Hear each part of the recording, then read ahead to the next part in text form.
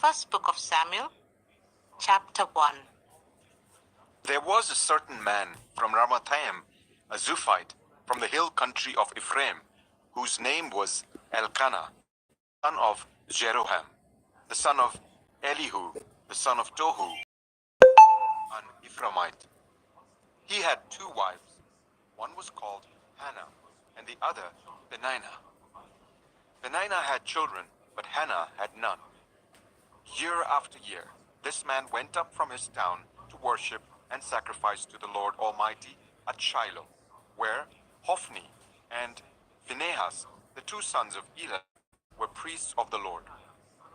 Whenever the day came for Elkanah to sacrifice, he would give portions of the meat to his wife Peninnah and to all her sons and daughters. But to Hannah he gave a double portion because he loved her, and the Lord had closed her womb. Because the Lord had closed Hannah's womb, her rival kept provoking her in order to irritate her. This went on year after year. Whenever Hannah went up to the house of the Lord, her rival provoked her till she wept and would not eat. Her husband Elkanah would say to her, "Hannah, why are you weeping? Or why don't you eat? Why are you downhearted? Don't I mean more to you than 10 sons?" Once, when they had finished eating and drinking in Shiloh, Hannah stood up. Now Eli the priest was sitting on his chair by the doorpost of the Lord's house. In her deep anguish, Hannah prayed to the Lord, weeping bitterly. And she made a vow, saying, "Lord Almighty, if you will only look on your servant's misery and remember me, and not forget your servant, but give her a son, then I will give him to the Lord for all the days of his life, and no razor will ever be used on his head." As she kept on praying to the Lord, Eli observed her mouth. Hannah was praying in her heart, and her lips were moving, but her voice was not heard. Eli thought she was drunk and said to her, "How long are you going to stay drunk? Put away your wine." "Not so, my lord," Hannah replied. "I'm a woman who is deeply troubled. I have not been drinking wine or beer. I was pouring out my soul to the Lord. Do not take your servant for a wicked woman. I have been praying here out of my great anguish and grief."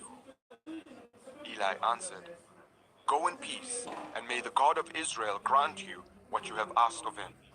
She said, "May your servant find favor in your eyes." Then she went away and ate something, and her face was no longer downcast. Early the next morning, they arose and worshipped before the Lord, and then went back to their home at Ramah. Elkanah made love to his wife Hannah, and the Lord remembered her. So in the course of time, Hannah became pregnant and gave birth to a son. She named him Samuel, saying, "Because I asked the Lord for him." When her husband Elkanah went up with all his family to offer the annual sacrifice to the Lord and to fulfill his vow, Hannah did not go. She said to her husband, "After the boy is weaned, I will take him and present him before the Lord, and he will live there always."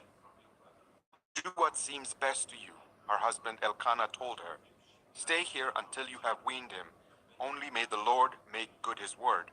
So the woman stayed at home and nursed her son until she had weaned him. After he was weaned, she took the boy with her, young as he was, along with a 3-year-old bull, an ephah of flour and a skin of wine, and brought him to the house of the Lord at Shiloh. When the bull had been sacrificed, they brought the boy to Eli. And she said to him, "Pardon me, my lord, as surely as you live. I'm the woman who stood here beside you praying to the Lord. I prayed for this child, and the Lord has granted me what I asked of him. So now I give him to the Lord. For his whole life he shall be given over to the Lord." And he worshipped the Lord there. First Samuel 2. Then Hannah prayed and said, "My heart rejoices in the Lord. In the Lord my horn is lifted high.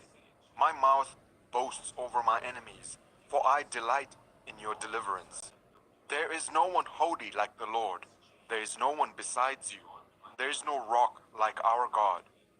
Do not keep talking so proudly, or let your mouth speak such arrogance, for the Lord is a God who knows, and by him deeds are weighed.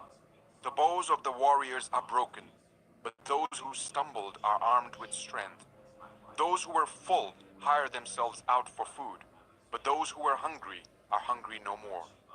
She who was barren has borne 7 children, but she who has had many sons pines away. The Lord brings death and makes alive. He brings down to the grave and raises up. The Lord sends poverty and wealth. He humbles and he exalts. He raises the poor from the dust and lifts the needy from the ash heap. He seats them with princes and makes them inherit a throne of honor. For the foundations of the earth are the Lord's. On them he has set the world. He will guard the feet of his faithful servants, but the wicked will be silenced in the place of darkness. It is not by strength that one prevails. Those who oppose the Lord will be broken. The Most High will thunder from heaven. The Lord will judge the ends of the earth. He will give strength to his king and exalt the horn of his anointed.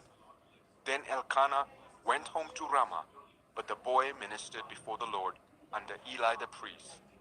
Eli's sons were scoundrels. They had no regard for the Lord. Now it was the practice of the priests that whenever any of the people offered a sacrifice, the priest's servant would come with a 3-pronged fork in his hand while the meat was being boiled, and would plunge the fork into the pan, or kettle, or cauldron, or pot. Whatever the fork brought up, the priest would take for himself. This is how they treated all the Israelites who came to Shiloh. But even before the fat was burned, the priest's servant would come and say to the person who was sacrificing, "Give the priest some meat to roast. He won't accept boiled meat from you, but only raw." If the person said to him, "Let the fat be burned first, and then take whatever you want," the servant would say, "No, hand it over now. If you don't, I'll take it by force." This sin of the young men was very great in the Lord's sight, for they were treating the Lord's offering with contempt. But Samuel was ministering before the Lord, a boy wearing a linen ephod. Each year, his mother made him a little robe and took it to him when she went up with her husband to offer the annual sacrifice. Eli would bless Elkanah and his wife, saying, "May the Lord give you children by this woman to take the place of the one she prayed for and gave to the Lord." Then they would go home, and the Lord was gracious to Hannah. She gave birth to 3 sons and 2 daughters. Meanwhile, the boy Samuel grew up in the presence of the Lord. Now Eli, who was very old, heard about everything his sons were doing to all Israel, and how they slept with the women who served at the entrance to the tent of meeting. So he said to them, "Why do you do such things? I hear from all the people about these wicked deeds of yours. No, my sons, the report I hear spreading among the Lord's people is not good. If one person sins against another, God may mediate for the offender. But if anyone sins against the Lord, who will intercede for them?" His sons, however, did not listen to their father's rebuke, for it was the Lord's will to put them to death. And the boy Samuel continued to grow in stature and in favor with the Lord and with people. Now a man of God came to Eli and said to him, "This is what the Lord says. Did I not clearly reveal myself to your ancestors' family when they were in Egypt under Pharaoh? I chose your ancestor out of all the tribes of Israel to be my priest, to go up to my altar, to burn incense, and to wear an ephod in my presence. I also gave your ancestors' family all the food offerings presented by the Israelites. Why do you scorn my sacrifice and offering that I prescribed for my dwelling? Why do you honor your sons more than me by fattening yourselves on the choice parts of every offering made by my people Israel? Therefore the Lord, the God of Israel, declares, I promised, that members of your family would minister before me forever. But now the Lord declares, far be it from me. Those who honor me I will honor, but those who despise me will be disdained. The time is coming when I will cut short your strength and the strength of your priestly house, so that no one will reach old age, and you will see distress in my dwelling. Although good will be done to Israel, no one in your family line will ever reach old age. Every one of you that I do not cut off from serving at my altar, I will spare only to destroy your sight and sap your strength, and all your descendants will die in the prime of life. And what happens to your two sons, Hophni and Phinehas, will be assigned to you. They will both die on the same day. I will raise up for myself a faithful priest, who will do according to what is in my heart and mind. I will formally establish his priestly house, and they will minister before my anointed one always. Then everyone left in your family line will come and bow down before him for a piece of silver and a loaf of bread and plead, appoint me to some priestly office so that I can have food to eat. 1 Samuel 3. The boy Samuel ministered before the Lord under Eli. In those days, the word of the Lord was rare. There were not many visions. One night, Eli, whose eyes were becoming so weak that he could barely see, was lying down in his usual place. The lamp of God had not yet gone out, and Samuel was lying down in the house of the Lord, where the ark of God was. Then the Lord called Samuel. Samuel answered, Here I am. And he ran to Eli and said, Here I am. You called me. But Eli said, I did not call. Go back and lie down. So he went and lay down. Again the Lord called, Samuel. And Samuel got up and went to Eli and said, Here I am. You called me. My son, Eli said, I did not call. Go back and lie down. Now Samuel did not yet know the Lord. The word of the Lord had not yet been revealed to him. A third time the Lord called, Samuel. And Samuel got up and went to Eli and said, Here I am, you called me. Then Eli realized that the Lord was calling the boy. So Eli told Samuel, Go and lie down, and if he calls you, say, Speak, Lord, for your servant is listening. So Samuel went and lay down in his place. The Lord came and stood there, calling, as at the other times, Samuel, Samuel. Then Samuel said, Speak, for your servant is listening. And the Lord said to Samuel, See, I am about to do something in Israel that will make the ears of everyone who hears about it tingle. At that time, I will carry out against Eli everything I spoke against his family, from beginning to end. For I told him that I would judge his family forever because of the sin he knew about. His sons uttered blasphemies against God, and he failed to restrain them. Therefore, I swore to the house of Eli, the guilt of Eli's house will never be atoned for by sacrifice or offering. Samuel lay down until morning, and then opened the doors of the house of the Lord. He was afraid to tell Eli the vision. But Eli called him and said, Samuel, my son. Samuel answered, Here I am. What was it he said to you? Eli asked. Do not hide it from me. May God deal with you, be it ever so severely, if you hide from me anything he told you. So Samuel told him everything, hiding nothing from him. Then Eli said, He is the Lord. Let him do what is good in his eyes. The Lord was with Samuel as he grew up, and he let none of Samuel's words fall to the ground. And all Israel from Dan to Bathsheba recognized that Samuel was attested as a prophet of the Lord. The Lord continued to appear at Shiloh, and there he revealed himself to Samuel through his word. 1 Samuel 4. And Samuel's word came to all Israel. Now the Israelites went out to fight against the Philistines. The Israelites camped at Ebenezer, and the Philistines at Ephek. The Philistines deployed their forces to meet Israel, and as the battle spread, Israel was defeated by the Philistines, who killed about 4,000 of them on the battlefield. When the soldiers returned to camp, the elders of Israel asked, "Why did the Lord bring defeat on us today before the Philistines? Let us bring the ark of the Lord's covenant from Shiloh, so that he may go with us and save us from the hand of our enemies." So the people sent men to Shiloh, and they brought back the ark of the covenant of the Lord Almighty, who is enthroned between the cherubim. And Eli's two sons, Hophni and Phinehas, were there with the ark of the covenant of God. When the ark of the Lord's covenant came into the camp, all Israel raised such a great shout that the ground shook. Hearing the uproar, the Philistines asked, "What's all this shouting in the Hebrew camp?" When they learned that the ark of the Lord had come into the camp, the Philistines were afraid.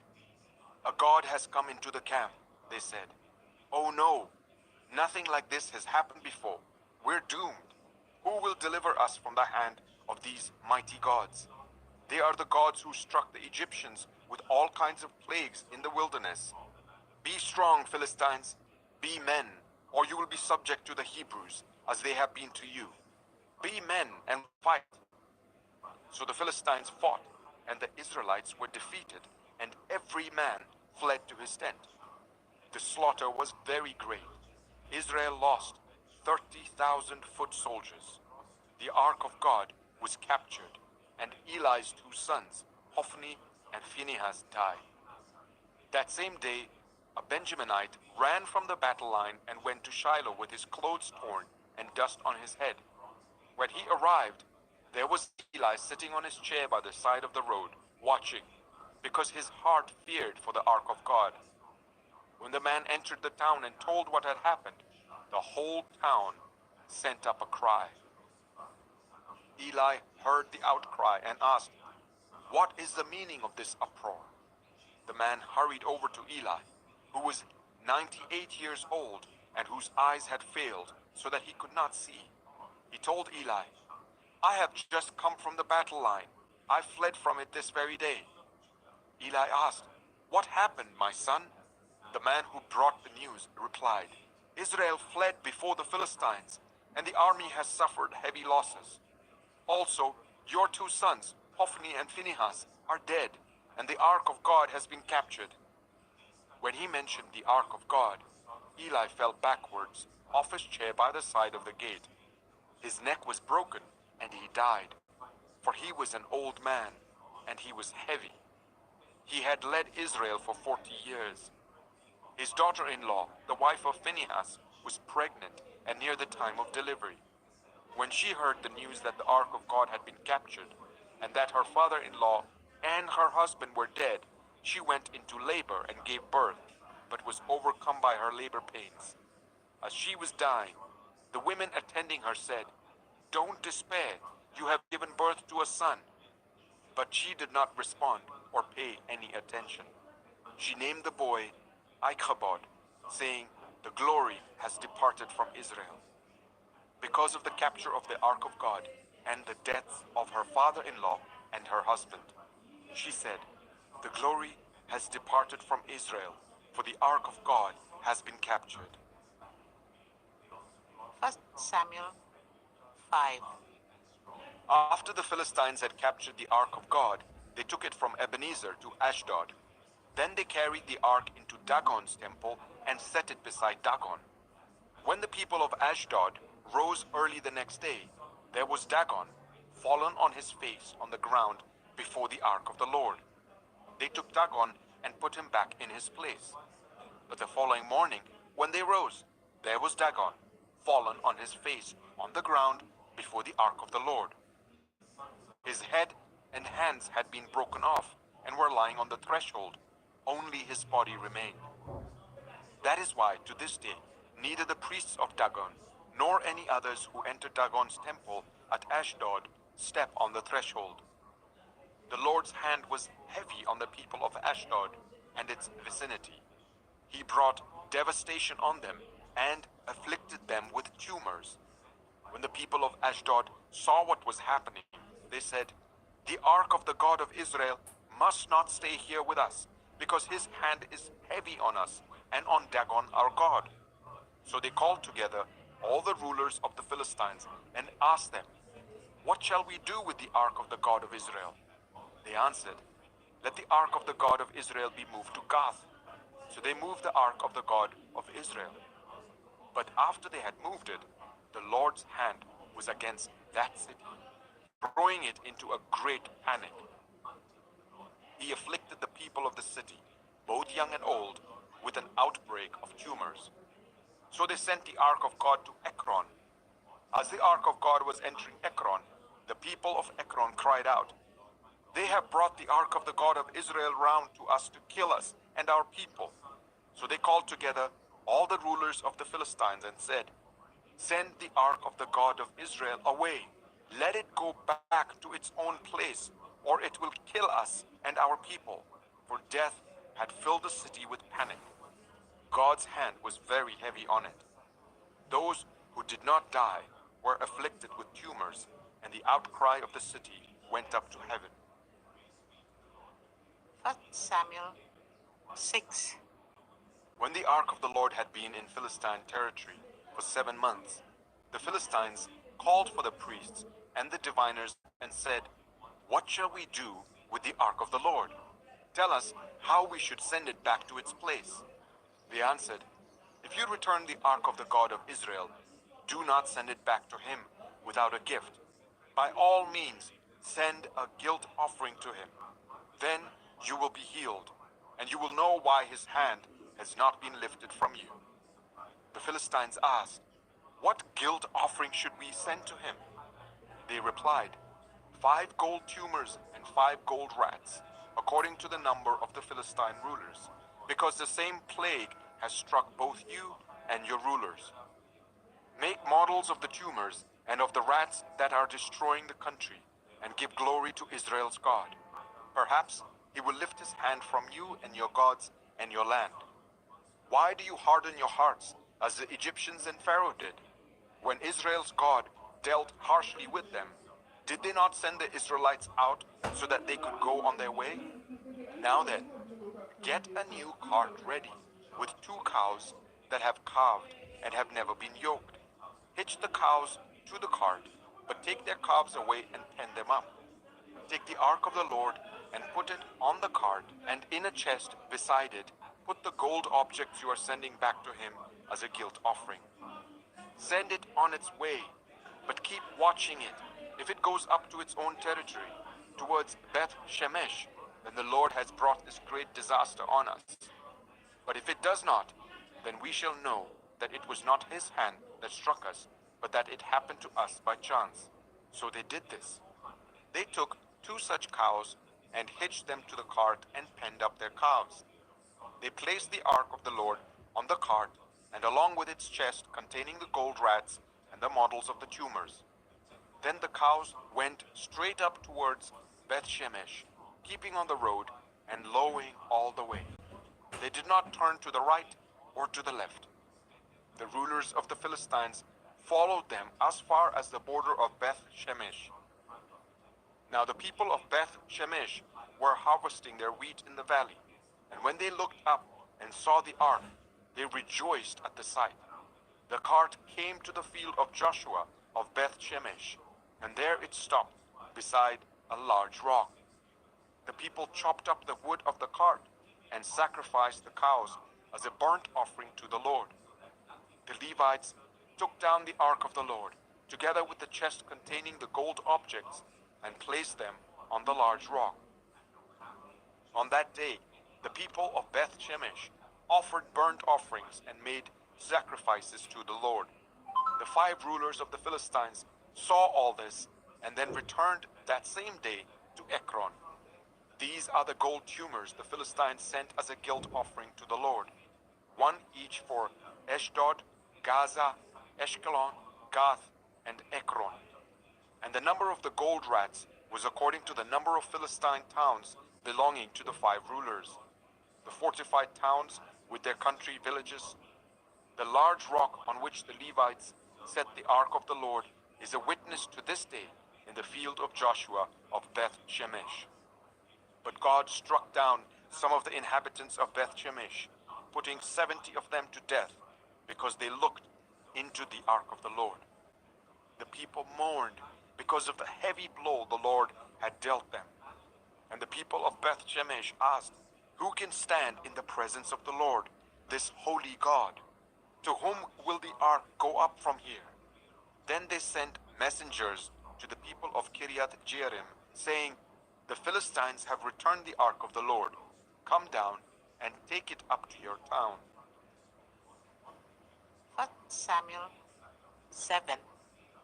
So the men of Kiriath-Jearim came and took up the ark of the Lord. They brought it to Abinadab's house on the hill and consecrated Eleazar his son to guard the ark of the Lord.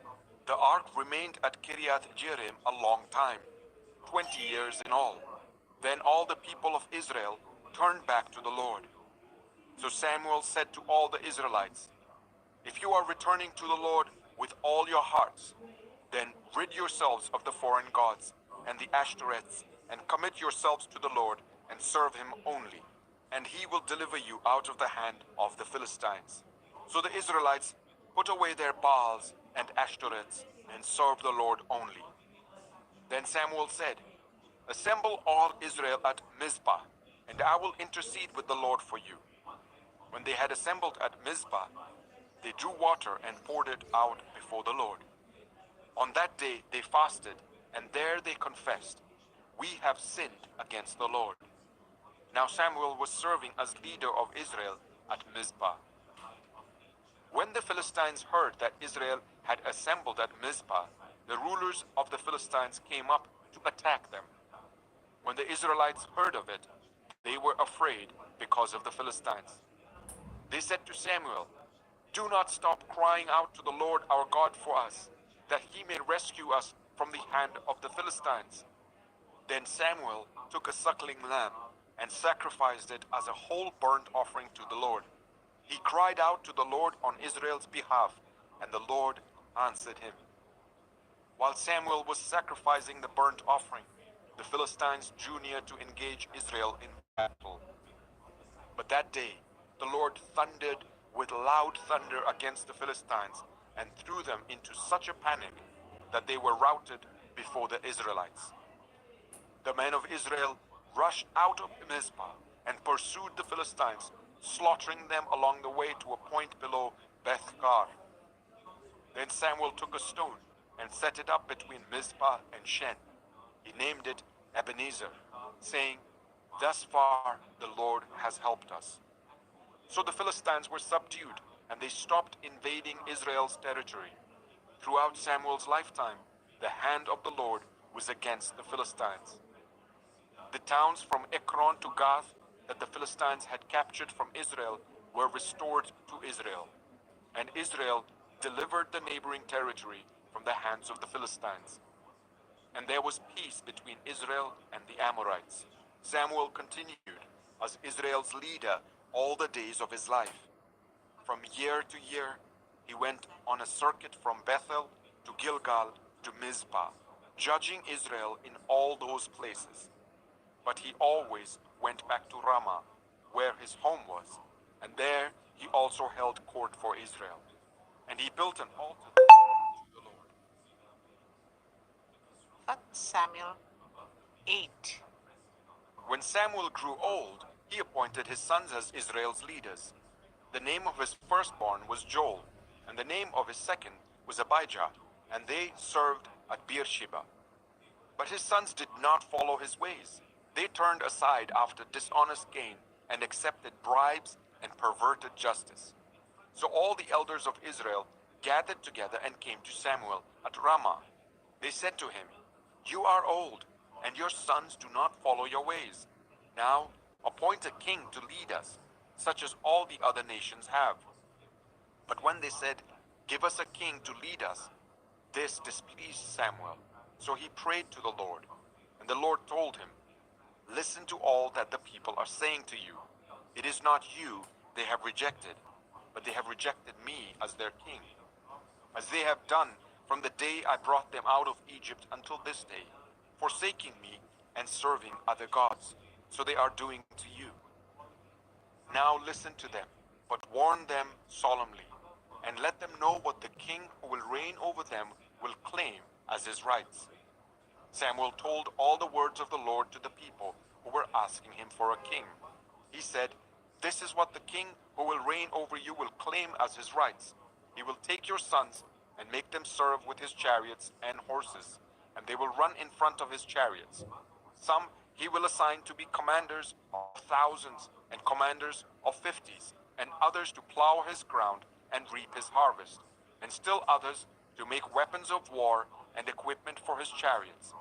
He will take your daughters to be perfumers and cooks and bakers. He will take the best of your fields and vineyards and olive groves and give them to his attendants. He will take a tenth of your grain and of your vintage and give it to his officials and attendants. Your male and female servants and the best of your cattle and donkeys he will take for his own use. He will take a tenth of your flocks, and you yourselves will become his slaves. When that day comes, you will cry out for relief from the king you have chosen, but the Lord will not answer you in that day." But the people refused to listen to Samuel. "No," they said, "we want a king over us.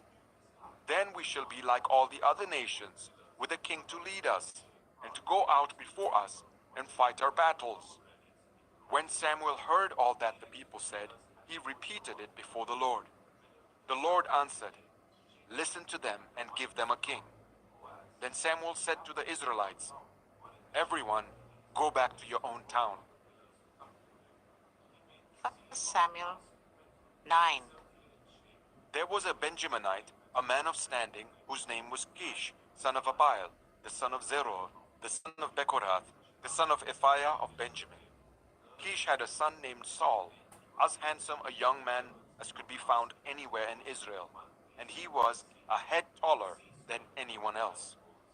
Now the donkeys belonging to Saul's father Kish were lost, and Kish said to his son Saul, "Take one of the servants with you, and go and look for the donkeys." So he passed through the hill country of Ephraim and through the area around Shalisha, but they did not find them. They went on into the district of Shalim, but the donkeys were not there. Then he passed through the territory of Benjamin, but they did not find them. When they reached the district of Zuph, Saul said to the servant who was with him, "Come, let's go back, or my father will stop thinking about the donkeys and start worrying about us." But the servant replied, "Look, in this town there is a man of God. He is highly respected, and everything he says comes true. Let's go there now. Perhaps he will tell us what way to take." Saul said to his servant, "If we go, what can we give the man? The food in our sacks is gone. We have no gift to take to the man of God. What do we have?" The servant answered him again. "Look," he said, "I have a quarter of a shekel of silver. I will give it to the man of God, so that he will tell us what way to take." Formerly in Israel, if someone went to inquire of God, they would say, "Come, let us go to the seer," because the prophet of today used to be called a seer. "Good," Saul said to his servant, "Come, let's go." So they set out for the town where the man of God was. As they were going up the hill to the town, they met some young women coming out to draw water, and they asked him, "Is the seer here?" "He is," they answered. "He is ahead of you. Hurry now. He has just come to our town today, for the people have a sacrifice at the high place. As soon as you enter the town, you will find him before he goes up to the high place to eat. The people will not begin eating until he comes, because he must bless the sacrifice. Afterwards, those who are invited will eat. Go up now. You should find him about this time." They went up to the town, and as they were entering it, there was Samuel coming towards them on his way up to the high place. Now the day before Saul came, the Lord had revealed this to Samuel. "About this time tomorrow, I will send you a man from the land of Benjamin. Anoint him ruler over my people Israel. He will deliver them from the hand of Philistines. I have looked on my people, for their cry has reached me." When Samuel caught sight of Saul, the Lord said to him, "This is the man I spoke to you about. He will govern my people." Saul approached Samuel in the gateway and asked, "Would you please tell me where the seer's house is?" "I am the seer," Samuel replied. "Go up ahead of me to the high place. For today you are to eat with me, and in the morning I will send you on your way and will tell you all that is in your heart. As for the donkeys you lost 3 days ago, do not worry about them. They have been found. And to whom is all the desire of Israel turned, if not to you and your whole family line?" Saul answered, "But am I not a Benjaminite from the smallest tribe of Israel? And is not my clan the least of all the clans of the tribe of Benjamin? Why do you say such a thing to me?" Then Samuel brought Saul and his servant into the hall and seated them at the head of those who were invited, about 30 in number. Samuel said to the cook, "Bring the piece of meat I gave you, the one I told you to lay aside." So the cook took up the thigh with what was on it and set it in front of Saul. Samuel said, "Here is what has been kept for you. Eat, because it was set aside for you for this occasion from the time I said, 'I have invited guests.'" And Saul dined with Samuel that day. After they came down from the high place to the town, Samuel talked with Saul on the roof of his house. They rose about daybreak, and Samuel called to Saul on the roof, "Get ready, and I will send you on your way." When Saul got ready, he and Samuel went outside together. As they were going down to the edge of the town, Samuel said to Saul, "Tell the servant to go on ahead of us." And the servant did so. "But you stay here for a while, so that I may give you a message from God." 1 Samuel 10. Then Samuel took a flask of olive oil and poured it on Saul's head and kissed him, saying, "Has not the Lord anointed you ruler over his inheritance? When you leave me today, you will meet 2 men near Rachel's tomb, at Zelzah, on the border of Benjamin. They will say to you, 'The donkeys you set out to look for have been found, and now your father has stopped thinking about them and is worried about you. He's asking, "What shall I do about my son?" Then you will go on from there until you reach the great tree of Tabor. 3 men going up to worship God at Bethel will meet you there. One will be carrying 3 young goats, another 3 loaves of bread, and another a skin of wine. They will greet you and offer you 2 loaves of bread, which you will accept from them. After that, you will go to Gibeah of God, where there is a Philistine outpost. As you approach the town, you will meet a procession of prophets coming down from the high place with lyres, tambourines, pipes and harps being played before them, and they will be prophesying.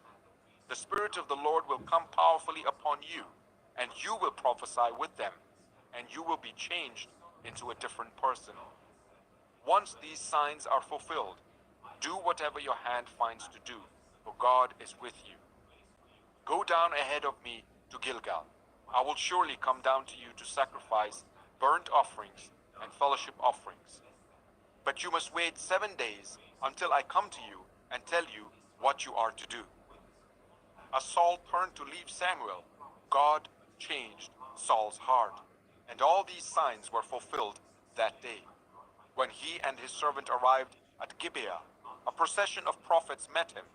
The Spirit of God came powerfully upon him, and he joined in their prophesying. When all those who had formerly known him saw him prophesying with the prophets, they asked each other, "What is this that has happened to the son of Kish? Is Saul also among the prophets?" A man who lived there answered, "And who is their father?" So it became a saying, "Is Saul also among the prophets?" After Saul stopped prophesying, he went to the high place. Now Saul's uncle asked him and his servant, "Where have you been?" "Looking for the donkeys," he said. "But when we saw they were not to be found, we went to Samuel." Saul's uncle said, "Tell me what Samuel said to you." Saul replied, "He assured us that the donkeys had been found." But he did not tell his uncle what Samuel had said about the kingship. Samuel summoned the people of Israel to the Lord of Mizpah and said to them, "This is what the Lord, The God of Israel says, I brought Israel up out of Egypt, and I delivered you from the power of Egypt and all the kingdoms that oppressed you. But you have now rejected your God, who saves you out of all your disasters and calamities. Appoint a king over us. So now, before the Lord by your tribes and clans. When Samuel had made all Israel come forward by tribes, the tribe of Benjamin was taken by lot. Then he brought forward the tribe of Benjamin, clan by clan, and Matri's clan was taken. Finally, Saul, son of Kish, was taken. But when they looked for him, he was not to be found.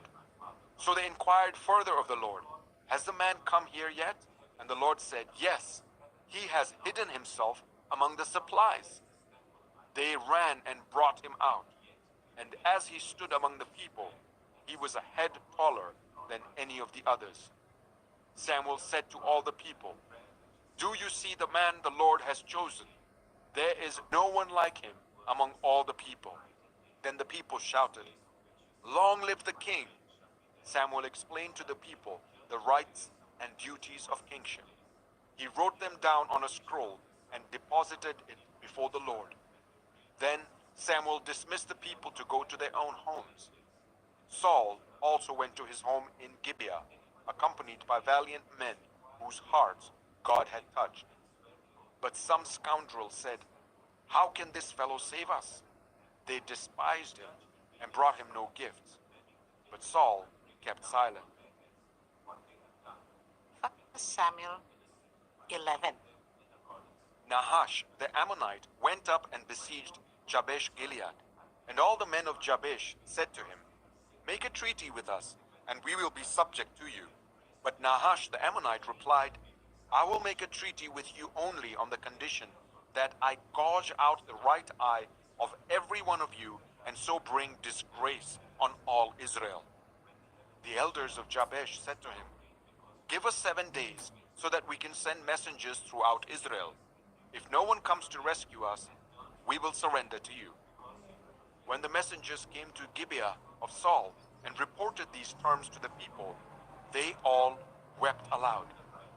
Just then Saul was returning from the fields behind his oxen, and he asked, What is wrong with everyone? Why are they weeping? Then they repeated to him what the men of Jabesh had said. When Saul heard their words, the Spirit of God came powerfully upon him, and he burned with anger. He took a pair of oxen, cut them into pieces, and sent the pieces by messengers throughout Israel, proclaiming, This is what will be done to the oxen of anyone who does not follow Saul and Samuel. Then the terror of the Lord fell on the people, and they came out together as one. When Saul mustered the men of Israel numbered 300,000, and those of Judah 30,000. They told the messengers who had come, Say to the men of Jabesh Gilead, By the time the sun is hot tomorrow, you will be rescued. When the messengers went and reported this to the men of Jabesh, they were elated. They said to the Ammonites, Tomorrow we will surrender to you, and you can do to us whatever you like. The next day, Saul separated his men into 3 divisions. During the last watch of the night, they broke into the camp of the Ammonites and slaughtered them until the heat of the day. Those who survived were scattered, so that no 2 of them were left together. The people then said to Samuel, Who was it that asked, Shall Saul reign over us? Turn these men over to us, so that we may put them to death. But Saul said, No one will be put to death today, for this day the Lord has rescued Israel. Then Samuel said to the people, Come, let us go to Gilgal, and there renew the kingship. So all the people went to Gilgal and made Saul king in the presence of the Lord. There they sacrificed fellowship offerings before the Lord, and Saul and all the Israelites held a great celebration. 1 Samuel 12. Samuel said to all Israel, I have listened to everything you said to me and have set a king over you. Now you have a king as your leader. As for me, I'm old and gray, and my sons are here with you. I have been your leader from my youth until this day. Here I stand.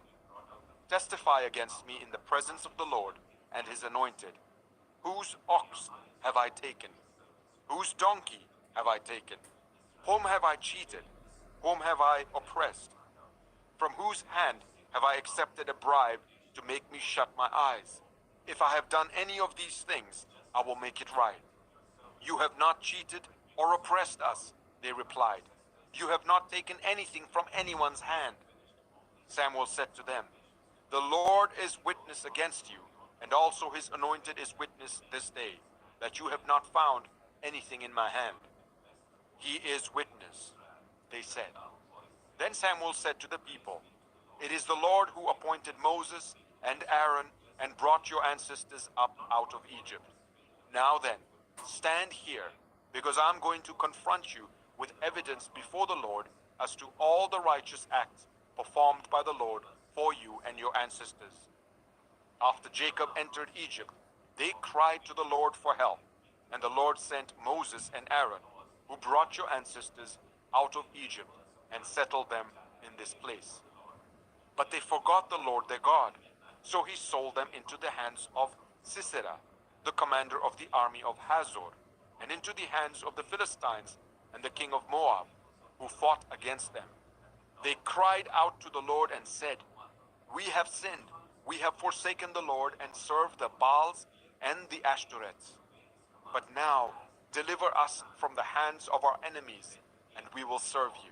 Then the Lord sent Jeroboam, Barak, Jephthah, and Samuel, and he delivered you from the hands of your enemies all around you, so that you lived in safety. But when you saw that Nahash, king of the Ammonites, was moving against you, you said to me, No, we want a king to rule over us, even though the Lord your God was your king. Now here is the king you have chosen, the one you asked for. See, the Lord has set a king over you. If you fear the Lord and serve and obey him, and do not rebel against his commands, and if both you and the king who reigns over you follow the Lord your God, good. But if you do not obey the Lord, and if you rebel against his commands, his hand will be against you, as it was against your ancestors. Now then, stand still and see this great thing the Lord is about to do before your eyes.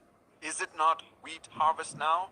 I will call on the Lord to send thunder and rain, and you will realize what an evil thing you did in the eyes of the Lord when you asked for a king. Then Samuel called on the Lord, and that same day the Lord sent thunder and rain. So all the people stood in awe of the Lord and of Samuel. The people all said to Samuel, Pray to the Lord your God for your servants, so that we will not die. For we have added to all our other sins the evil of asking for a king. Do not be afraid, Samuel replied. You have done all this evil, yet do not turn away from the Lord, but serve the Lord with all your heart. Do not turn away after useless idols. They can do you no good, nor can they rescue you, because they are useless. For the sake of his great name, the Lord will not reject his people, because the Lord was pleased to make you his own. As for me, far be it from me that I should sin against the Lord by failing to pray for you. And I will teach you the way that is good and right. But be sure to fear the Lord and serve him faithfully with all your heart. Consider what great things he has done for you. Yet, if you persist in doing evil, both you and your king will perish. 1 Samuel 13. Saul was 30 years old when he became king, and he reigned over Israel for 42 years. Saul chose 3,000 men from Israel. 2,000 were with him at Michmash and in the hill country of Bethel, and 1,000 were with Jonathan at Gibeah in Benjamin. The rest of the men he sent back to their homes. Jonathan attacked the Philistine outpost at Gibeah, and the Philistines heard about it. Then Saul had the trumpet blown throughout the land and said, "Let the Hebrews hear." So all Israel heard the news. Saul has attacked the Philistine outpost, and now Israel has become obnoxious to the Philistines. And the people were summoned to join Saul at Gilgal. The Philistines assembled to fight Israel with 3,000 chariots, 6,000 charioteers, and soldiers as numerous as the sand of the seashore. They went up and camped at Michmash, east of Beth-aven. When the Israelites saw that the situation was critical and that their army was hard-pressed, they hid in caves and thickets among the rocks and in pits and cisterns. Some Hebrews even crossed the Jordan to the land of Gad and Gilead. Saul remained at Gilgal, and all the troops with him were quaking with fear. He waited for 7 days, the time set by Samuel, but Samuel did not come to Gilgal, and Saul's men began to scatter. So he said, "Bring me the burnt offering and the fellowship offerings." And Saul offered up the burnt offering.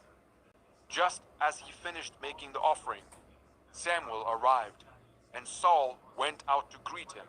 "What have you done?" asked Samuel.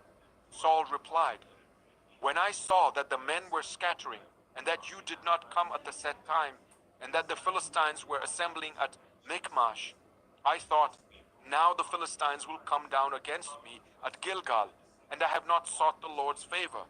So I felt compelled to offer the burnt offering." "You have done a foolish thing," Samuel said. "You have not kept the command the Lord your God gave you. If you had, he would have established your kingdom over Israel for all time. But now your kingdom will not endure. The Lord has sought out a man after his own heart and appointed him ruler over his people, because you have not kept the Lord's command." Then Samuel left Gilgal and went up to Gibeah in Benjamin, and Saul counted the men who were with him. They numbered about 600. Saul and his son Jonathan and the men with them were staying at Gibeah of Benjamin, while the Philistines camped at Michmash. Raiding parties went out from the Philistine camp in 3 detachments. One turned towards Ophrah in the vicinity of Shual, another towards Beth-horon, and the third towards the borderland overlooking the valley of Zeboim, facing the wilderness. Not a blacksmith could be found in the whole land of Israel, because the Philistines had said, "Otherwise the Hebrews will make swords or spears." So all Israel went down to the Philistines to have their plowshares, mattocks, axes, and sickles sharpened. The price was 2/3 of a shekel for sharpening plowshares and mattocks, and 1/3 of a shekel for sharpening forks and axes and for repointing goads. So on the day of the battle, not a soldier with Saul and Jonathan had a sword or spear in his hand. Only Saul and his son Jonathan had them. Now, a detachment of Philistines had gone out to the pass at Michmash. 1 Samuel 14. One day, Jonathan, son of Saul, said to his young armor-bearer, "Come, let's go over to the Philistine outpost on the other side." But he did not tell his father. Saul was staying on the outskirts of Gibeah under a pomegranate tree in Migron. With him were about 600 men, among whom was Ahijah, who was wearing an ephod. He was a son of Ichabod's brother Ahitub, son of Phinehas, the son of Eli, the Lord's priest in Shiloh. No one was aware that Jonathan had left. On each side of the pass that Jonathan intended to cross to reach the Philistine outpost was a cliff. One was called Bozez, and the other Seneh. One cliff stood to the north towards Michmash, the other to the south towards Geba.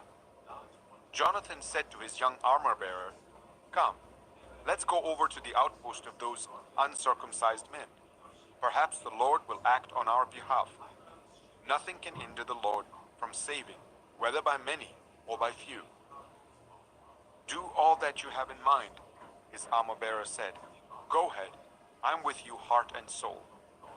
Jonathan said, "Come on then, we will cross over towards them and let them see us. If they say to us, Wait there until we come to you. We will stay where we are and not go up to them. But if they say, come up to us, we will climb up, because that will be our sign that the Lord has given them into our hands. So both of them showed themselves to the Philistine outpost. Look, said the Philistines, the Hebrews are crawling out of the holes they were hiding in. The men of the outpost shouted to Jonathan and his armor-bearer, come up to us, and we'll teach you a lesson. So Jonathan said to his armor-bearer, climb up after me. The Lord has given them into the hand of Israel. Jonathan climbed up, using his hands and feet, with his armor-bearer right behind him. The Philistines fell before Jonathan, and his armor-bearer followed and killed behind him. In that first attack, Jonathan and his armor-bearer killed some 20 men in an area of about half an acre. Then panic struck the whole army, those in the camp and field, and those in the outposts and raiding parties, and the ground shook. It was a panic sent by God. Saul's lookouts at Gibeah in Benjamin saw the army melting away in all directions. Then Saul said to the men who were with him, muster the forces and see who has left us. When they did, it was Jonathan and his armor-bearer who were not there. Saul said to Ahijah, bring the ark of God. At that time it was with the Israelites. While Saul was talking to the priest, the tumult in the Philistine camp increased more and more. So Saul said to the priest, withdraw your hand. Then Saul and all his men assembled and went to the battle. They found the Philistines in total confusion, striking each other with their swords. Those Hebrews who had previously been with the Philistines and had gone up with them to their camp went over to the Israelites who were with Saul and Jonathan. When all the Israelites who had hidden in the hill country of Ephraim heard that the Philistines were on the run, they joined the battle in hot pursuit. So on that day, the Lord saved Israel, and the battle moved on beyond Beth-aven. Now the Israelites were in distress that day, because Saul had bound the people under an oath, saying, cursed be anyone who eats food before evening comes, before I have avenged myself on my enemies. So none of the troops tasted food. The entire army entered the woods, and there was honey on the ground. When they went into the woods, they saw the honey oozing out. Yet no one put his hand to his mouth, because they feared the oath. But Jonathan had not heard that his father had bound the people with the oath. So he reached out the end of the staff that was in his hand and dipped it into the honeycomb. He raised his hand to his mouth, and his eyes brightened. Then one of the soldiers told him, your father bound the army under a strict oath, saying, cursed be anyone who eats food today. That is why the men are faint. Jonathan said, my father has made trouble for the country. See how my eyes brightened when I tasted a little of this honey. How much better it would have been if the men had eaten today some of the plunder they took from their enemies. Would not the slaughter of the Philistines have been even greater? That day, after the Israelites had struck down the Philistines from Michmash to Aijalon, they were exhausted. They pounced on the plunder, and taking sheep, cattle, and calves, they butchered them on the ground and ate them, together with the blood. Then someone said to Saul, look, the men are sinning against the Lord by eating meat that has blood in it. You have broken faith, he said. Roll a large stone over here at once. Then he said, go out among the men and tell them, each of you bring me your cattle and sheep, and slaughter them here and eat them. Do not sin against the Lord by eating meat with blood still in it. So everyone brought his ox that night and slaughtered it there. Then Saul built an altar to the Lord. It was the first time he had done this. Saul said, let us go down and pursue the Philistines by night and plunder them till dawn, and let us not leave one of them alive. Do whatever seems best to you, they replied. But the priest said, let us inquire of God here. So Saul asked God, shall I go down and pursue the Philistines? Will you give them into Israel's hand? But God did not answer him that day. Saul therefore said, come here, all you who are leaders of the army. and let us find out what sin has been committed today. As surely as the Lord who rescues Israel lives, even if the guilt lies with my son Jonathan, he must die." But not one of them said a word. Saul then said to all the Israelites, "You stand over there. I and Jonathan my son will stand over here." "Do what seems best to you," they replied. Then Saul prayed to the Lord, the God of Israel, "Why have you not answered your servant today? If the fault is in me or my son Jonathan, respond with Urim. But if the men of Israel are at fault, respond with Thummim." Jonathan and Saul were taken by lot, and the men were cleared. Saul said, "Cast the lot between me and Jonathan my son." And Jonathan was taken. Then Saul said to Jonathan, "Tell me what you have done." So Jonathan told him, "I tasted a little honey with the end of my staff, and now I must die." Saul said, "May God deal with me, be it ever so severely, if you do not die, Jonathan." But the men said to Saul, "Should Jonathan die, he who has brought about this great deliverance in Israel? Never. As surely as the Lord lives, not a hair of his head shall fall to the ground, for he did this today with God's help." So the men rescued Jonathan, and he was not put to death. Then Saul stopped pursuing the Philistines, and they withdrew to their own land. After Saul had assumed rule over Israel, he fought against their enemies on every side: Moab, the Ammonites, Edom, the kings of Zobah, and the Philistines. Wherever he turned, he inflicted punishment on them. He fought valiantly and defeated the Amalekites, delivering Israel from the hands of those who had plundered them. Saul's sons were Jonathan, Ishvi, and Malchishua. The name of his elder daughter was Merab, and that of the younger was Michal. His wife's name was Ahinoam, daughter of Ahimaaz. The name of the commander of Saul's army was Abner, son of Ner, and Ner was Saul's uncle. Saul's father Kish and Abner's father Ner were sons of Abiel. All the days of Saul there was bitter war with the Philistines, and whenever Saul saw a mighty or brave man, he took him into his service. 1 Samuel 15. Samuel said to Saul, "I am the one the Lord sent to anoint you king over his people Israel. So listen now to the message from the Lord. This is what the Lord Almighty says. I will punish the Amalekites for what they did to Israel when they waylaid them as they came up from Egypt. Now go, attack the Amalekites and totally destroy all that belongs to them. Do not spare them. Put to death men and women, children and infants, cattle and sheep, camels and donkeys." So Saul summoned the men and mustered them at Telaim, 200,000 foot soldiers and 10,000 from Judah. Saul went to the city of Amalek and set an ambush in the ravine. Then he said to the Kenites, "Go away, leave the Amalekites so that I do not destroy you along with them, for you showed kindness to all the Israelites when they came up out of Egypt."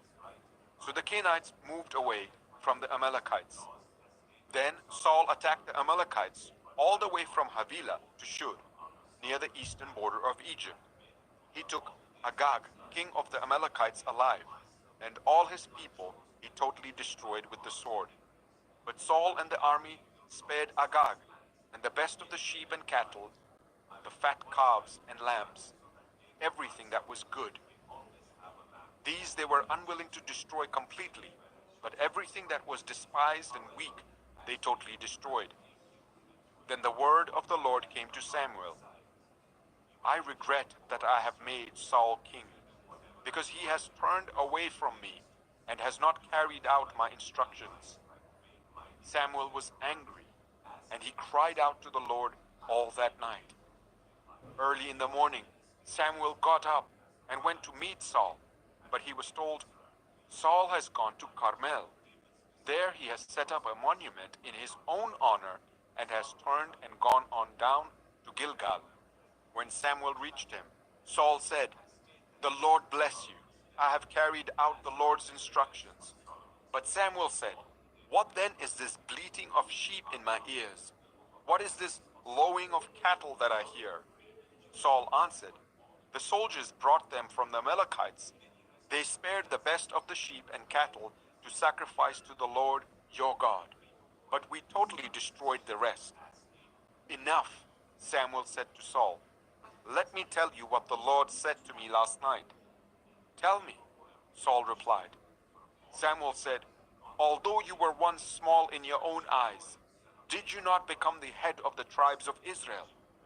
The Lord anointed you king over Israel, and he sent you on a mission, saying, go and completely destroy those wicked people, the Amalekites.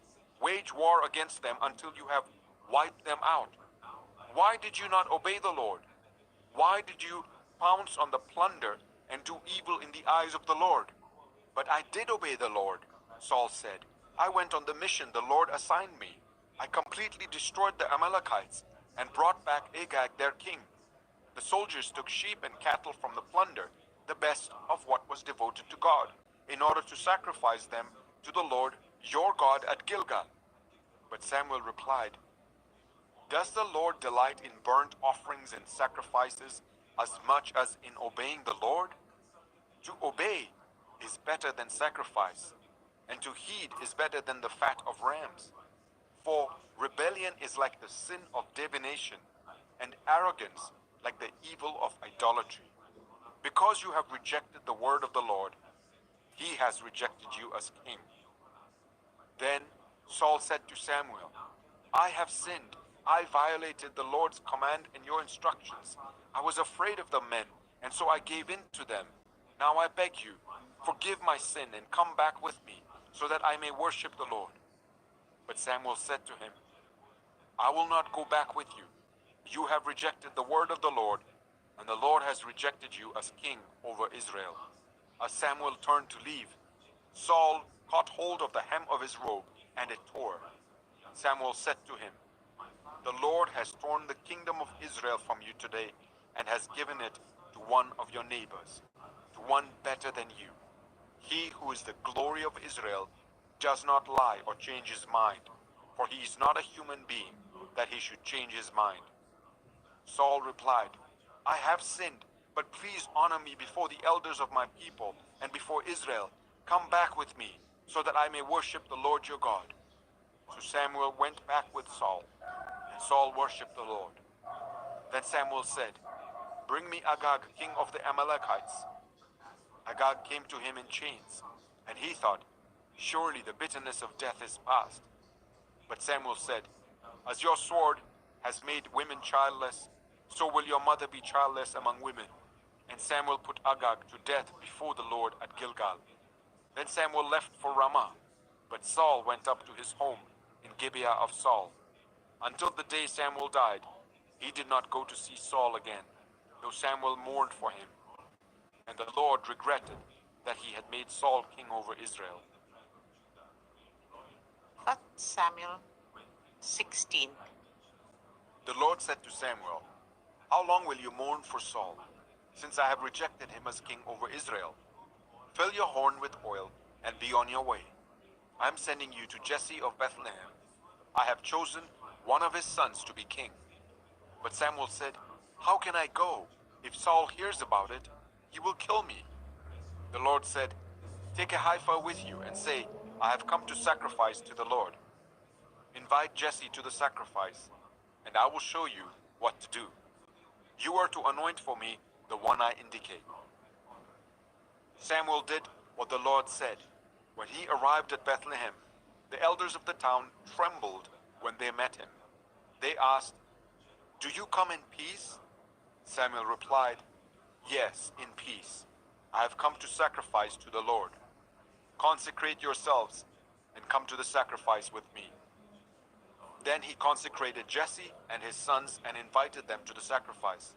When they arrived, Samuel saw Eliab and thought, surely the Lord's anointed stands here before the Lord. But the Lord said to Samuel, do not consider his appearance or his height, for I have rejected him. The Lord does not look at the things people look at. People look at the outward appearance, but the Lord looks at the heart. Then Jesse called Abinadab and made him pass in front of Samuel. But Samuel said, the Lord has not chosen this one either. Jesse then made Shammah pass by. But Samuel said, "Nor has the Lord chosen this one." Jesse made 7 of his sons pass before Samuel. But Samuel said to him, "The Lord has not chosen these." So he asked Jesse, "Are these all the sons you have?" "There is still the youngest," Jesse answered. "He is tending the sheep." Samuel said, "Send for him. We will not sit down until he arrives." So he sent for him and had him brought in. He was glowing with health and had a fine appearance and handsome features. Then the Lord said, "Rise and anoint him. This is one." So Samuel took the horn of oil and anointed him in the presence of his brothers. And from that day on, the Spirit of the Lord came powerfully upon David. Samuel then went to Ramah. Now the Spirit of the Lord had departed from Saul, and an evil spirit from the Lord tormented him. Saul's attendants said to him, "See, an evil spirit from God is tormenting you. Let our Lord command his servants here to search for someone who can play the lyre. He will play when the evil spirit from God comes on you, and you will feel better." So Saul said to his attendants, "Find someone who plays well, and bring him to me." One of the servants answered, "I have seen a son of Jesse of Bethlehem, who knows how to play the lyre. He's a brave man and a warrior. He speaks well and is a fine-looking man, and the Lord is with him." Then Saul sent messengers to Jesse and said, "Send me your son David, who is with the sheep." So Jesse took a donkey loaded with bread, a skin of wine, and a young goat, and sent them with his son David to Saul. David came to Saul and entered his service. Saul liked him very much, and David became one of his armor-bearers. Then Saul sent word to Jesse, saying, "Allow David to remain in my service, for I am pleased with him." Whenever the Spirit from God came on Saul, David would take up his lyre and play. Then relief would come to Saul. He would feel better, and the evil spirit would leave him. 1 Samuel 17. Now the Philistines gathered their forces for war and assembled at Soko in Judah. They pitched camp at Ephes Damim between Soko and Ezekah. Saul and the Israelites assembled and camped in the valley of Elah and drew up their battle line to meet the Philistines. The Philistines occupied one hill and the Israelites another, with the valley between them. A champion named Goliath, who was from Gath, came out of the Philistine camp. His height was 6 cubits and a span. He had a bronze helmet on his head and wore a coat of scale armor of bronze weighing 5,000 shekels. On his legs he wore bronze greaves, and a bronze javelin was slung on his back. His spear shaft was like a weaver's rod, and its iron point weighed 600 shekels. His shield-bearer went ahead of him. Goliath stood and shouted to the ranks of Israel, "Why do you come out and line up for battle? Am I not a Philistine, and are you not the servants of Saul? Choose a man and let him come down to me. If he's able to fight and kill me, we will become your subjects. But if I overcome him and kill him, you will become our subjects and serve us." Then the Philistines said, "This day I defy the armies of Israel. Give me a man and let us fight each other."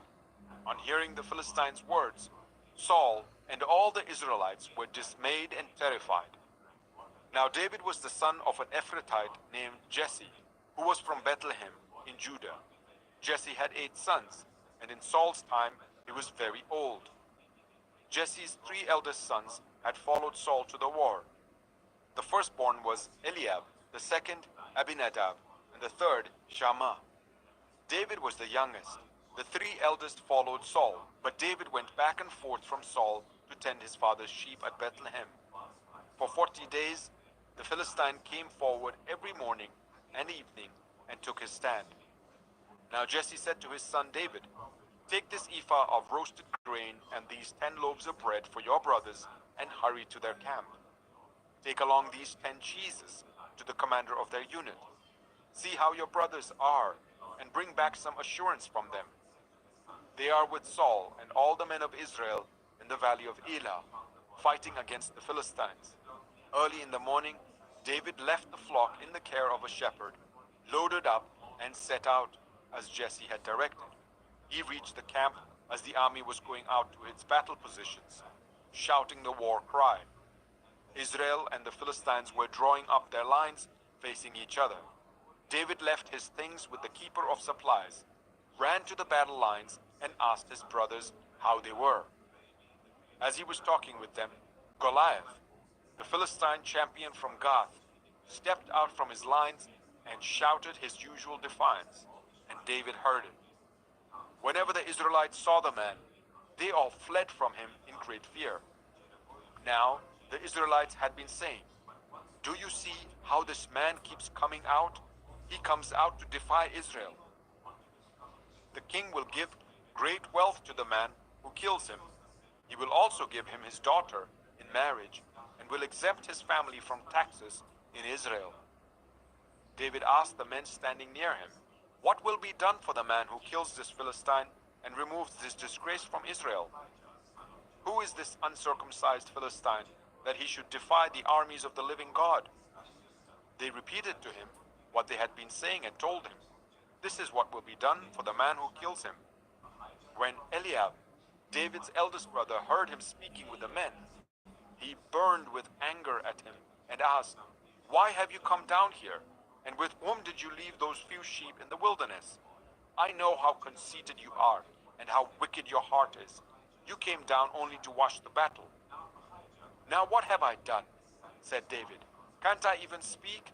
He then turned away to someone else and brought up the same matter, and the men answered him as before. What David said was overheard and reported to Saul, and Saul sent for him. David said to Saul, "Let no one lose heart on account of this Philistine. Your servant will go and fight him." Saul replied, "You're not able to go out against the Philistine and fight him.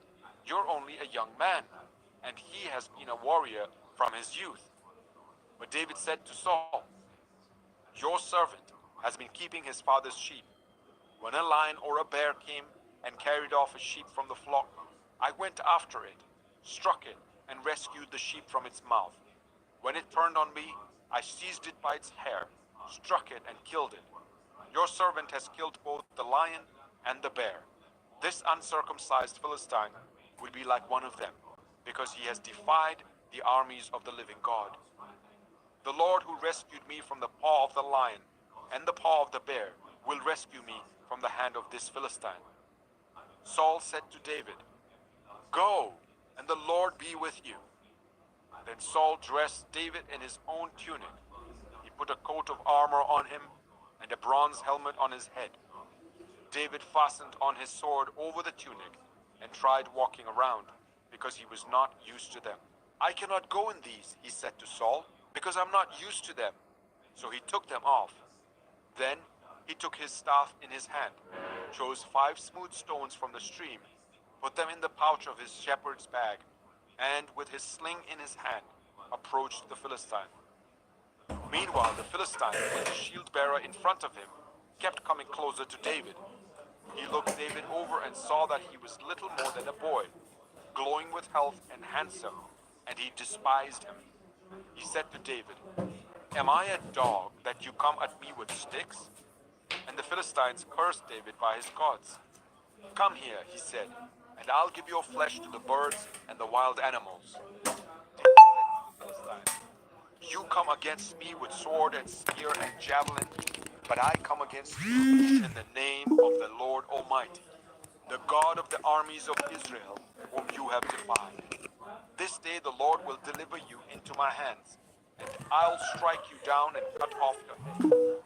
This very day I will give the carcasses of the Philistine army to the birds and the wild animals, and the whole world will know that there is a God in Israel. All those gathered here will know that it is not by sword or spear that the Lord saves.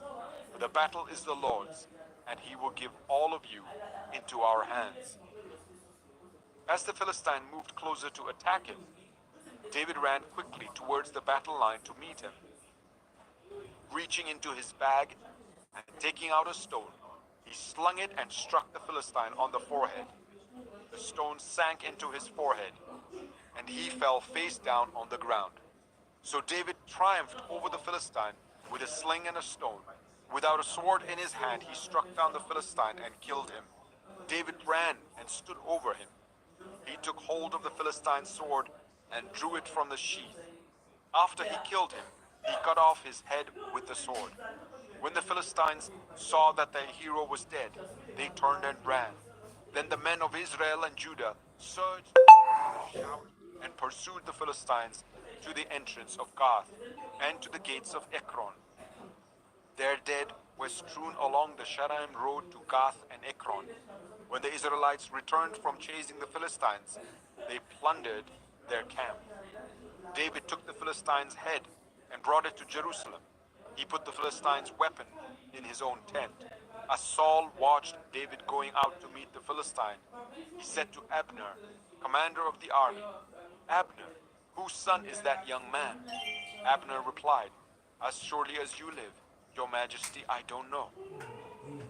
The king said, find out whose son this young man is. As soon as David returned from killing the Philistine, Abner took him and brought him before Saul, with David still holding the Philistine's head. Whose son are you, young man? Saul asked him. David said, I am the son of your servant Jesse of Bethlehem. 1 Samuel 18. After David had finished talking with Saul, Jonathan became one in spirit with David, and he loved him as himself. From that day, Saul kept David with him and did not let him return home to his family. And Jonathan made a covenant with David because he loved him as himself. Jonathan took off the robe he was wearing and gave it to David, along with his tunic, and even his sword, his bow, and his belt. Whatever mission Saul sent him on, David was so successful that Saul gave him a high rank in the army. This pleased all the troops and Saul's officers as well.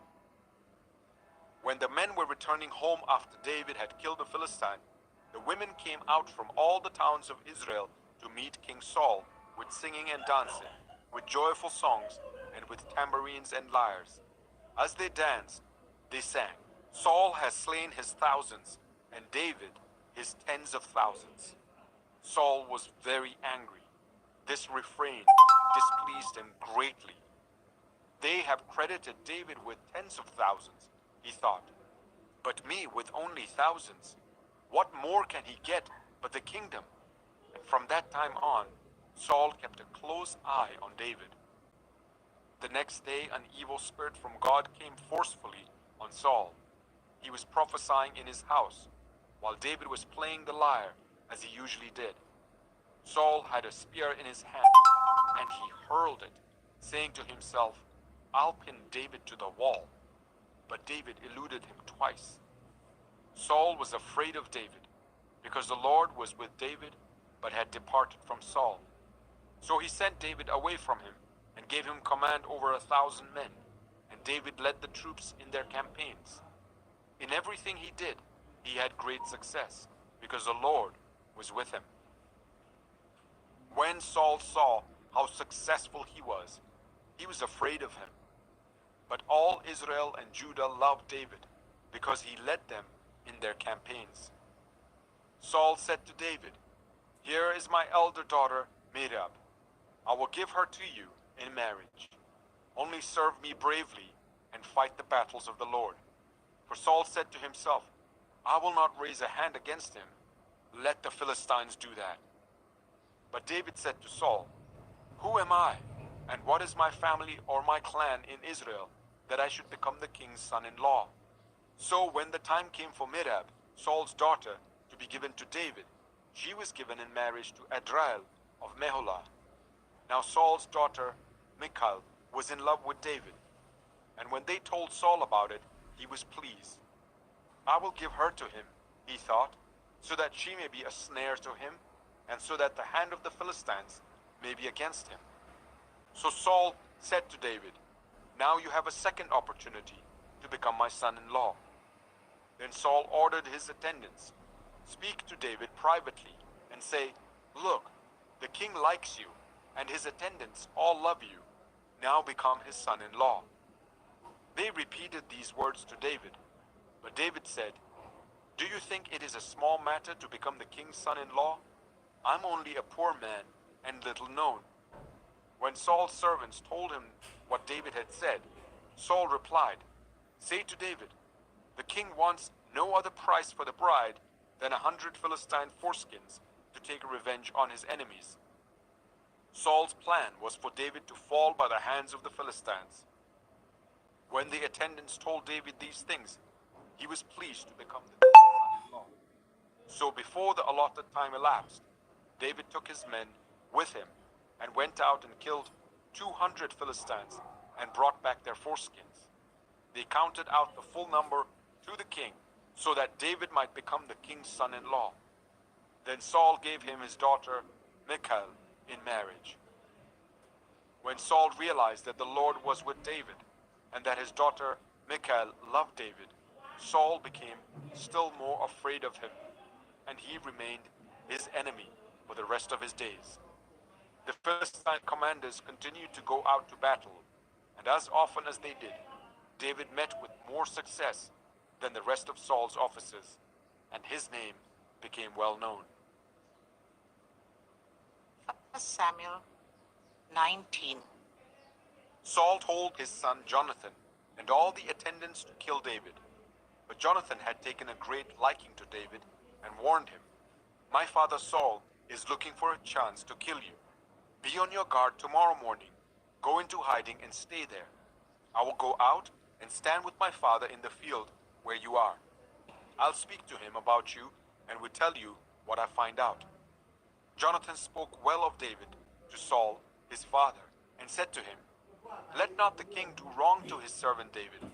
He has not wronged you, and what he has done has benefited you greatly. He took his life in his hands when he killed the Philistine. The Lord won a great victory for all Israel, and you saw it and were glad.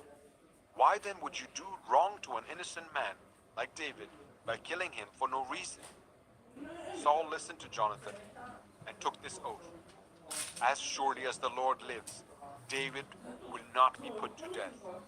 So Jonathan called David and told him the whole conversation. He brought him to Saul. David was with Saul as before. Once more, war broke out, and David went out and fought the Philistines. He struck them with such force that they fled before him. But an evil spirit from the Lord came on Saul as he was sitting in his house with his spear in his hand. While David was playing the lyre, Saul tried to pin him to the wall with his spear. But David eluded him as Saul drove the spear into the wall. That night, David made good his escape. Saul sent men to David's house to watch him and to kill him in the morning. But Michal, David's wife, warned him, "If you don't run for your life tonight, tomorrow you will be killed." So Michal led David down from a window, and he fled and escaped. Then Michal took an idol and laid it on the bed, covering it with a garment and putting some goat's hair at the head. When Saul sent the men to capture David, Michal said, "He is ill."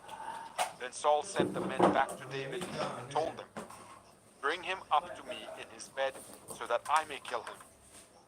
But when the men entered, there was the idol in the bed, and at the head was some goat's hair. Saul said to Michal, "Why did you deceive me like this and send my enemy away so that he escaped?" Michal told him, "He said to me, 'Let me get away. Why should I kill you?'" When David had fled and made his escape, he went to Samuel at Ramah and told him all that Saul had done to him. Then he and Samuel went to Naioth and stayed there. Word came to Saul, "David is in Naioth at Ramah," so he sent men to capture him. But when they saw a group of prophets prophesying, with Samuel standing there as their leader, the Spirit of God came on Saul's men, and they also prophesied. Saul was told about it, and he sent more men, and they prophesied too. Saul sent men a third time, and they also prophesied. Finally, he himself left for Ramah and went to the great cistern at Siku, and he asked, "Where are Samuel and David?" "Over in Naioth at Ramah," they said. So Saul went to Naioth at Ramah, but the Spirit of God came even on him, and he walked along prophesying until he came to Naioth. He stripped off his garments and he too prophesied in Samuel's presence. He lay naked all that day and all that night. This is why people say, is Saul also among the prophets? 1 Samuel 20. Then David fled from Naioth at Ramah and went to Jonathan and asked, what have I done? What is my crime? How have I wronged your father that he's trying to kill me? Never, Jonathan replied. You are not going to die. Look, my father doesn't do anything, great or small, without letting me know. Why should he hide this from me? It isn't so. But David took an oath and said, your father knows very well that I have found favor in your eyes. And he has said to himself, Jonathan must not know this, or he will be grieved. Yet as surely as the Lord lives, and as you live, there is only a step between me and death. Jonathan said to David, whatever you want me to do, I'll do for you. So David said, look, tomorrow is the new moon feast, and I am supposed to dine with the king. But let me go and hide in the field until the evening of the day after tomorrow. If your father misses me at all, tell him, David earnestly asked my permission to hurry to Bethlehem, his hometown, because an annual sacrifice is being made there for his whole clan. If he says, very well, then your servant is safe. But if he loses his temper, you can be sure that he is determined to harm me. As for you, show kindness to your servant, for you have brought him into a covenant with you before the Lord.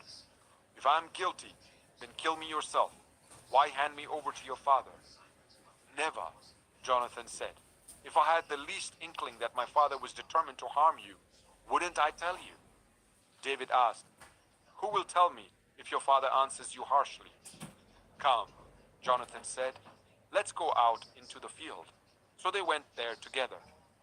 Then Jonathan said to David, I swear by the Lord, the God of Israel, that I will surely sound out my father by this time, the day after tomorrow. If he is favorably disposed towards you, will I not send you word and let you know? But if my father intends to harm you, may the Lord deal with me, be it ever so severely, if I do not let you know and send you away in peace. May the Lord be with you as he has been with my father. But show me unfailing kindness, like the Lord's kindness, as long as I live, so that I may not be killed. And do not ever cut off your kindness from my family, not even when the Lord has cut off every one of David's enemies from the face of the earth. So Jonathan made a covenant with the house of David, saying, may the Lord call David's enemies to account. And Jonathan made David reaffirm his oath out of love for him, because he loved him as he loved himself. Then Jonathan said to David, tomorrow is the new moon feast. You will be missed, because your seat will be empty. The day after tomorrow, towards evening, go to the place where you hid when this trouble began, and wait by the stone Ezil. I will shoot 3 arrows to the side of it, as though I were shooting at a target. Then I will send a boy and say, go, find the arrows. If I say to him, look, the arrows are on this side of you, bring them here, then come, because as surely as the Lord lives, you are safe, there is no danger. But if I say to the boy, look, the arrows are beyond you, then you must go, because the Lord has sent you away. And about the matter you and I discussed, remember, the Lord is witness between you and me forever. So David hid in the field, and when the new moon feast came, the king sat down to eat. He sat in his customary place by the wall, opposite Jonathan, and Abner sat next to Saul. But David's place was empty. Saul said nothing that day, for he thought, something must have happened to David to make him ceremonially unclean. Surely he's unclean. But the next day, the second day of the month, David's place was empty again. Then Saul said to his son Jonathan, why hasn't the son of Jesse come to the meal, either yesterday or today? Jonathan answered, David earnestly asked me for permission to go to Bethlehem. He said, let me go, because our family is observing a sacrifice in the town, and my brother has ordered me to be there. If I have found favor in your eyes, let me go to see my brothers. That is why he has not come to the king's table. Saul's anger flared up at Jonathan, and he said to him, You son of a perverse and rebellious woman, don't I know that you have sided with the son of Jesse to your own shame and to the shame of the mother who bore you? As long as the son of Jesse lives on this earth, neither you nor your kingdom will be established. Now send someone to bring him to me, for he must die. Why should he be put to death? What has he done? Jonathan asked his father. But Saul hurled his spear at him to kill him. Then Jonathan knew that his father intended to kill David. Jonathan got up from the table in fierce anger. On that second day of the feast, he did not eat, because he was grieved at his father's shameful treatment of David. In the morning, Jonathan went out to the field of his meeting with David. He had a small boy with him, and he said to the boy, "Run and find the arrows I shoot." As the boy ran, he shot an arrow beyond him. The boy came to the place where Jonathan's arrow had fallen. Jonathan called out after him, "Isn't the arrow beyond you?" Then he shouted, "Hurry, go quickly, don't stop." The boy picked up the arrow and returned to his master. The boy knew nothing about all this, only Jonathan and David knew. Then Jonathan gave his weapons to the boy and said, "Go, carry them back to town." After the boy had gone, David got up from the south side of the stone and bowed down before Jonathan 3 times with his face to the ground. Then they kissed each other and wept together, but David wept the most. Jonathan said to David, "Go in peace, for we have sworn friendship with each other in the name of the Lord, saying, 'The Lord is witness between you and me, and between your descendants and my descendants forever.'" Then David left, and Jonathan went back to the town. 1 Samuel 21. David went to Nob, to Ahimelech the priest. Ahimelech trembled when he met him, and asked, "Why are you alone? Why is no one with you?" David answered Ahimelech the priest, "The king sent me on a mission and said to me, 'No one is to know anything about the mission I am sending you on. As for my men, I have told them to meet me at a certain place. Now then, what have you to hand? Give me 5 loaves of bread, or whatever you can find." But the priest answered David, "I don't have any ordinary bread to hand. However, there is some consecrated bread here, provided the men have kept themselves from women." David replied, "Indeed, women have been kept from us, as usual whenever I set out.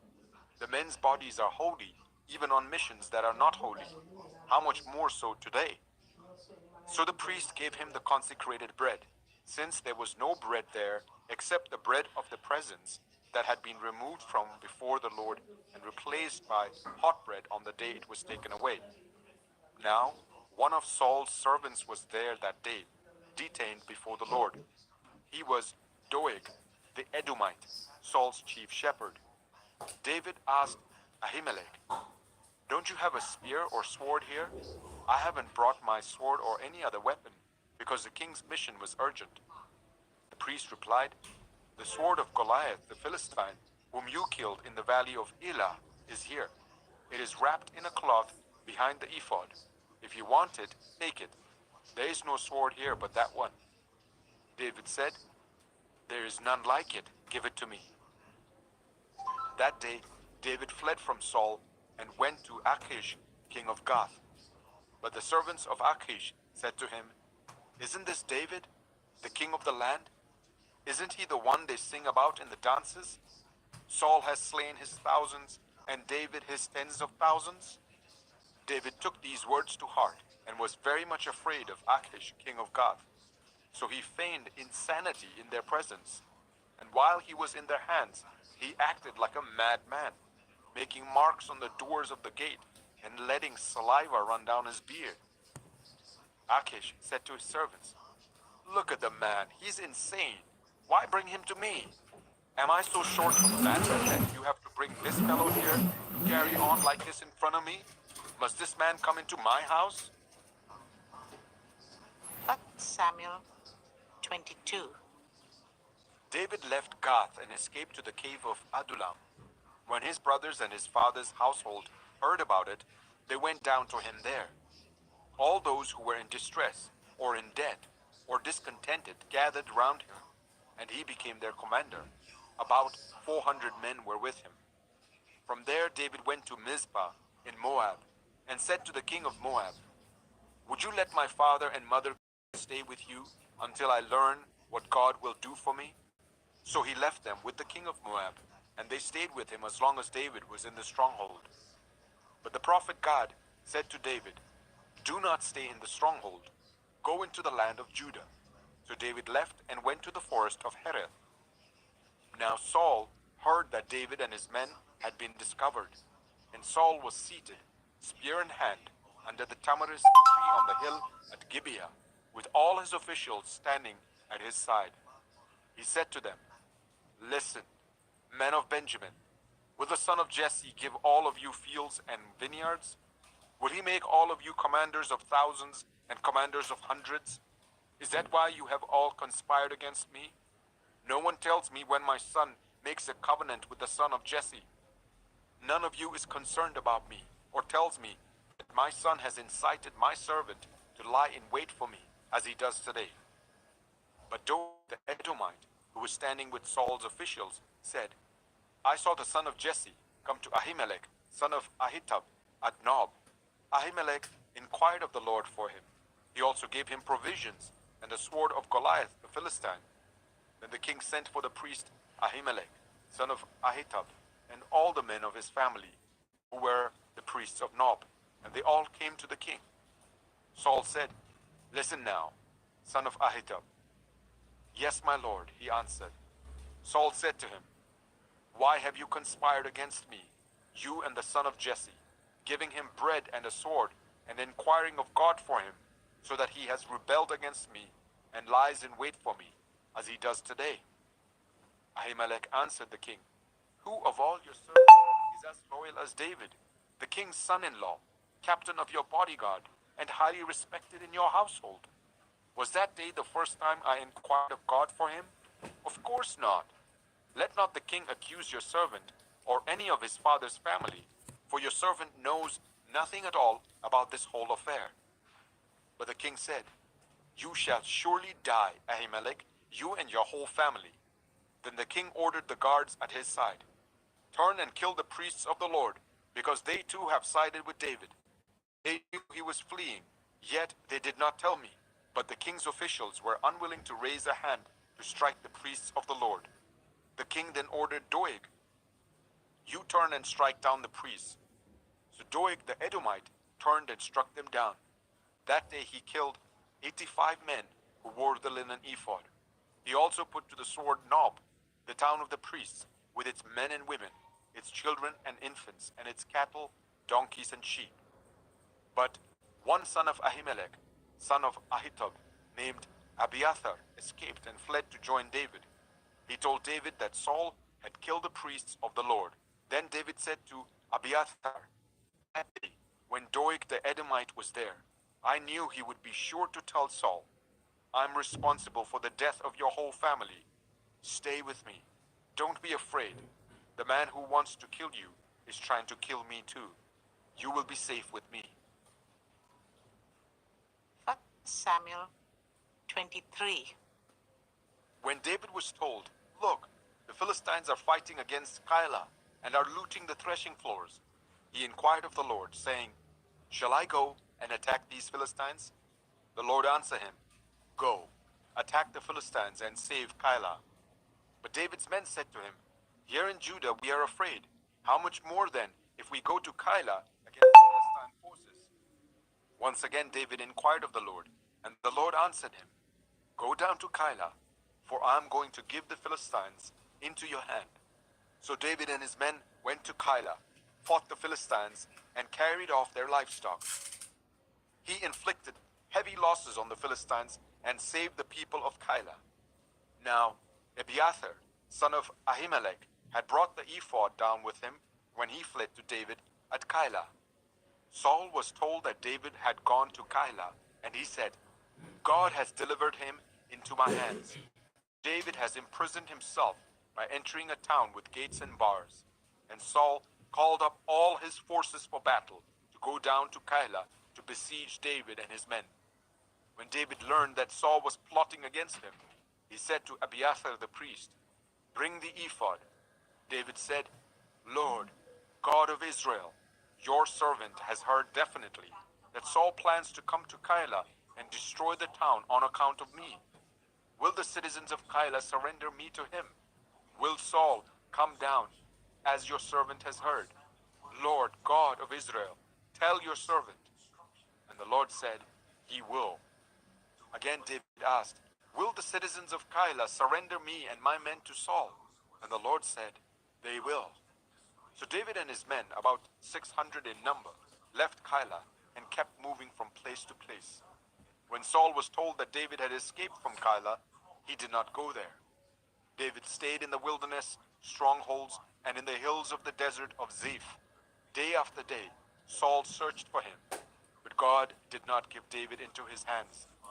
While David was at Horesh in the desert of Ziph, he learned that Saul had come out to take his life.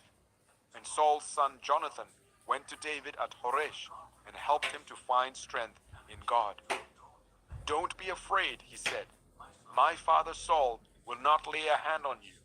You shall be king over Israel, and I will be second to you. Even my father Saul knows this." The two of them made a covenant before the Lord. Then Jonathan went home, but David remained at Horesh. The Ziphites went up to Saul at Gibeah and said, "Is not David hiding among us in the strongholds of Horesh, on the hill of Hakilah, south of Jeshimon? Now, your majesty, come down whenever it pleases you to do so, and we will be responsible for giving him into your hands." Saul replied, "The Lord bless you for your concern for me. Go and get more information. Find out where David usually goes and who has seen him there. They tell me he is very crafty. Find out about all the hiding places he uses and come back to me with definite information. Then I will go with you. If he is in the area, I will track him down among all the clans of Judah." So they set out and went to Ziph ahead of Saul.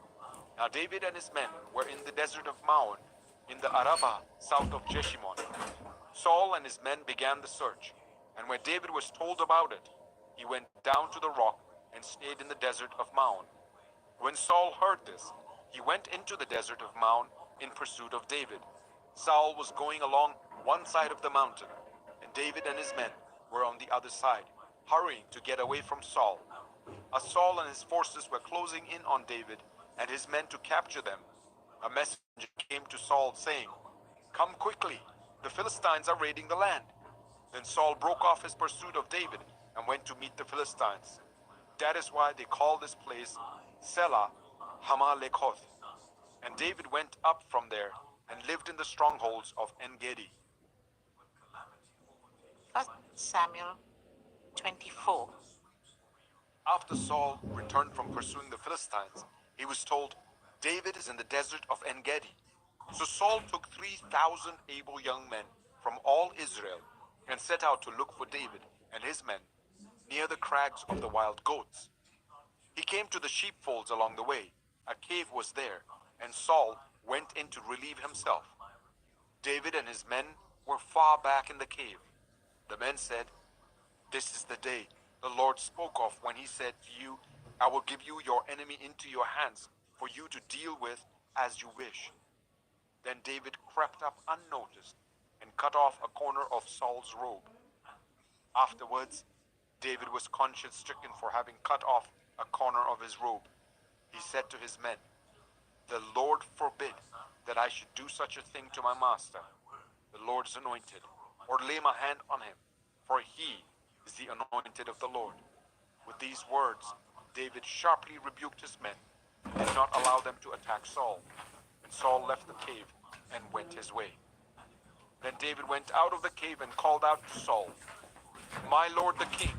When Saul looked behind him, David bowed down and prostrated himself with his face to the ground. He said to Saul, "Why do you listen when men say David is bent on harming you? This day you have seen with your own eyes how the Lord gave you into my hands in the cave. Some urged me to kill you, but I spared you. I said, I will not lay my hand on my Lord, because he is the Lord's anointed. See, my father, look at this piece of your robe in my hand. I cut off the corner of your robe, but did not kill you. See that there is nothing in my hand to indicate that I am guilty of wrongdoing or rebellion. I have not wronged you, but you are hunting me down to take my life. May the Lord judge between you and me, and may the Lord avenge the wrongs you have done to me. But my hand will not touch you. As the old goes, from evildoers come evil deeds, so my hand will not touch you. Against whom has the king of Israel come out? Who are you pursuing? A dead dog? A flea? May the Lord be our judge and decide between us. May he consider my cause and uphold it. May he vindicate me by delivering me from your hand. When David finished saying this, Saul asked, "Is that your voice, David, my son?" And he wept aloud. "You are more righteous than I," he said. "You have treated me well, but I have treated you badly. You have just now told me about the good you did to me. The Lord gave me into your hands, but you did not kill me. When a man finds his enemy, does he let him get away unharmed? May the Lord reward you well for the way you treated me today. I know that you will surely be king, and that the kingdom of Israel will be established in your hands. Now swear to me by the Lord that you will not kill off my descendants or wipe out my name from my father's family." So David gave his oath to Saul, and Saul returned home. But David and his men went up to the stronghold. 1 Samuel 25. Now Samuel died, and all Israel assembled and mourned for him, and they buried him at his home in Ramah. Then David moved down into the desert of Paran. A certain man in Mount, who had property there at Carmel, was very wealthy. He had 1,000 goats and 3,000 sheep, which he was shearing in Carmel. His name was Nabal, and his wife's name was Abigail. She was an intelligent and beautiful woman, but her husband was surely and mean in his dealings. He was a Calebite. While David was in the wilderness, he heard that Nabal was shearing sheep. So he sent 10 young men and said to them, "Go up to Nabal at Carmel and greet him in my name. Say to him, 'Long life to you, good health to you and your household, and good health to all that is yours. Now I hear that it is a sheep shearing time. When your shepherds were with us, we did not ill-treat them, and the whole time they were at Carmel, nothing of theirs was missing. Ask your own servants, and they will tell you. Therefore be favorable towards my men, since we come at a festive time. Please give your servants and your son David whatever you can find for them.' When David's men arrived, they gave Nabal this message in David's name. Then they waited. Nabal answered David's servants, 'Who is this David? Who is this son of Jesse? Many servants are breaking away from their masters these days. Why should I take my bread and water and the meat I have slaughtered for my shearers and give it to men coming from who knows where?' David's men turned round and went back. When they arrived, they reported every word. David said to his men, 'Each of you strap on your sword.' So they did. And David strapped his on as well. About 400 men went up with David, while 200 stayed with the supplies. One of the servants told Abigail, Nabal's wife, 'David sent messengers from the wilderness to give our master his greetings, but he hurled insults at them. Yet these men were very good to us. They did not ill-treat us, and the whole time we were out in the fields near them, nothing was missing. Night and day, they were a wall around us the whole time we were herding our sheep near them. Now think it over and see what you can do, because disaster is hanging over our master and his whole household. He is such a wicked man that no one can talk to him.' Abigail acted quickly. She took 200 loaves of bread, 2 skins of wine, 5 dressed sheep, 5 seahs of roasted grain, 100 cakes of raisins, and 200 cakes of pressed figs, and loaded them on donkeys. Then she told her servants, 'Go on ahead, I'll follow you.' But she did not tell her husband Nabal. As she came riding her donkey into a mountain ravine, there were David and his men descending towards her, and she met them. David had just said, "It's been useless, all my watching over this fellow's property in the wilderness so that nothing of his was missing. He has paid me back evil for good. May God deal with David, be it ever so severely, if by morning I leave alive one male of all who belong to him." When Abigail saw David, she quickly got off her donkey and bowed down before David with her face to the ground. She fell at his feet and said, "Pardon your servant, my lord, and let me speak to you. Hear what your servant has to say. Please pay no attention, my lord, to that wicked man Nabal. He is just like his name. His name means fool, and folly goes with him. And as for me, your servant, I did not see the men my lord sent. And now, my lord, as surely as the Lord your God lives, and as you live, since the Lord has kept you from bloodshed and from avenging yourself with your own hands, may your enemies and all who are intent on harming my lord be like Nabal. And let this gift, which your servant has brought to my lord, be given to the men who follow you. Please forgive your servant's presumption. The Lord your God will certainly make a lasting dynasty for my lord, because you fight the Lord's battles, and no wrongdoing will be found in you as long as you live. Even though someone is pursuing you to take your life, the life of my lord will be bound securely in the bundle of the living by the Lord your God. But the lives of your enemies he will hurl away as from the pocket of a sling. When the Lord has fulfilled my lord every good thing he promised concerning him, and has appointed him ruler over Israel, my lord will not have on his conscience the staggering burden of needless bloodshed or of having avenged himself. And when the Lord your God has brought my lord success, remember your servant." David said to Abigail, "Praise be to the Lord, the Israel, who has sent you today to meet me. May you be blessed for your good judgment and for keeping me from bloodshed this day and from avenging myself with my own hands. Otherwise, as surely as the Lord, the God of Israel, lives, who has kept me from harming you, if you had not come quickly to meet me, not one male belonging to Nabal would have been left alive by daybreak." Then David accepted from her hand what she had brought to him and said, "Go home in peace. I have heard your words and granted your request." When Abigail went to Nabal, he was in the house holding a banquet like that of a king. He was in high spirits and very drunk, so she told him nothing at all until daybreak. Then in the morning, when Nabal was sober, his wife told him all these things, and his heart failed him, and he became like a stone. About 10 days later, the Lord struck Nabal, and he died. When David heard that Nabal was dead, he said, "Praise be to the Lord, who has upheld my cause against Nabal for treating me with contempt. He has kept his servant from doing wrong, and has brought Nabal's wrongdoing down on his own head." Then David sent word to Abigail, asking her to become his wife. His servants went to Carmel and said to Abigail, "David has sent us to you, and to take you to become his wife." She bowed down with her face to the ground and said, "I am your servant, and am ready to serve you and wash the feet of my Lord's servants." Abigail quickly got on a donkey and, attended by her 5 female servants, went with David's messengers and became his wife. David had also married Ahinoam of Jezreel, and they both were his wives. But Saul had given his daughter Michal, David's wife, to Paltiel, son of Laish, who was from Galim. 1 Samuel 26. The Ziphites went to Saul at Gibeah and said, "Is not David hiding on the hill of Hachilah, which faces Jeshimon?"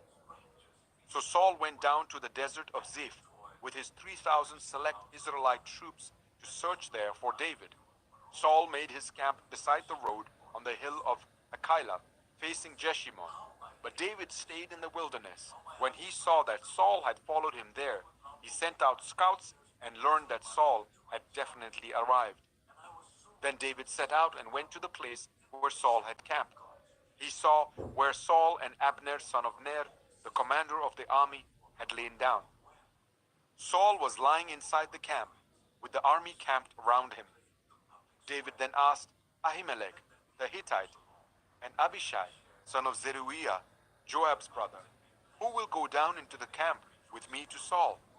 "I'll go with you," said Abishai. So David and Abishai went to the army by night, and there was Saul, lying asleep inside the camp with his spear stuck in the ground near his head. Abner and the soldiers were lying round him. Abishai said to David, "Today God has given your enemy into your hands. Now let me pin him to the ground with one thrust of the spear. I won't strike him twice." But David said to Abishai, "Don't destroy him. Who can lay a hand on the Lord's anointed and be guiltless? As surely as the Lord lives," he said, "the Lord himself will strike him. Or his time will come and he will die, or he will go into battle and perish. But the Lord forbid that I should lay a hand on the Lord's anointed. Now get the spear and water jug that are near his head, and let's go." So David took the spear and water jug near Saul's head, and they left. No one saw or knew about it, nor did anyone wake up.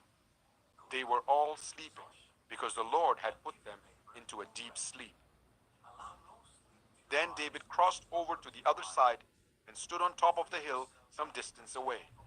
There was a wide space between them.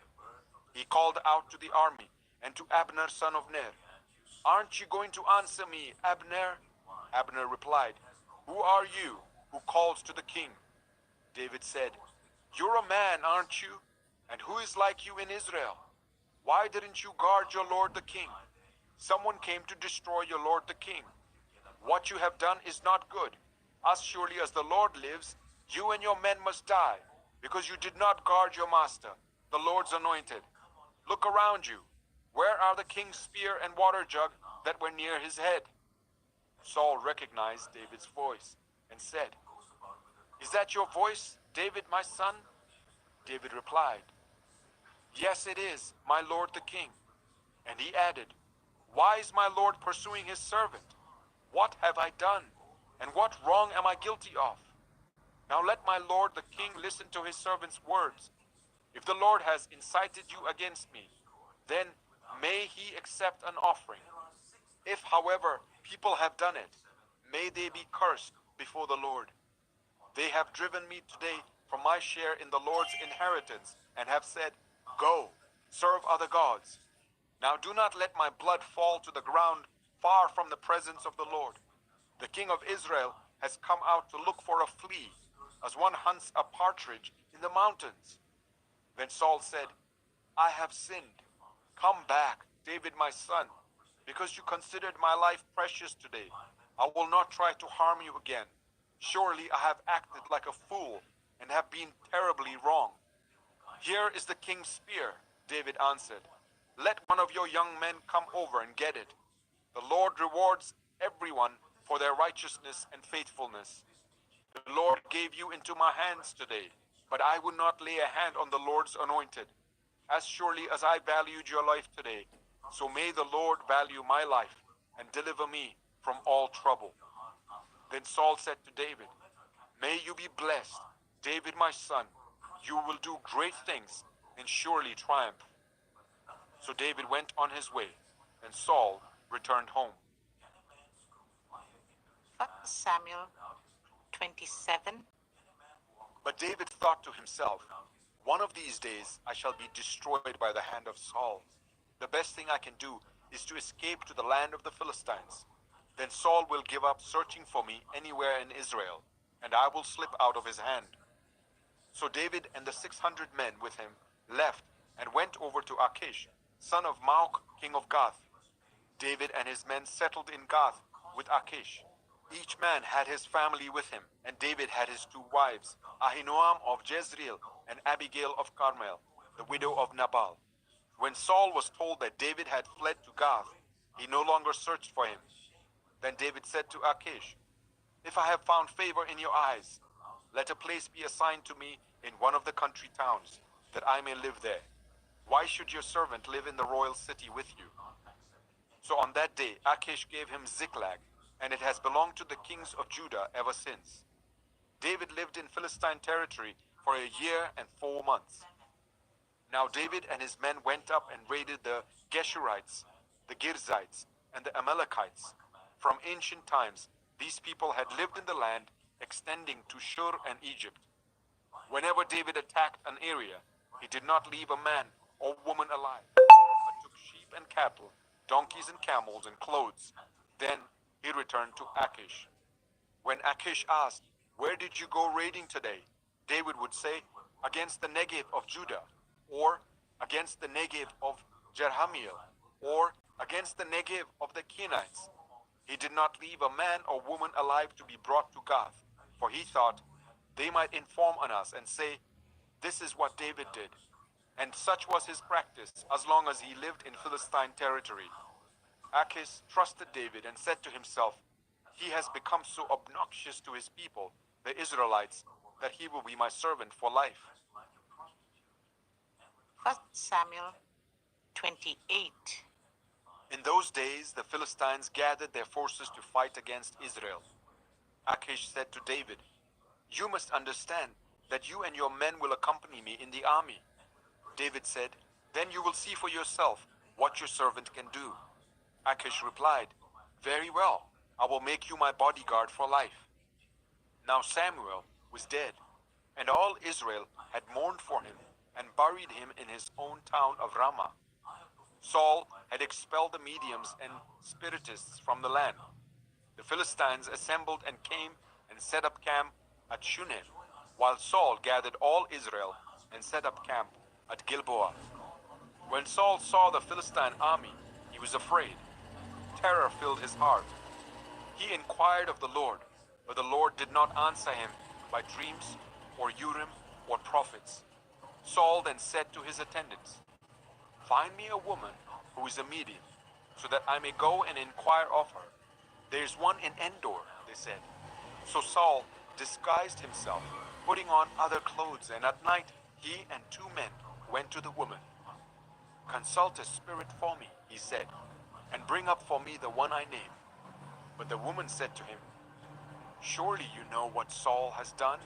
He has cut off the mediums and spiritists from the land. Why have you set a trap for my life to bring about my death?" Saul swore to her by the Lord, "As surely as the Lord lives, you will not be punished for this." Then the woman asked, "Whom shall I bring up for you?" "Bring up Samuel," he said. When the woman saw Samuel, she cried out at the top of her voice and said to Saul, "Why have you deceived me? You are Saul." The king said to her, "Don't be afraid. What do you see?" The woman said, "I see a ghostly figure coming up out of the earth." "What does he look like?" he asked. "An old man wearing a robe is coming up," she said. And Saul knew it was Samuel, and he bowed down and prostrated himself with his face to the ground. Samuel said to Saul, "Why have you disturbed me by bringing me up?" "I'm in great distress," Saul said. "The Philistines are fighting against me, and God has departed from me. He no longer answers me, either by prophets or by dreams. So I have called on you to tell me what to do." Samuel said, "Why do you consult me, now that the Lord has departed from you and become your enemy? The Lord has done what he predicted through me. The Lord has torn the kingdom out of your hands and given it to the one of your neighbors, to David. Because you did not obey the Lord or carry out his fierce wrath against the Amalekites, the Lord has done this to you today. The Lord will deliver both Israel and you into the hands of the Philistines, and tomorrow you and your sons will be with me. The Lord will also give the army of Israel into the hands of the Philistines." Immediately Saul fell full length on the ground, filled with fear because of Samuel's words. His strength was gone, for he had eaten nothing all that day and all that night. When the woman came to Saul and saw that he was greatly shaken, she said, "Look, your servant has obeyed you. I took my life in my hands and did what you told me to do. Now please listen to your servant and let me give you some food, so that you may eat and have the strength to go on your way." He refused and said, "I will not eat." But his men joined the woman in urging him, and he listened to them. He got up from the ground and sat on the couch. The woman had a fattened calf at the house, which she slaughtered at once. She took some flour, kneaded it, and baked bread without yeast. Then she set it before Saul and his men, and they ate.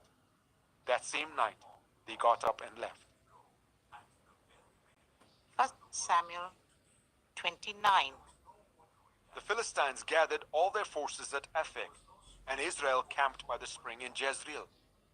As the Philistine rulers marched with their units of hundreds and thousands, David and his men were marching at the rear with Achish. The commanders of the Philistines asked, "What about these Hebrews?" Achish replied, "Is this not David, who was an officer of Saul, king of Israel? He has already been with me for over a year, and from the day he left Saul until now, I have found no fault in him." But the Philistine commanders were angry with Achish and said, "Send the man back, that he may return to the place you assigned him. He must not go with us into battle, or he will turn against us during the fighting. How better could he regain his master's favor than by taking the heads of our own men? Isn't this the David they sang about in their dances? Saul has slain his thousands, and David his tens of thousands." So Achish called David and said to him, "As surely as the Lord lives, you have been reliable, and I would be pleased for you to serve with me in the army. From the day you came to me until today, I have found no fault in you, but the rulers don't approve of you. Now turn back and go in peace. Do nothing to displease the Philistine rulers." "But what have I done?" asked David. "What have you found against your servant from the day I came to you until now? Why can't I go and fight against the enemies of my lord the king?"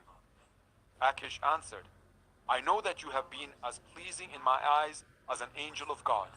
Nevertheless, the Philistine commanders have said, 'He must not go up with us into battle.'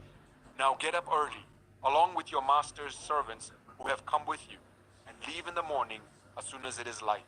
So David and his men got up early in the morning to go back to the land of the Philistines, and the Philistines went up to Jezreel. 1 Samuel 30. David and his men reached Ziklag on the third day. Now the Amalekites had raided the Negev and Ziklag.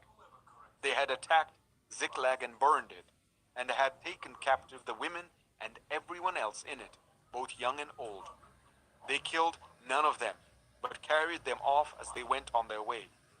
When David and his men reached Ziklag, they found it destroyed by fire, and their wives and sons and daughters taken captive.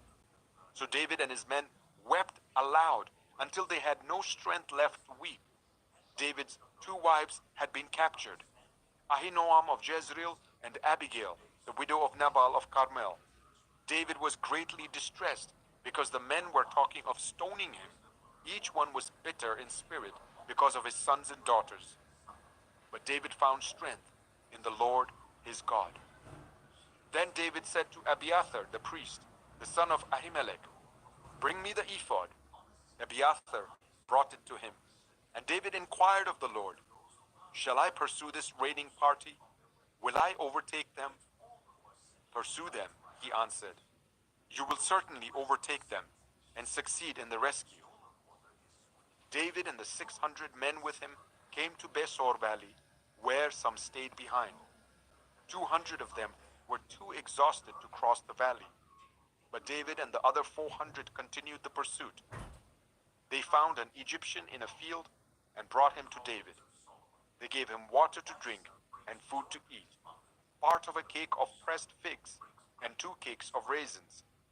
He ate and was revived, for he had not eaten any food or drunk any water for 3 days and 3 nights.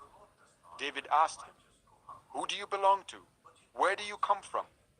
He said, "I am an Egyptian, the slave of an Amalekite. My master abandoned me when I became ill 3 days ago.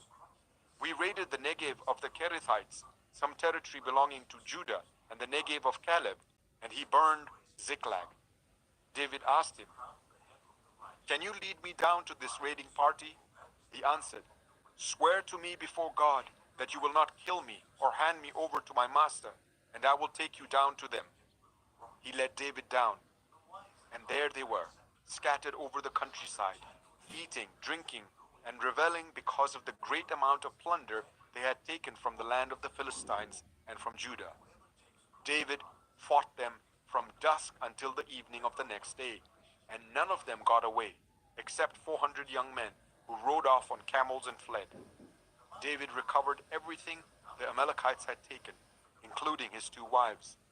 Nothing was missing, young or old, boy or girl, plunder or anything else they had taken. David brought everything back. He took all the flocks and herds, and his men drove them ahead of the other livestock, saying, "This is David's plunder." Then David came to the 200 men who had been too exhausted to follow him, and who were left behind at the Besor valley. They came out to meet David and the men with him. As David and his men approached, he asked them how they were. But all the evil men and troublemakers among David's followers said, "Because they did not go out with us, we will not share with them the plunder we recovered. However, each man may take his wife and children and go." David replied, "No, my brothers, you must not do that with what the Lord has given us. He has protected us and delivered into our hands the raiding party that came against us. Who will listen to what you say? The share of the man who stayed with the supplies is to be the same as that of him who went down to the battle. All shall share alike." David made this a statute, an ordinance for Israel from that day to this. When David reached Ziklag, he sent some of the plunder to the elders of Judah, who were his friends, saying, "Here is a gift for you from the plunder of the Lord's enemies." David sent it to those who were in Bethel, Ramoth Negev, and Jatir, to those in Aroer, Siphomoth, Eshtimoa, and Rakal, to those in the towns of Jerahmeelites and the Kenites, to those in Hormah, Bor Ashan, Athak, and Hebron, and to those in all the other places where he and his men had roamed. 1 Samuel 31. Now the Philistines fought against Israel. The Israelites fled before them, and many fell dead on Mount Gilboa. The Philistines were in hot pursuit of Saul and his sons, and they killed his sons Jonathan, Abinadab, and Melchishua. The fighting grew fierce around Saul, and when the archers overtook him, they wounded him critically.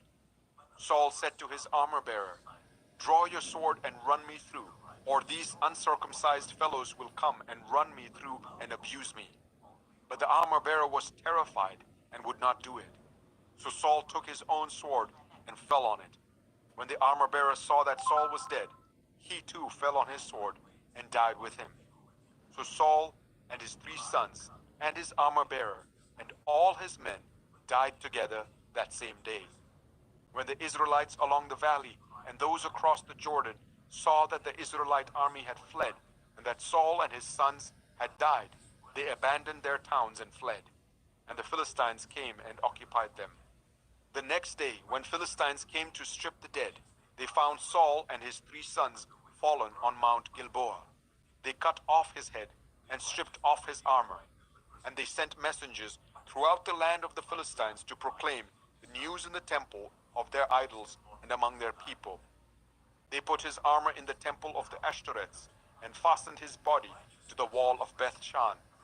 When the people of Jabesh Gilead heard what the Philistines had done to Saul, all their valiant men marched through the night to Beth-shan.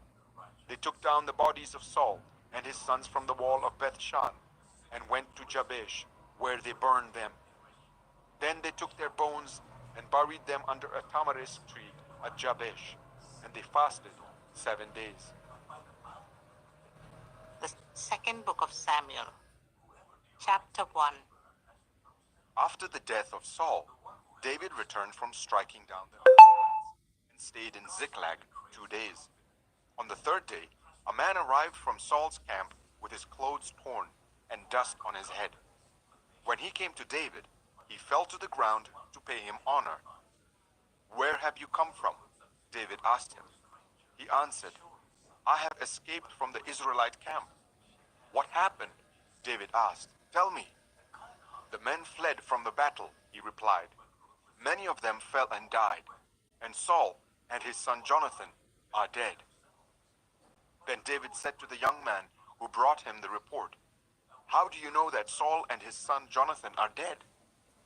"I happened to be on Mount Gilboa," the young man said, "and there was Saul, leaning on his spear, with the chariots and their drivers in hot pursuit. When he turned round and saw me, he called out to me, and I said, 'What can I do?' He asked me, 'Who are you?' 'An Amalekite,' I answered. Then he said to me, 'Stand here by me and kill me. I'm in the throes of death, but I'm still alive.' So I stood beside him and killed him, because I knew that after he had fallen, he could not survive. And I took the crown that was on his head and the band on his arm, and have brought them here to my lord." Then David and all the men with him took hold of their clothes and tore them. They mourned and wept and fasted till evening for Saul and his son Jonathan, and for the army of the Lord, and for the nation of Israel, because they had fallen by the sword. David said to the young man who brought him the report, "Where are you from?" "I'm the son of a foreigner, an Amalekite," he answered. David asked him, "Why weren't you afraid to lift your hand to destroy the Lord's anointed?" Then David called one of his men and said, "Go, strike him down." So he struck him down, and he died. For David had said to him, "Your blood be on your own head. Your own mouth testified against you when you said, 'I killed the Lord's anointed.'" David took up this lament concerning Saul and his son Jonathan, and he ordered that the people of Judah be taught this lament of the bow. It is written in the book of Jashar, "A gazelle lies slain on your heights, Israel. How the mighty have fallen. Tell it not in Gath. Proclaim it not in the streets of Ashkelon. Lest the daughters of the Philistines be glad, lest the daughters of the uncircumcised rejoice. Mountains of Gilboa, may you have neither dew nor rain. May no showers fall on your terraced fields, for there the shield of the mighty was despised, the shield of Saul, no longer rubbed with oil. From the blood of the slain, from the flesh of the mighty, the bow of Jonathan did not turn back. The sword of Saul did not return unsatisfied. Saul and Jonathan, in life they were loved and admired, and in death they were not parted. They were swifter than eagles, they were stronger than lions. Daughters of Israel, weep for Saul, who clothed you in scarlet and finery, who adorned your garments with ornaments of gold. How the mighty have fallen in battle. Jonathan lies slain on your heights. I grieve for you, Jonathan, my brother. You were very dear to me. Your love for me was wonderful, more wonderful than that of women. How the mighty have fallen. The weapons of war have perished. 2 Samuel 2. In the course of time, David inquired of the Lord, "Shall I go up to one of the towns of Judah?" he asked. The Lord said, "Go up." David asked, "Where shall I go?" "To Hebron," the Lord answered. So David went up there with his two wives, Ahinoam of Jezreel and Abigail, the widow of Nabal of Carmel. David also took the men who were with him, each with his family, and they settled in Hebron and its towns. Then the men of Judah came to Hebron, and there they anointed David king over the tribe of Judah. When David was told that it was the men from Jabesh Gilead who had buried Saul, he sent messengers to them to say to them, "The Lord bless you for showing this kindness to Saul, your master, by burying him. May the Lord now show you kindness and faithfulness, and I too will show you the same favor because you have done this. Now then, be strong and brave, for Saul your master is dead, and the people of Judah have anointed me king over them." Meanwhile, Abner son of Ner, the commander of Saul's army, had taken Ishbosheth son of Saul and brought him over to Mahanaim. He made him king over Gilead, Ashuri, and Jezreel, and also over Ephraim, Benjamin, and all Israel. Ishbosheth son of Saul was 40 years old when he became king over Israel, and he reigned 2 years. The tribe of Judah, however, remained loyal to David. The length of time David was king in Hebron over Judah was 7 years and 6 months. Abner, son of Ner, together with the men of Ishbosheth, son of Saul, left Mahanaim and went to Gibeon. Joab, son of Zeruiah, and David's men went out and met them at the pool of Gibeon. One group sat down on one side of the pool, and one group on the other side. Then Abner said to Joab, "Let's have some of the young men get up and fight hand to hand in front of us." "All right, let them do it," Joab said. So they stood up and were counted, 12 men from Benjamin, and Ishbosheth, son of Saul, and 12 for David. Then each man grabbed his opponent by the head and thrust his dagger into his opponent's side, and they fell down together. So that place in Gibeon was called Helkath Hazurim. The battle that day was very fierce, and Abner and the Israelites were defeated by David's men. The 3 sons of Zeruiah were there, Joab, Abishai, and Asahel. Now Asahel was as fleet-footed as wild gazelle. He chased Abner, turned neither to the right nor to the left as he pursued him. Abner looked behind him and asked, "Is that you, Asahel?" "It is," he answered. Then Abner said to him, "Turn aside to the right or to the left, take on one of the young men and strip him of his weapons." But Asahel would not stop chasing him. Again Abner warned Asahel, "Stop chasing me. Why should I strike you down? How could I look your brother Joab in the face?" But Asahel refused to give up the pursuit. So Abner thrust the butt of his spear into Asahel's stomach, and the spear came out through his back. He fell there and died on the spot, and every man stopped when he came to the place where Asahel had fallen and died. But Joab and Abishai pursued Abner, and as the sun was setting, they came to the hill of Ammah near Giah, on the way to the wasteland of Gibeon. Then the men of Benjamin rallied behind Abner. They formed themselves into a group and took their stand on top of a hill.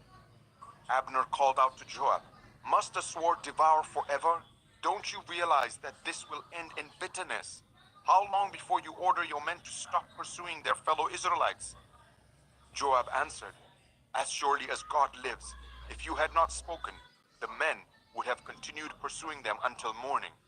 So Joab blew the trumpet, and all the troops came to a halt.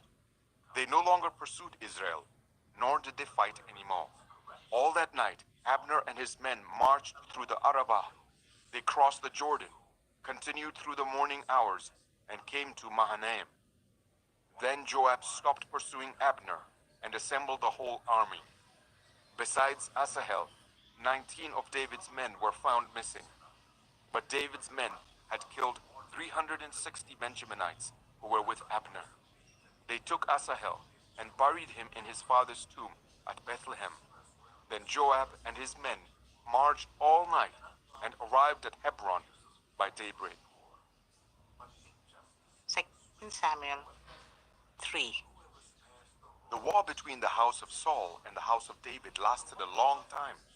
David grew stronger and stronger, while the house of Saul grew weaker and weaker. Sons were born to David in Hebron.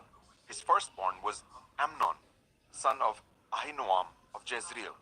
His second, Goliath, the son of Abigail, the widow of Nabal of Carmel. The third, Absalom, the son of Maacah, daughter of Talmai, king of Geshur. The fourth, Adonijah, the son of Haggith. The fifth, Shephatiah, the son of Abital. And the sixth, Ithream, the son of David's wife Eglah. These were born to David in Hebron. During the war between the house of Saul and the house of David, Abner had been strengthening his own position in the house of Saul. Now Saul had had a concubine named Rizpah, daughter of Aiah. And Ishbosheth said to Abner, "Why did you sleep with my father's concubine?" Abner was very angry because of what Ishbosheth said. So he answered, "Am I a dog's head on Judah's side? This very day I'm loyal to the house of your father Saul and to his family and friends. I haven't handed you over to David. Yet now you accuse me of an offense involving this woman. May God deal with Abner, be it ever so severely, if if I do not do for David what the Lord promised him on oath, and transfer the kingdom from the house of Saul, and establish David's throne over Israel and Judah from Dan to Beersheba. Ishbosheth did not dare to say another word to Abner, because he was afraid of him. Then Abner sent messengers on his behalf to say to David, "Whose land is it?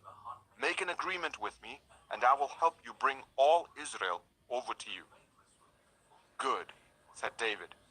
"I will make an agreement with you. But I demand one thing of you. Do not come into my presence unless you bring Michal, daughter of Saul, when you come to see me." Then David sent messengers to Ishbosheth, son of Saul, demanding, "Give me my wife Michal, whom I betrothed to myself for the price of 100 Philistine foreskins." So Ishbosheth gave orders and had her taken away from her husband, Paltiel, son of Laish. Her husband, however, went with her, weeping behind her all the way to Bahurim. Then Abner said to him, "Go back home." So he went back. Abner conferred with the elders of Israel and said, "For some time you have wanted to make David your king. Now do it. For the Lord promised David, 'By my servant David I will rescue my people Israel from the hand of the Philistines and from the hand of all their enemies.'" Abner also spoke to the Benjaminites in person. Then he went to Hebron to tell David everything that Israel and the whole tribe of Benjamin wanted to do. When Abner, who had 20 men with him, came to David at Hebron, David prepared a feast for him and his men. Then Abner said to David, "Let me go at once and assemble all Israel for my lord the king, so that they may make a covenant with you, and that you may rule over all that your heart desires." So David sent Abner away, and he went in peace. Just then David's men and Joab returned from a raid, and brought with them a great deal of plunder. But Abner was no longer with David in Hebron, because David had sent him away, and he had gone in peace. When Joab and all the soldiers with him arrived, he was told that Abner son of Ner had come to the king, and that the king had sent him away, and that he had gone in peace. So Joab went to the king and said, "What have you done? Look, Abner came to you. Why did you let him go? Now he's gone. You know Abner son of Ner. He came to deceive you and observe your movements and find out everything you are doing." Joab then left David and sent messengers after Abner, and they brought him back from the cistern at Sirah. But David did not know it.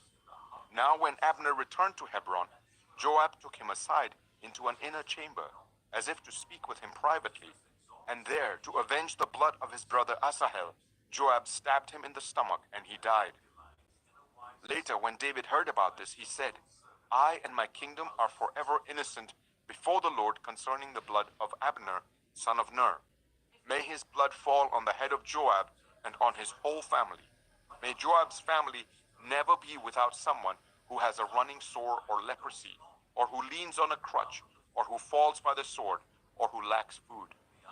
Joab and his brother Abishai murdered Abner because he had killed their brother Asahel in the battle of Gibeon. Then David said to Joab and all the people with him, "Tear your clothes and put on sackcloth, and walk in mourning in front of Abner." King David himself walked behind the bier. They buried Abner in Hebron, and the king wept aloud at Abner's tomb. All the people wept also. The king sang this lament for Abner. "Should Abner have died as the lawless die? Your hands were not bound, your feet were not fettered. You fell as one falls before the wicked." And all the people wept over him again. Then they all came and urged David to eat something while it was still day. But David took an oath, saying, "May God deal with me, be it ever so severely, if I taste bread or anything else before the sun sets." All the people took note and were pleased. Indeed, everything the king did pleased them. So on that day, all the people there and all Israel knew that the king had no part in the murder of Abner, son of Ner. Then the king said to his men, "Do you not realize that a commander and a great man has fallen in Israel this day? And today, though I am the anointed king, I am weak, and these sons of Zeruiah are too strong for me. May the Lord repay the evildoer according to his evil deeds. 2 Samuel 4. When Ishbosheth, son of Saul, heard that Abner had died in Hebron, he lost courage, and all Israel became alarmed. Now Saul's son had two men who were leaders of raiding bands. One was named Baanah, and the other Rechab. They were sons of Rimmon, the Beerothite, from the tribe of Benjamin. Beeroth is considered part of Benjamin, because the people of Beeroth fled to Gittaim and have resided there as foreigners to this day. Jonathan, son of Saul, had a son who was lame in both feet. He was 5 years old when the news about Saul and Jonathan came from Jezreel. His nurse picked him up and fled, but as she hurried to leave, he fell and became disabled. His name was Mephibosheth. Now Rechab and Baanah, the sons of Rimmon, the Beerothite, set out for the house of Ishbosheth, and they arrived there in the heat of the day while he was taking his noonday rest. They went into the inner part of the house as if to get some wheat, and they stabbed him in the stomach. Then Rechab and his brother Baanah slipped away. They had gone into the house while he was lying on the bed in his bedroom. After they stabbed and killed him, they cut off his head. Taking it with them, they traveled all night by the way of the Arabah. They brought the head of Ishbosheth to David at Hebron and said to the king, "Here is the head of Ishbosheth, son of Saul, your enemy who tried to kill you. This day the Lord has avenged my lord the king against Saul and his offspring." David answered Rechab and his brother Baanah, the sons of Rimmon the Beerothite, "As surely as the Lord lives, who has delivered me out of every trouble, when someone told me Saul is dead and thought he was bringing good news, I seized him and put him to death in Ziklag. That was the reward I gave him for his news. How much more when wicked men have killed an innocent man in his own house and on his own bed? Should I not now demand his blood from your hand and rid the earth of you?" So David gave an order to his men, and they killed them. They cut off their hands and feet and hung the bodies by the pool in Hebron. But they took the head of Ishbosheth and buried it in Abner's tomb at Hebron. 2 Samuel 5. All the tribes of Israel came to David at Hebron and said, "We are your own flesh and blood. In the past, while Saul was king over us, you were the one who led Israel on their military campaigns. And the Lord said to you, 'You shall shepherd my people Israel, and you shall become their ruler.' When all the elders of Israel had come to King David of Hebron, the king made a covenant with them at Hebron before the Lord. And they anointed David king over Israel. David was 30 years old when he became king, and he reigned for 40 years. In Hebron, he reigned over Judah for 7 years and 6 months, and in Jerusalem, he reigned over all Israel and Judah for 33 years. The king and his men marched to Jerusalem to attack the Jebusites who lived there. The Jebusites said to David, "You will not get in here. Even the blind and the lame can ward you off." They thought, "David cannot get in here." Nevertheless, David captured the fortress of Zion, which is the city of David. On that day, David had said, "Anyone who conquers the Jebusites will have to use the water shaft to reach those lame and blind who are David's enemies. That is why they say, 'The blind and lame will not enter the palace.'" David then took up residence in the fortress and called it the City of David. He built up the area around it from the terraces inwards. And he became more and more powerful because the Lord God Almighty was with him. Now Hiram, king of Tyre, sent envoys to David, along with cedar logs and carpenters and stonemasons, and they built a palace for David. Then David knew that the Lord had established him as king over Israel and had exalted his kingdom for the sake of his people Israel. After he left Hebron, David took more concubines and wives in Jerusalem, and more sons and daughters were born to him. These are the names of the children born to him there: Shammua, Shobab, Nathan, Solomon, Abhar, Elushua, Nepheg, Japhia, Elishama, Elida, and Elipheleth. When the Philistines heard that David had been anointed king over Israel, they went up in full force to search for him. But David heard about it and went down to the stronghold. Now the Philistines had come and spread out in the valley of Rephaim. So David inquired of the Lord, "Shall I go and attack the Philistines?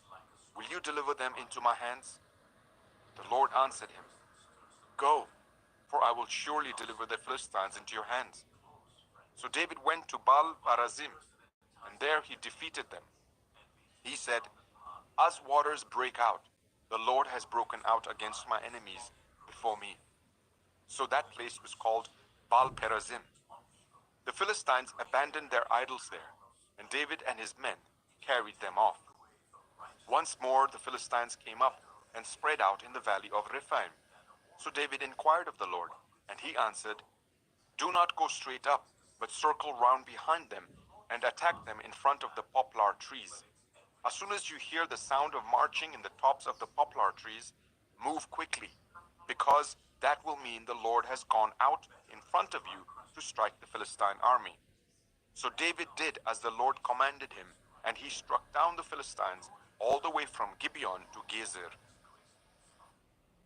2 Samuel 6.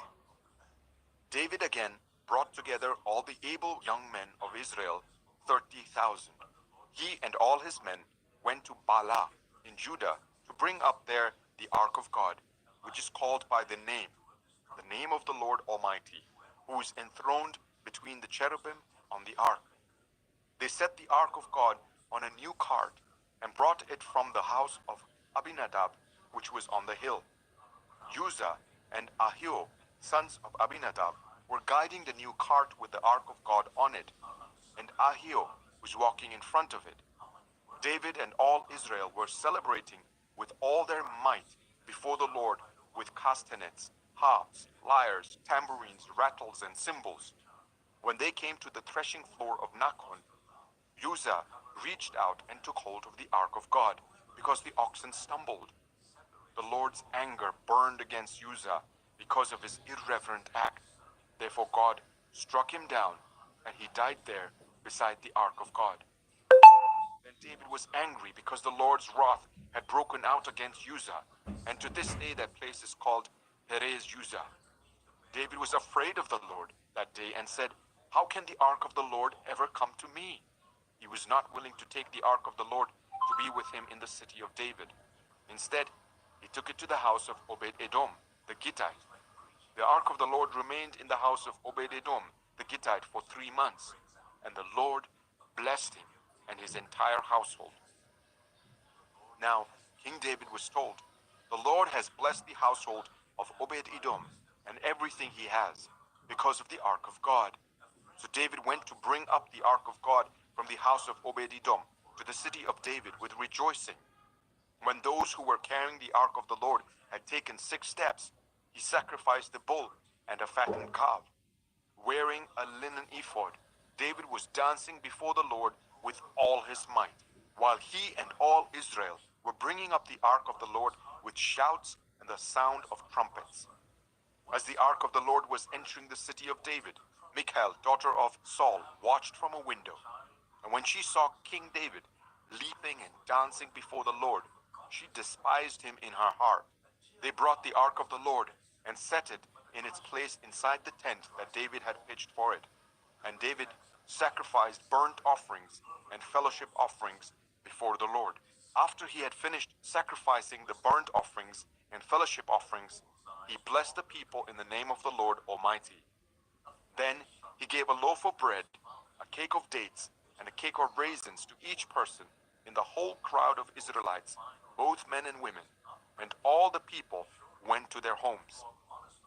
When David returned home to bless his household, Michal, daughter of Saul, came out to meet him and said, "How the king of Israel has distinguished himself today, going around half naked in full view of the slave girls of his servants, as any vulgar fellow would."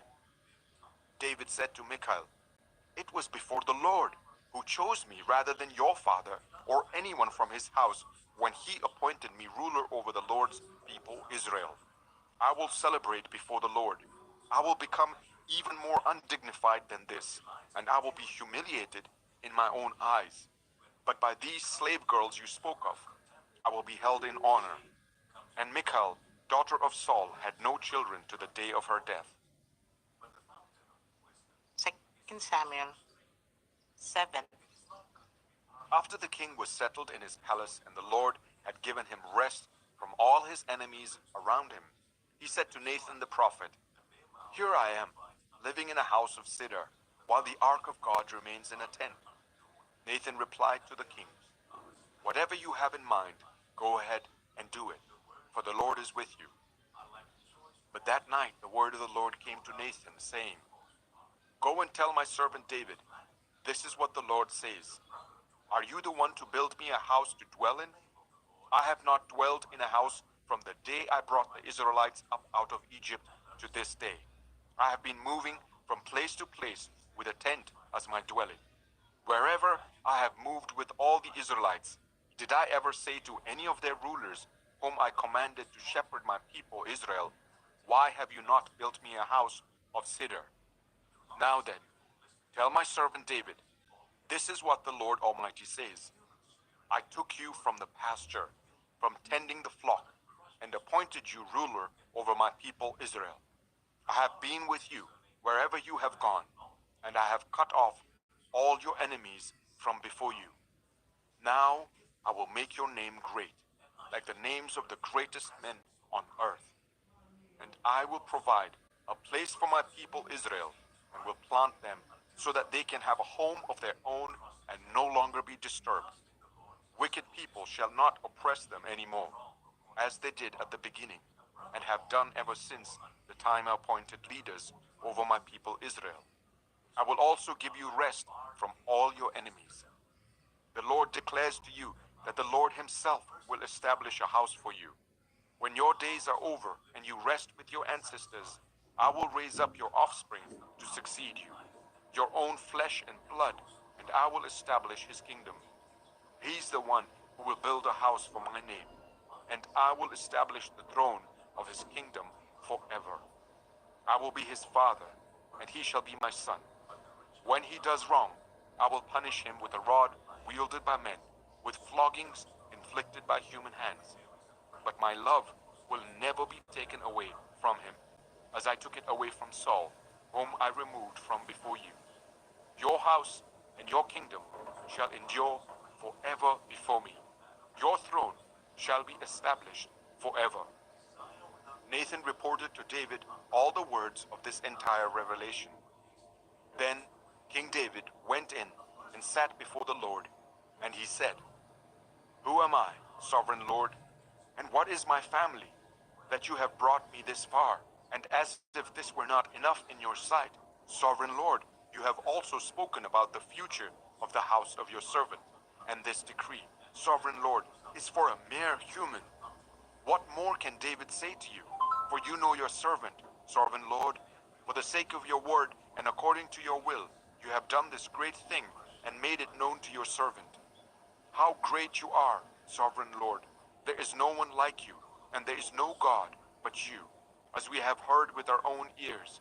And who is like your people Israel, the one nation on earth that God went out to redeem, and as a people for himself, and to make a name for himself, and to perform great and awesome wonders by driving out nations and their gods from before your people, whom you redeemed from Egypt. You have established your people Israel as your very own forever, and you, Lord, have become their God. And now, Lord God, keep forever the promise you have made concerning your servant and his house. Do as you promised, so that your name will be great forever. Then people will say, 'The Lord Almighty is God over Israel, and the house of your servant David will be established in your sight.'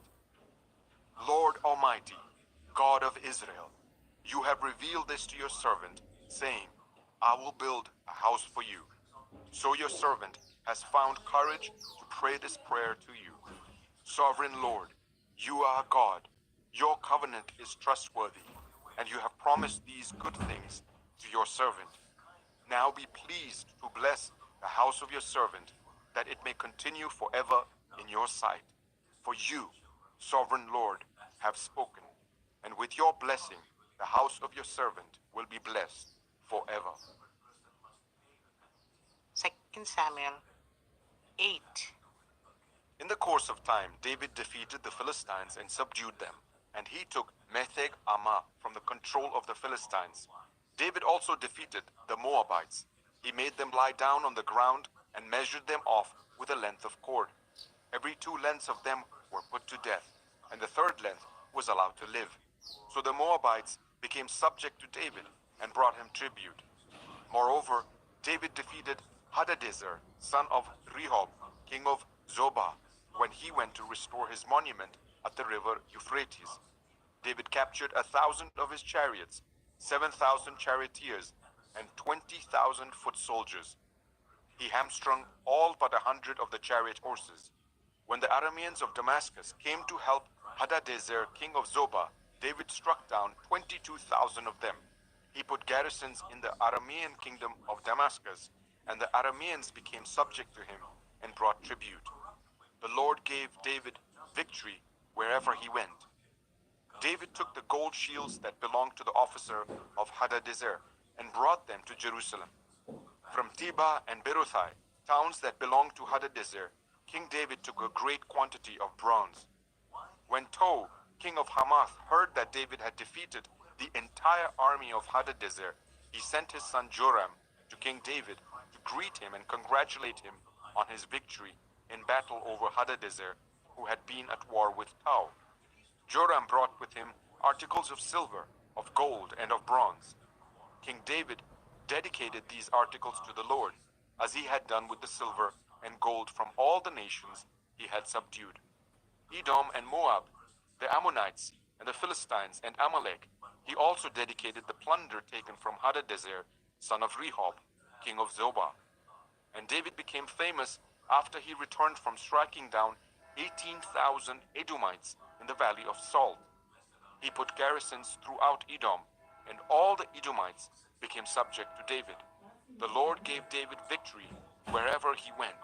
David reigned over all Israel, doing what was just and right for all his people. Joab, son of Zeruiah, was over the army. Jehoshaphat, son of Ahilud, was recorder. Zadok, son of Ahitub, and Ahimelech, son of Abiathar, were priests. Seraiah was secretary.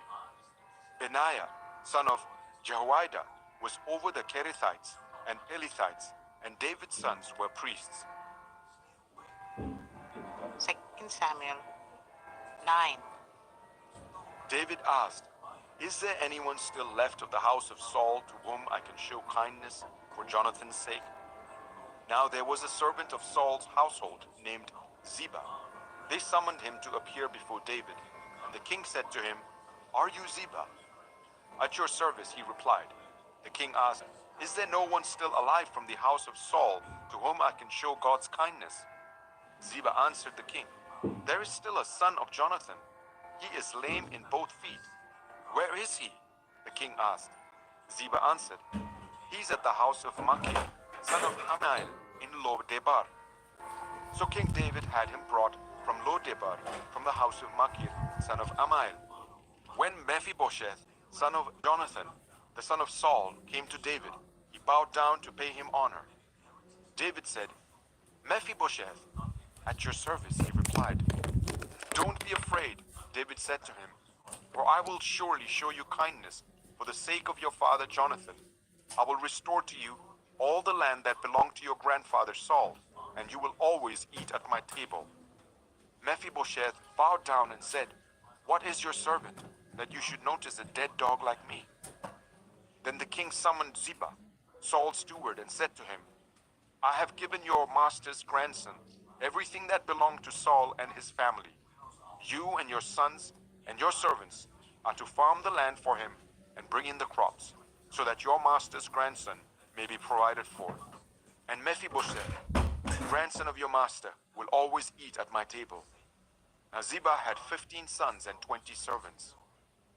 Then Ziba said to the king, "Your servant will do whatever my lord the king commands his servant to do."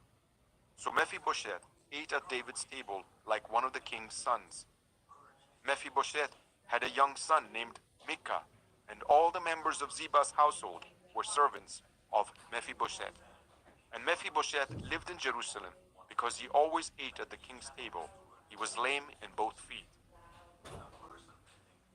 2 Samuel 10. In the course of time, the king of the Ammonites died, and his son Hanun succeeded him as king. David thought, I will show kindness to Hanun, son of Nahash, just as his father showed kindness to me. So David sent a delegation to express his sympathy to Hanun concerning his father. When David's men came to the land of the Ammonites, the Ammonite commanders said to Hanun, their lord, do you think David is honoring your father by sending envoys to you to express sympathy? Hasn't David sent them to you only to explore the city and spy it out and overthrow it? So Hanun seized David's envoys, shaved off half of each man's beard, cut off their garments at the buttocks, and sent them away. When David was told about this, he sent messengers to meet the men, for they were greatly humiliated. The king said, stay at Jericho till your beards have grown, and then come back. When the Ammonites realized that they had become obnoxious to David, they hired 20,000 Aramean foot soldiers from Beth Rehob and Zobah, as well as the king of Makkah with 1,000 men, and also 12,000 men from Tob. On hearing this, David sent Joab out with the entire army of fighting men. The Ammonites came out and drew up in battle formation at the entrance of their city gate, while the Arameans of Zobah and Rehob and the men of Tob and Makkah were by themselves in the open country. Joab saw that there were battle lines in the front of him and behind him, so he selected some of the best troops in Israel and deployed them against the Arameans. He put the rest of the men under the command of Abishai, his brother, and deployed them against the Ammonites. Joab said, if the Arameans are too strong for me, then you Ammonites are too strong for you, then I will come to rescue you. Be strong and let us fight bravely for our people and the cities of our God. The Lord will do what is good in his sight. Then Joab and the troops with him advanced to fight the Arameans, and they fled before him. When the Ammonites realized that the Arameans were fleeing, they fled before Abishai and went inside the city.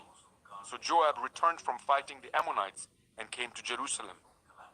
After the Arameans saw that they had been routed by Israel, they regrouped. Hadadezer had Arameans brought from beyond the river Euphrates and went to Hilam, with Shobak, the commander of Hadadezer's army, leading them. When David was told of this, he gathered all Israel, crossed the Jordan, and went to Hilam. The Arameans formed their battle lines to meet David and fought against him, but they fled before Israel, and David killed 700 of their charioteers and 40,000 of their foot soldiers. He also struck down Shobak, the commander of their army, and he died there. When all the kings who were vassals of Hadadezer saw that they had been routed by Israel, they made peace with the Israelites and became subject to them. So the Arameans were afraid to help the Ammonites anymore. 2 Samuel 11. In the spring, at the time when kings go off to war, David sent Joab out with the king's men and the whole Israelite army. They destroyed the Ammonites and besieged Rabbah, but David remained in Jerusalem. One evening, David got up from his bed and walked around on the roof of the palace. From the roof, he saw a woman washing. The woman was very beautiful, and David sent someone to find out about her. The man said, she is Bathsheba, the daughter of Eliam, and the wife of Uriah the Hittite. Then David sent messengers to get her. She came to him, and he slept with her. Now she was purifying herself from her monthly uncleanness. Then she went back home. The woman conceived and sent word to David, saying, I am pregnant. So David sent this word to Joab, send me Uriah the Hittite. And Joab sent him to David. When Uriah came to him, David asked him how Joab was, how the soldiers were, and how the war was going. Then David said to Uriah, go down to your house and wash your feet. So Uriah left the palace, and a gift from the king was sent after him. But Uriah slept at the entrance to the palace with all his master's servants, and did not go down to his house. David was told, Uriah did not go home. So he asked Uriah, haven't you just come from a military campaign? Why didn't you go home? Uriah said to David, the ark and Israel and Judah are staying in tents, and my commander Joab and my lord's men are camped in the open country. How could I go to my house to eat and drink and make love to my wife? As surely as you live, I will not do such a thing. Then David said to him, stay here one more day, and tomorrow I will send you back. So Uriah remained in Jerusalem that day and the next. At David's invitation, he ate and drank with him, and David made him drunk. But in the evening, Uriah went out to sleep on his mat among his master's servants. He did not go home. In the morning, David wrote a letter to Joab and sent it with Uriah. In it he wrote, put Uriah out in front where the fighting is fiercest. Then withdraw from him, so that he will be struck down and die. So while Joab had the city under siege, he put Uriah at a place where he knew the strongest defenders were. When the men of the city came out and fought against Joab, some of the men in David's army fell. Moreover, Uriah the Hittite died. Joab sent David a full account of the battle. He instructed the messenger, when you have finished giving the king this account of the battle, the king's anger may flare up, and he may ask you, why did you get so close to the city to fight? Didn't you know they would shoot arrows from the wall? Who killed Abimelech, son of Jeroboam? Didn't a woman drop an upper millstone on him from the wall so that he died in Thebez? Why did you get so close to the wall? If he asks you this, then say to him, moreover, your servant Uriah the Hittite is dead. The messenger set out, and when he arrived, he told David everything Joab had sent him to say. The messenger said to David, the men overpowered us and came out against us in the open, but we drove them back to the entrance of the city gate.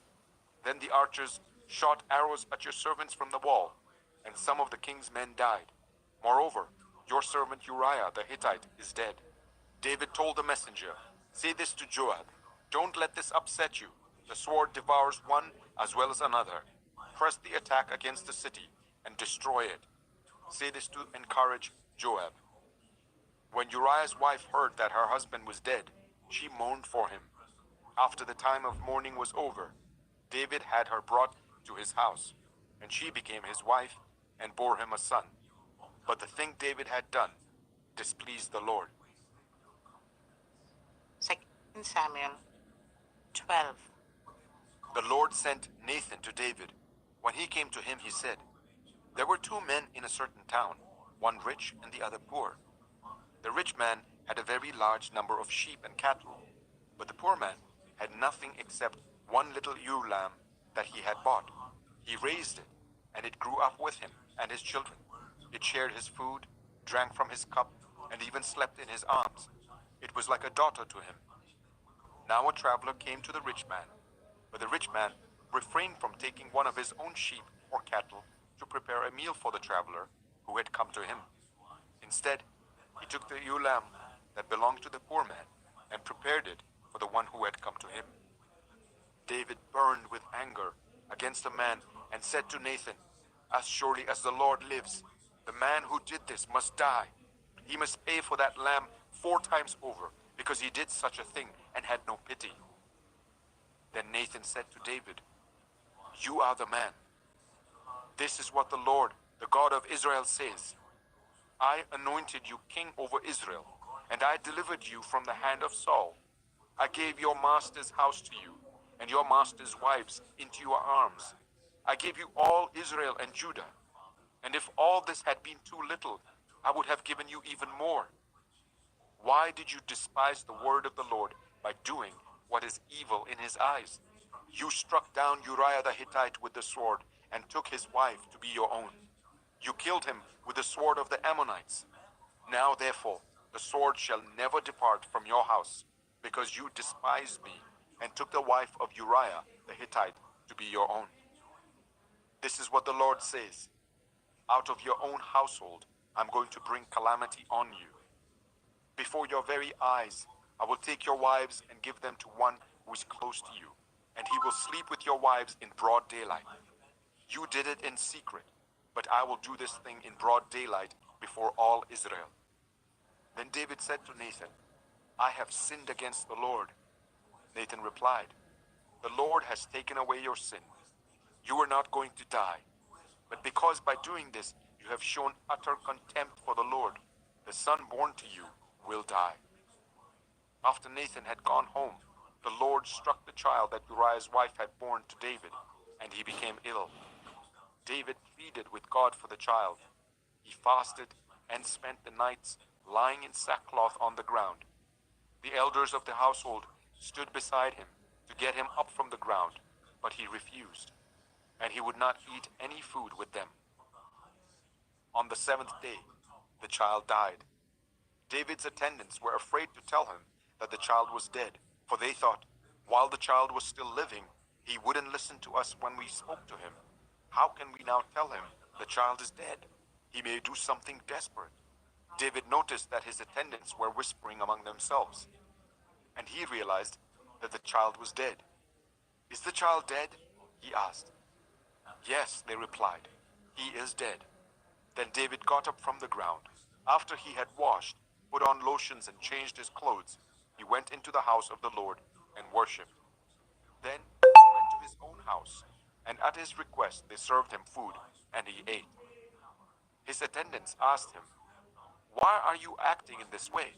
While the child was alive, you fasted and wept, but now that the child is dead, you get up and eat." He answered, "While the child was still alive, I fasted and wept. I thought, who knows, the Lord may be gracious to me and let the child live. But now that he is dead, why should I go on fasting? Can I bring him back again? I will go to him, but he will not return to me." Then David comforted his wife Bathsheba, and he went to her and made love to her. She gave birth to a son, and they named him Solomon. The Lord loved him, and because the Lord loved him, he sent word through Nathan the prophet to name him Jedediah. Meanwhile, Joab fought against Rabbah of the Ammonites and captured the royal citadel.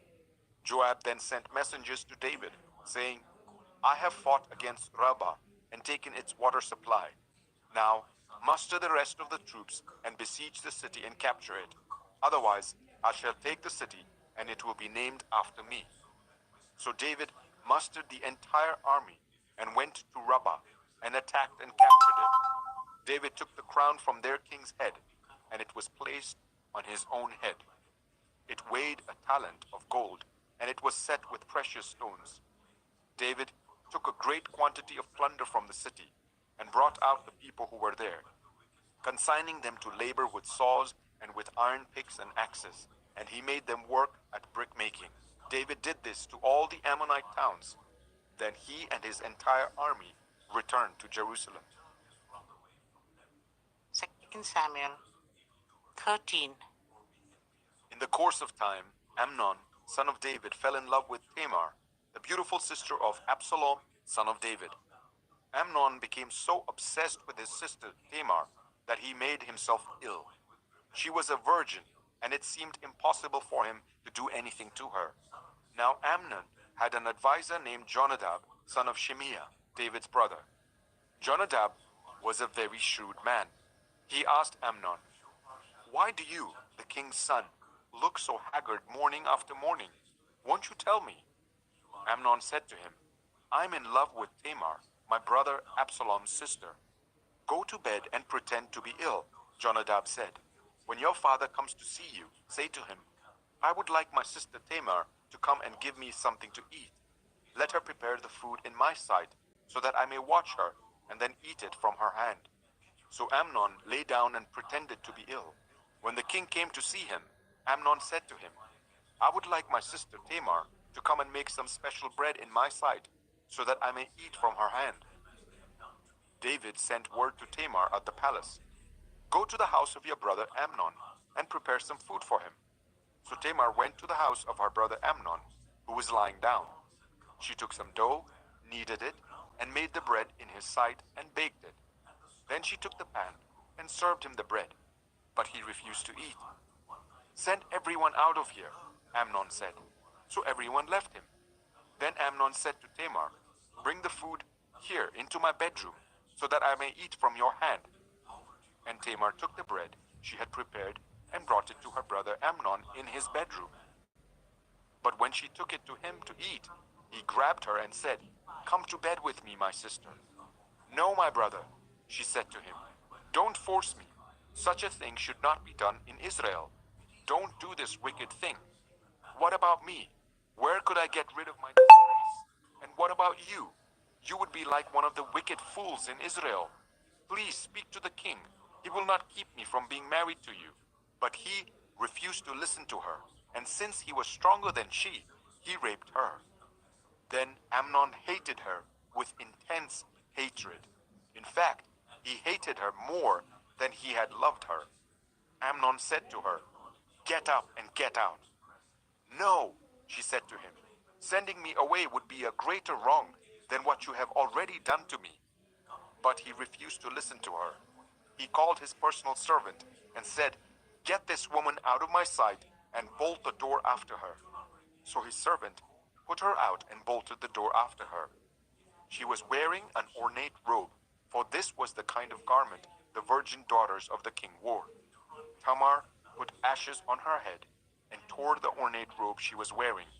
She put her hands on her head and went away, weeping aloud as she went. Her brother Absalom said to her, "Has that Amnon, your brother, been with you? Be quiet for now, my sister. He's your brother. Don't take this thing to heart." And Tamar lived in her brother Absalom's house, a desolate woman. When King David heard all this, he was furious. And Absalom never said a word to Amnon, either good or bad. He hated Amnon because he had disgraced his sister Tamar. 2 years later, when Absalom's sheep shearers were at Baal-Hazor, near the border of Ephraim, he invited all the king's sons to come there. Absalom went to the king and said, "Your servant has had shearers come. Will the king and his attendants please join me?" "No, my son," the king replied. "All of us should not go. We would only be a burden to you." Although Absalom urged him, he still refused to go, but gave him his blessing. Then Absalom said, "If not, please let my brother Amnon come with us." The king asked him, "Why should he go with you?" But Absalom urged him, so he sent with him Amnon and the rest of the king's sons. Absalom ordered his men, "Listen, when Amnon is in high spirits from drinking wine, and I say to you, 'Strike Amnon down,' then kill him. Don't be afraid. Haven't I given you this order? Be strong and brave." So Absalom's men did to Amnon what Absalom had ordered. Then all the king's sons got up, mounted their mules, and fled. While they were on their way, the report came to David, "Absalom has struck down all the king's sons. Not one of them is left." The king stood up, tore his clothes, and lay down on the ground, and all his attendants stood by with their clothes torn. But Jonadab, son of Shimeah, David's brother, said, "My lord should not think that they killed all the princes. Only Amnon is dead. This has been Absalom's express intention ever since the day that Amnon raped his sister Tamar. My lord the king should not be concerned about the report that all the king's sons are dead. Only Amnon is dead." Meanwhile, Absalom had fled. Now the man standing watch looked up and saw many people on the road west of him, coming down the side of the hill.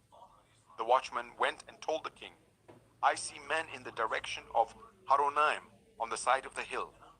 Jonadab said to the king, "See, the king's sons have come. It has happened just as your servant said." As he finished speaking, the king's sons came in, wailing loudly. The king, too, and all his attendants wept very bitterly. Absalom fled and went to Talmai, son of Ammihud, the king of Geshur. But King David mourned many days for his son. After Absalom fled and went to Geshur, he stayed there for 3 years. And King David longed to go to Absalom, for he was consoled concerning Amnon's death. 2 Samuel 14. Joab, son of Zeruiah, knew that the king's heart longed for Absalom. So Joab sent someone to Tekoa and had a wise woman brought from there. He said to her, "Pretend you are in mourning. Dress in mourning clothes, and don't use any cosmetic lotions. Act like a woman who has spent many days grieving for the dead. Then go to the king and speak these words to him." And Joab put the words in her mouth. When the woman from Tekoa went to the king, she fell with her face to the ground to pay him honor. And she said, "Help me, your majesty." The king asked her, "What is troubling you?" She said, "I'm a widow. My husband is dead. I, your servant, had 2 sons. They got into a fight with each other in the field, and no one was there to separate them. One struck the other and killed him. Now the whole clan has risen up against your servant. They say, 'Hand over the one who struck his brother down, so that we may put him to death for the life of his brother whom he killed. Then we will get rid of the heir as well.' They would put out the only burning coal I have left, leaving my husband neither name nor descendant on the face of the earth." The king said to the woman, "Go home, and I will issue an order on your behalf." But the woman from Tekoa said to him, "Let my lord the king pardon me and my family, and let the king and his throne be without guilt." The king replied, "If anyone says anything to you, bring them to me, and they will not bother you again." She said, "Then let the king invoke the Lord his God to prevent the avenger of blood from adding to the destruction, so that my son shall not be destroyed." "As surely as the Lord lives," he said, "not one hair of your son's head will fall to the ground." Then the woman said, "Let your servant speak a word to my lord the king." "Speak," he replied. The woman said, "Why then have you devised a thing like this against the people of God? When the king says this, does he not convict himself? For the king has not brought back his banished son. Like water spilled on the ground, which cannot be recovered, so we must die. But that is not what God desires. Rather, he devises ways so that a banished person does not remain banished from him. And now I have come to say this to my lord the king, because the people have made me afraid. Your servant thought, 'I will speak to the king. Perhaps he will grant his servant's request. Perhaps the king will agree to deliver his servant from the hand of the man who's trying to cut off both me and my son from God's inheritance.' And now your servant says, 'May the word of my lord the king secure my inheritance, for my lord the king is like an angel of God in discerning good and evil. May the Lord your God be with you.' Then the king said to the woman, 'Don't keep from me the answer to what I am going to ask you. Let my lord the king speak.' The woman said. The king asked, 'Isn't the hand of Joab with you in all this?' The woman answered, 'As surely as you live, my lord the king, no one can turn to the right or to the left from anything my lord the king says. Yes, it was your servant Joab who instructed me to do this and put all these words into the mouth of your servant. Your servant Joab did this to change the present situation. My lord has wisdom like that of an angel of God. He knows everything that happens in the land.' The king said to Joab, 'Very well, I will do it. Go, bring back the young man Absalom.' Joab fell with his face to the ground to pay him honor, and he blessed the king. Joab said, 'Today your servant knows that he has found favor in your eyes, my lord the king, because the king has granted his servant's request.' Then Joab went to Geshur and brought Absalom back to Jerusalem. But the king said, 'He must go to his own house. He must not see my face.' So Absalom went to his own house and did not see the face of the king. In all Israel, there was not a man so highly praised for his handsome appearance as Absalom. From the top of his head to the sole of his foot, there was no blemish in him. Whenever he cut the hair of his head, he used to cut his hair once a year because it became too heavy for him. He would weigh it, and its weight was 200 shekels by the royal standard. 3 sons and a daughter were born to Absalom. His daughter's name was Tamar, and she became a beautiful woman. Absalom lived for 2 years in Jerusalem without seeing the king's face. Then Absalom sent for Joab in order to send him to the king. But Joab refused to come to him. So he sent a second time, but he refused to come. Then he said to his servants, "Look, Joab's field is next to mine, and he has barley there. Go and set it on fire." So Absalom's servants set the field on fire. Then Joab did go to Absalom's house, and he said to him, "Why have your servants set my field on fire?" Absalom said to Joab, "Look, I sent word to you and said, 'Come here so that I can send you to the king to ask, why have I come from Geshur? It would be better for me if I were still there. Now then, I want to see the king's face, and if I am guilty of anything, let him put me to death.'" So Joab went to the king and told him this. Then the king summoned Absalom, and he came in and bowed down with his face to the ground before the king. And the king kissed Absalom. 2 Samuel 15. In the course of time, Absalom provided himself with a chariot and horses, and with 50 men to run ahead of him. He would get up early and stand by the side of the road leading to the city gate. Whenever anyone came with a complaint to be placed before the king for a decision, Absalom would call out to him, "What town are you from?" He would answer, "Your servant is from one of the tribes of Israel." Then Absalom would say to him, "Look, your claims are valid and proper, but there is no representative of the king to hear you."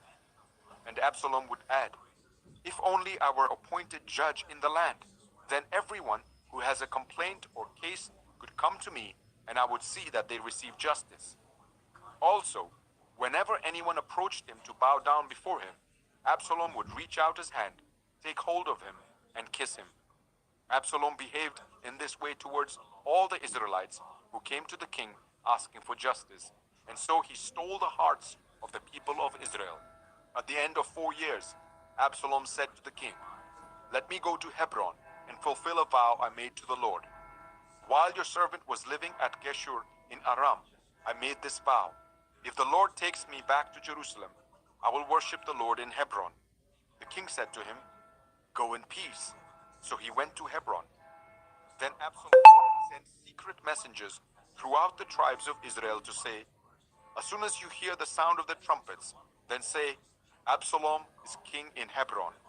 200 men from Jerusalem had accompanied Absalom. They had been invited as guests and were quite innocently, knowing nothing about the matter. While Absalom was offering sacrifices, he also sent for Ahithophel, the Gilonite, David's counselor, to come with Gilo, his hometown. And so the conspiracy gained strength, and Absalom's following kept on increasing. A messenger came and told David, "The hearts of the people of Israel are with Absalom."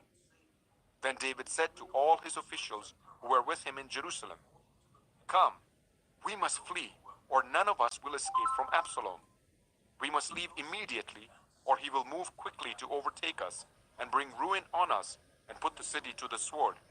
The king's officials answered him, "Your servants are ready to do whatever our lord the king chooses." The king set out with his entire household, but he left 10 concubines to take care of the palace. So the king set out with all the people following him, and they halted at the edge of the city. All his men marched past him, along with all the Kerethites and Pelethites, and all the 600 Gittites who had accompanied him from Gath marched before the king. The king said to Ittai the Gittite, "Why should you come along with us? Go back and stay with King Absalom. You are a foreigner, an exile from your homeland. You came only yesterday, and today shall I make you wander about with us when I do not know where I am going? Go back and take your people with you. May the Lord show you kindness and faithfulness." But Ittai replied to the king, "As surely as the Lord lives, and as my lord the king lives, wherever my lord the king may be, whether it means life or death, there will your servant be." David said to Ittai, "Go ahead, march on." So Ittai the Gittite marched on with all his men and the families that were with him. The whole countryside wept aloud as all the people passed by. The king also crossed the Kidron Valley, and all the people moved on towards the wilderness.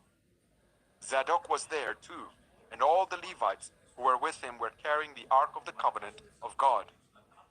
They set down the ark of God, and Abiathar offered sacrifices until all the people had finished leaving the city. Then the king said to Zadok, "Take the ark of God back into the city. If I find favor in the Lord's eyes, he will bring me back and let me see it and his dwelling place again. But if he says, 'I'm not pleased with you,' then I'm ready. Let him do to me whatever seems good to him." The king also said to Zadok the priest, "Do you understand? Go back to the city with my blessing. Take your son Ahimaaz with you, and also Abiathar's son Jonathan. You and Abiathar return with your 2 sons. I will wait at the fords in the wilderness until word comes from you to inform me." So Zadok and Abiathar took the ark of God back to Jerusalem and stayed there. But David continued up the Mount of Olives, weeping as he went. His head was covered, and he was barefoot. All the people with him covered their heads too, and were weeping as they went up. Now David had been told, "Ahithophel is among the conspirators with Absalom." So David prayed, "Lord, turn Ahithophel's counsel into foolishness." When David arrived at the summit, where people used to worship God, Hushai the Archite was there to meet him, his robe torn and dust on his head. David said to him, "If you go with me, you will be a burden to me. But if you return to the city and say to Absalom, 'Your Majesty, I will be your servant. I was your father's servant in the past, but now I will be your servant,' then you can help me by frustrating Ahithophel's advice. Won't the priests Zadok and Abiathar be there with you? Tell them anything you hear in the king's palace. Their 2 sons, Ahimaaz, son of Zadok, and Jonathan, son of Abiathar, are there with them. Send them to me with anything you hear." So Hushai, David's confidant, arrived at Jerusalem as Absalom was entering the city. 2 Samuel 16. When David had gone a short distance beyond the summit, there was Ziba, the steward of Mephibosheth, waiting to meet him. He had a string of donkeys saddled and loaded with 200 loaves of bread, 100 cakes of raisins, 100 cakes of figs, and a skin of wine. The king asked Ziba, "Why have you brought these?" Ziba answered, "The donkeys are for the king's household to ride on. The bread and fruit are for the men to eat, and the wine is to refresh those who become exhausted in the wilderness." The king then asked, "Where is your master's grandson?" Ziba said to him, "He is staying in Jerusalem because he thinks, 'Today the Israelites will restore to me my grandfather's kingdom.'" Then the king said to Ziba, "All that belonged to Mephibosheth is now yours." "I humbly bow," Ziba said. "May I find favor in your eyes, my lord the king." As King David approached Bahurim, a man from the same clan as Saul's family came out from there. His name was Shimei, son of Gera, and he cursed as he came out. He pelted David and all the king's officials with stones, though all the troops and the special guard were on David's right and left. As he cursed, Shimei said, get out, you murderer, you scoundrel. The Lord has repaid you for all the blood you shed in the household of Saul, in whose place you have reigned. The Lord has given the kingdom into the hands of your son Absalom. You have come to ruin because you are a murderer." Then Abishai, son of Zeruiah, said to the king, "Why should this dead dog curse my lord the king? Let me go over and cut off his head." But the king said, "What does this have to do with you, you sons of Zeruiah? If he's cursing because the Lord said to him, 'Curse David,' who can ask, 'Why do you do this?'" David then said to Abishai and all his officials, "My son, my own flesh and blood, is trying to kill me. How much more than this Benjaminite? Leave him alone, let him curse, for the Lord has told him to. It may be that the Lord will look upon my misery and restore to me his covenant blessing instead of his curse today." So David and his men continued along the road, while Shimei was going along the hillside opposite him, cursing as he went and throwing stones at him and showering him with dirt. The king and all the people with him arrived at their destination, exhausted, and there he refreshed himself. Meanwhile, Absalom and all the men of Israel came to Jerusalem, and Ahithophel was with him. Then Hushai, the Archite, David's confidant, went to Absalom and said to him, "Long live the king! Long live the king!" Absalom said to Hushai, "So this is the love you show your friend? If he's your friend, why didn't you go with him?" Hushai said to Absalom, "No, the one chosen by the Lord, by these people, and by all the men of Israel, his I will be, and I will remain with him. Furthermore, whom should I serve? Should I not serve the son? Just as I served your father, so I will serve you." Absalom said to Ahithophel, "Give us your advice. What should we do?" Ahithophel answered, "Sleep with your father's concubines, whom he left to take care of the palace. Then all Israel will hear that you have made yourself obnoxious to your father, and the hands of everyone with you will be more resolute." So they pitched a tent for Absalom on the roof, and he slept with his father's concubines in the sight of all Israel. Now in those days, the advice Ahithophel gave was like that of one who inquires of God. That was how both David and Absalom regarded all of Ahithophel's advice. 2 Samuel 17. Ahithophel said to Absalom, "I would choose 12,000 men and set out tonight in pursuit of David. I would attack him while he is weary and weak. I would strike him with terror, and then all the people with him will flee.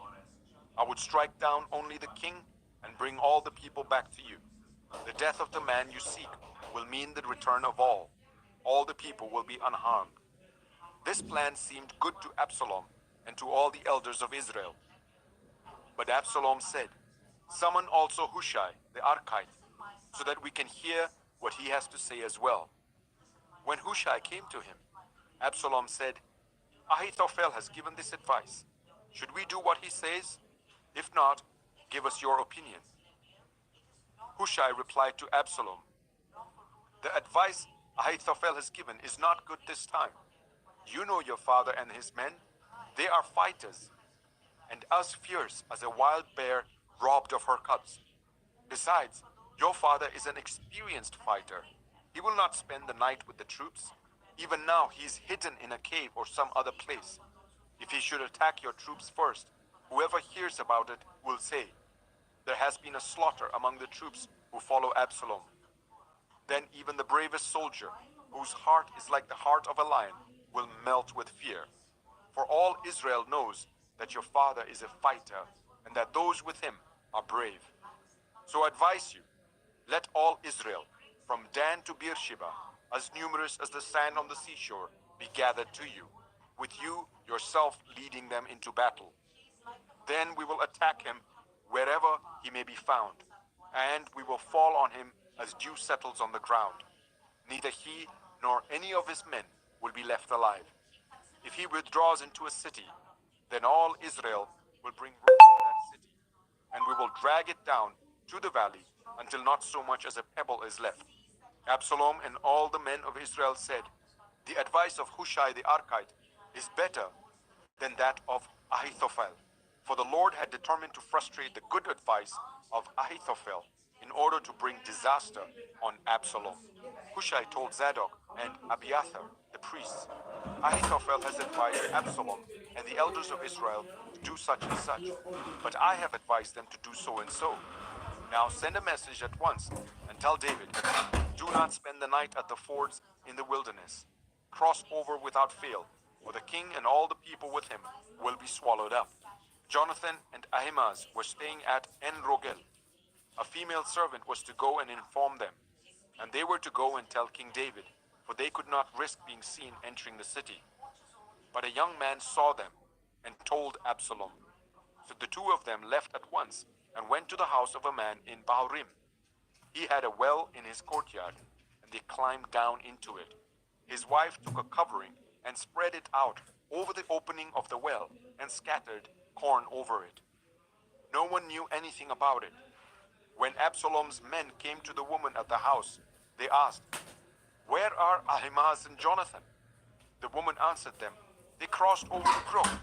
The men searched but found no one, so they returned to Jerusalem. After they had gone, the two climbed out of the well and went to inform King David. They said to him, "Set out and cross the river at once. Ahithophel has advised such and such against you." So David and all the people with him set out and crossed the Jordan. By daybreak, no one was left who had not crossed the Jordan. When Ahithophel saw that his advice had not been followed, he saddled his donkey and set out for his house in his hometown. He put his house in order and then hanged himself. So he died and was buried in his father's tomb. David went to Mahanaim, and Absalom crossed the Jordan with all the men of Israel. Absalom had appointed Amasa over the army in place of Joab. Amasa was the son of Jether, an Ishmaelite who had married Abigail, the daughter of Nahash and sister of Zeruiah, the mother of Joab. The Israelites and Absalom camped in the land of Gilead. When David came to Mahanaim, Shobi, son of Nahash, from Rabbah of the Ammonites, and Makir, son of Amiel, from Lodeber, and Barzillai, the Gileadite, from Rogelim, brought bedding and bowls and articles of pottery. They also brought wheat and barley, flour and roasted grain, beans and lentils, honey and curds, sheep and cheese from cow's milk for David and his people to eat. For they said, "The people have become exhausted and hungry and thirsty in the wilderness." 2 Samuel 18. David mustered the men who were with him and appointed over them commanders of thousands and commanders of hundreds. David sent out his troops, a third under the command of Joab, a third under Joab's brother Abishai, son of Zeruiah, and third under Ittai the Gittite. But the men said, "You must not go out. If we are forced to flee, they won't care about us. Even if half of us die, they won't care. But you are worth 10,000 of us. It would be better now for you to give us support from the city." The king answered, "I will do whatever seems best to you." So the king stood beside the gate while all his men marched out in units of hundreds and of thousands. The king commanded Joab, Abishai, and Ittai, "Be gentle with the young man Absalom for my sake." And all the troops heard the king giving orders concerning Absalom to each of the commanders. David's army marched out of the city to fight Israel, and the battle took place in the forest of Ephraim. There Israel's troops were routed by David's men, and the casualties that day were great, 20,000 men. The battle spread out over the whole countryside, and the forest swallowed up more men that day than the sword. Now Absalom happened to meet David's men. He was riding his mule, and as the mule went under the thick branches of a large oak, Absalom's hair got caught in the tree. He was left hanging in mid-air, while the mule he was riding kept on going. When one of the men saw what had happened, he told Joab, "I have just seen Absalom hanging in an oak tree." Joab said to the man who had told him this, "What? You saw him? Why didn't you strike him to the ground right there? Then I would have had to give you 10 shekels of silver and a warrior's belt." But the man replied, "Even if 1,000 shekels were weighed out into my hands, I would not lay a hand on the king's son. In our hearing, the king commanded you and Abishai and Ittai protect the young man Absalom for my sake. And if I had put my life in jeopardy and nothing is hidden from the king, you would have kept your distance from me." Joab said, "I'm not going to wait like this for you." So he took 3 javelins in his hand and plunged them into Absalom's heart while Absalom was still alive in the oak tree. And 10 of Joab's armor-bearers surrounded Absalom, struck him, and killed him. Then Joab sounded the trumpet, and the troops stopped pursuing Israel, but Joab halted them. They took Absalom, threw him into a big pit in the forest, and piled up a large heap of rocks over him. Meanwhile, all the Israelites fled to their homes.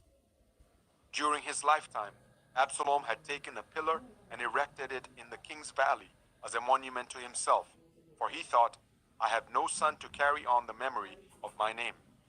He named the pillar after himself, and it is called Absalom's monument to this day. Now Ahimaaz, son of Zadok, said, Let me run and take the news to the king that the Lord has vindicated him by delivering him from the hand of his enemies. You are not the one to take the news today, Joab told him. You may take the news another time, but you must not do so today, because the king's son is dead.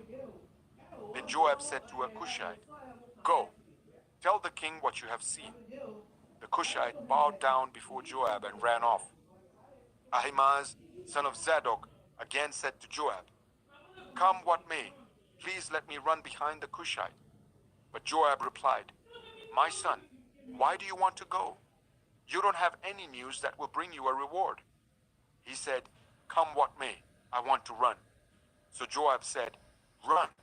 Then Ahimaaz ran by way of the plain and outran the Cushite.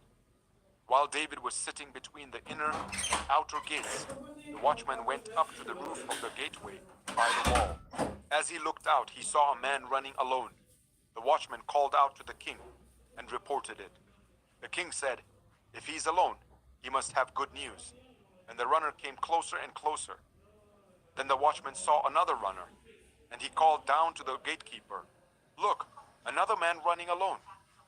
The king said, He must be bringing good news too. The watchman said, It seems to me that the first one runs like Ahimaaz, son of Zadok. He's a good man, the king said. He comes with good news. Then Ahimaaz called out to the king, All is well. He bowed down before the king with his face to the ground and said, Praise be to the Lord your God. He has delivered up those who lifted their hands against my lord the king. The king asked, Is the young man Absalom safe? Ahimaaz answered, I saw great confusion, just as Joab was about to send the king's servant and me, your servant, but I don't know what it was. The king said, Stand aside and wait here. So he stepped aside and stood there. Then the Cushite arrived and said, My lord, the king, hear the good news. The Lord has vindicated you today by delivering you from the hand of all who rose up against you. The king asked the Cushite, Is the young man Absalom safe? The Cushite replied, May the enemies of my lord the king and all who rise up to harm you be like that young man. The king was shaken. He went up to the room over the gateway and wept. As he went, he said, Oh, my son Absalom, my son Absalom, if only I had died instead of you. O Absalom, my son, my son. 2 Samuel 19. Joab was told, The king is weeping and mourning for Absalom. And for the whole army, the victory that day was turned into mourning, because on that day the troops heard it said, The king is grieving for his son. The men stole into the city that day as men steal in who are ashamed when they flee from battle. The king covered his face and cried aloud, O my son Absalom, O Absalom, my son, my son. Then Joab went into the house to the king and said, Today you have humiliated all your men, who have just saved your life and the lives of your sons and daughters and the lives of your wives and concubines. You love those who hate you and hate those who love you. You have made it clear today that the commanders and their men mean nothing to you. I see that you would be pleased if Absalom were alive today and all of us were dead. Now go out and encourage your men. I swear by the Lord that if you don't go out, not a man will be left with you by nightfall. This will be worse for you than all the calamities that have come on you from your youth till now. So the king got up and took his seat in the gateway. When the men were told the king is sitting in the gateway, they all came before him. Meanwhile, the Israelites had fled to their homes. Throughout the tribes of Israel, all the people were arguing among themselves, saying, The king delivered us from the hand of our enemies. He's the one who rescued us from the hand of the Philistines. But now he has fled the country to escape from Absalom. And Absalom, whom we anointed to rule over us, has died in battle. So why do you say nothing about bringing the king back? King David sent this message to Zadok and Abiathar, the priests. Ask the elders of Judah, why should you be the last to bring the king back to his palace, since what is being said throughout Israel has reached the king at his quarters? You are my relatives, my own flesh and blood. So why should you be the last to bring back the king? And say to Amasa, are you not my own flesh and blood? May God deal with me, be it ever so severely, if you are not the commander of my army for life in place of Joab. He won over the hearts of the men of Judah, so that they were all of one mind. They sent word to the king, return, you and all your men. Then the king returned and went as far as the Jordan. Now the men of Judah had come to Gilgal to go out and meet the king and bring him across the Jordan. Shimei, son of Gera, the Benjaminite from Beharum, hurried down with the men of Judah to meet King David.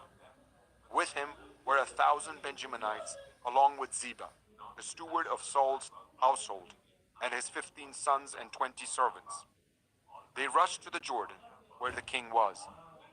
They crossed at the ford to take the king's household over and to do whatever he wished. When Shimei, son of Gera, crossed the Jordan, he fell prostrate before the king and said to him, may my lord not hold me guilty. Do not remember how your servant did wrong on the day my lord the king left Jerusalem. May the king put it out of his mind, for I, your servant, know that I have sinned. But today I have come here as the first from the tribes of Joseph to come down and meet my lord the king. Then Abishai, son of Zeruiah, said, shouldn't Shimei be put to death for this? He cursed the Lord's anointed. David replied, what does this have to do with you, you sons of Zeruiah? What right do you have to interfere? Should anyone be put to death in Israel today? Don't I know that today I am king over Israel? So the king said to Shimei, you shall not die. And the king promised him on oath. Mephibosheth, Saul's grandson, also went down to meet the king. He had not taken care of his feet, or trimmed his mustache, or washed his clothes from the day the king left until the day he returned safely. When he came from Jerusalem to meet the king asked him, why didn't you go with me, Mephibosheth? He said, my lord the king, since I, your servant, am lame, I said, I will have my donkey saddled and will ride on it, so that I can go with the king. But Ziba, my servant, betrayed me, and he has slandered your servant to my lord the king. My lord the king is like an angel of God, so do whatever you wish. All my grandfather's descendants deserve nothing but death from my lord the king. But you gave your servant a place among those who eat at your table. So what right do I have to make any more appeals to the king? The king said to him, why say more? I order you and Ziba to divide the land. Mephibosheth said to the king, let him take everything, now that my lord the king has returned home safely. Barzillai the Gileadite also came down from Rogelim to cross the Jordan with the king and to send him on his way from there. Now Barzillai was very old, 80 years of age. He had provided for the king during his stay in Mahanaim, for he was a very wealthy man. The king said to Barzillai, cross over with me and stay with me in Jerusalem, and I will provide for you. But Barzillai answered the king, how many more years shall I live that I should go up to Jerusalem with the king? I am now 80 years old. Can I tell the difference between what is enjoyable and what is not? Can your servant taste what he eats and drinks? Can I still hear the voices of male and female singers? Why should your servant be an added burden to my lord the king? Your servant will cross over the Jordan with the king for a short distance. But why should the king reward me in this way? Let your servant return, that I may die in my own town near the tomb of my father and mother. But here is your servant, Kimham. Let him cross over with my lord the king. Do for him whatever you wish. The king said, Kimham shall cross over with me, and I will do for him whatever you wish. And anything you desire from me, I will do for you. So all the people crossed the Jordan, and then the king crossed over. The king kissed Barzillai and bade him farewell, and Barzillai returned to his home. When the king crossed over to Gilgal, Kimham crossed with him. All the troops of Judah and half the troops of Israel had taken the king over. Soon all the men of Israel were coming to the king and saying to him, "Why did our brothers, the men of Judah, steal the king away and bring him and his household across the Jordan, together with all his men?" All the men of Judah answered the men of Israel, "We did this because the king is closely related to us. Why are you angry about it? Have we eaten any of the king's provisions? Have we taken anything for ourselves?" Then the men of Israel answered the men of Judah, "We have 10 shares in the king, so we have greater claim on David than you have. Why then do you treat us with contempt? Weren't we the first to speak of bringing back our king?" But the men of Judah pressed their claims even more forcefully than the men of Israel. 2 Samuel 20. Now a troublemaker named Sheba, son of Bichri, a Benjaminite, happened to be there. He sounded the trumpet and shouted, "We have no share in David, no part in Jesse's son. Every man to his tent, Israel." So all the men of Israel deserted David to follow Sheba, son of Bichri. But the men of Judah stayed by their king, all the way from the Jordan to Jerusalem. When David returned to his palace in Jerusalem, he took the 10 concubines he had left to take care of the palace and put them in a house under guard. He provided for them, but had no sexual relations with them.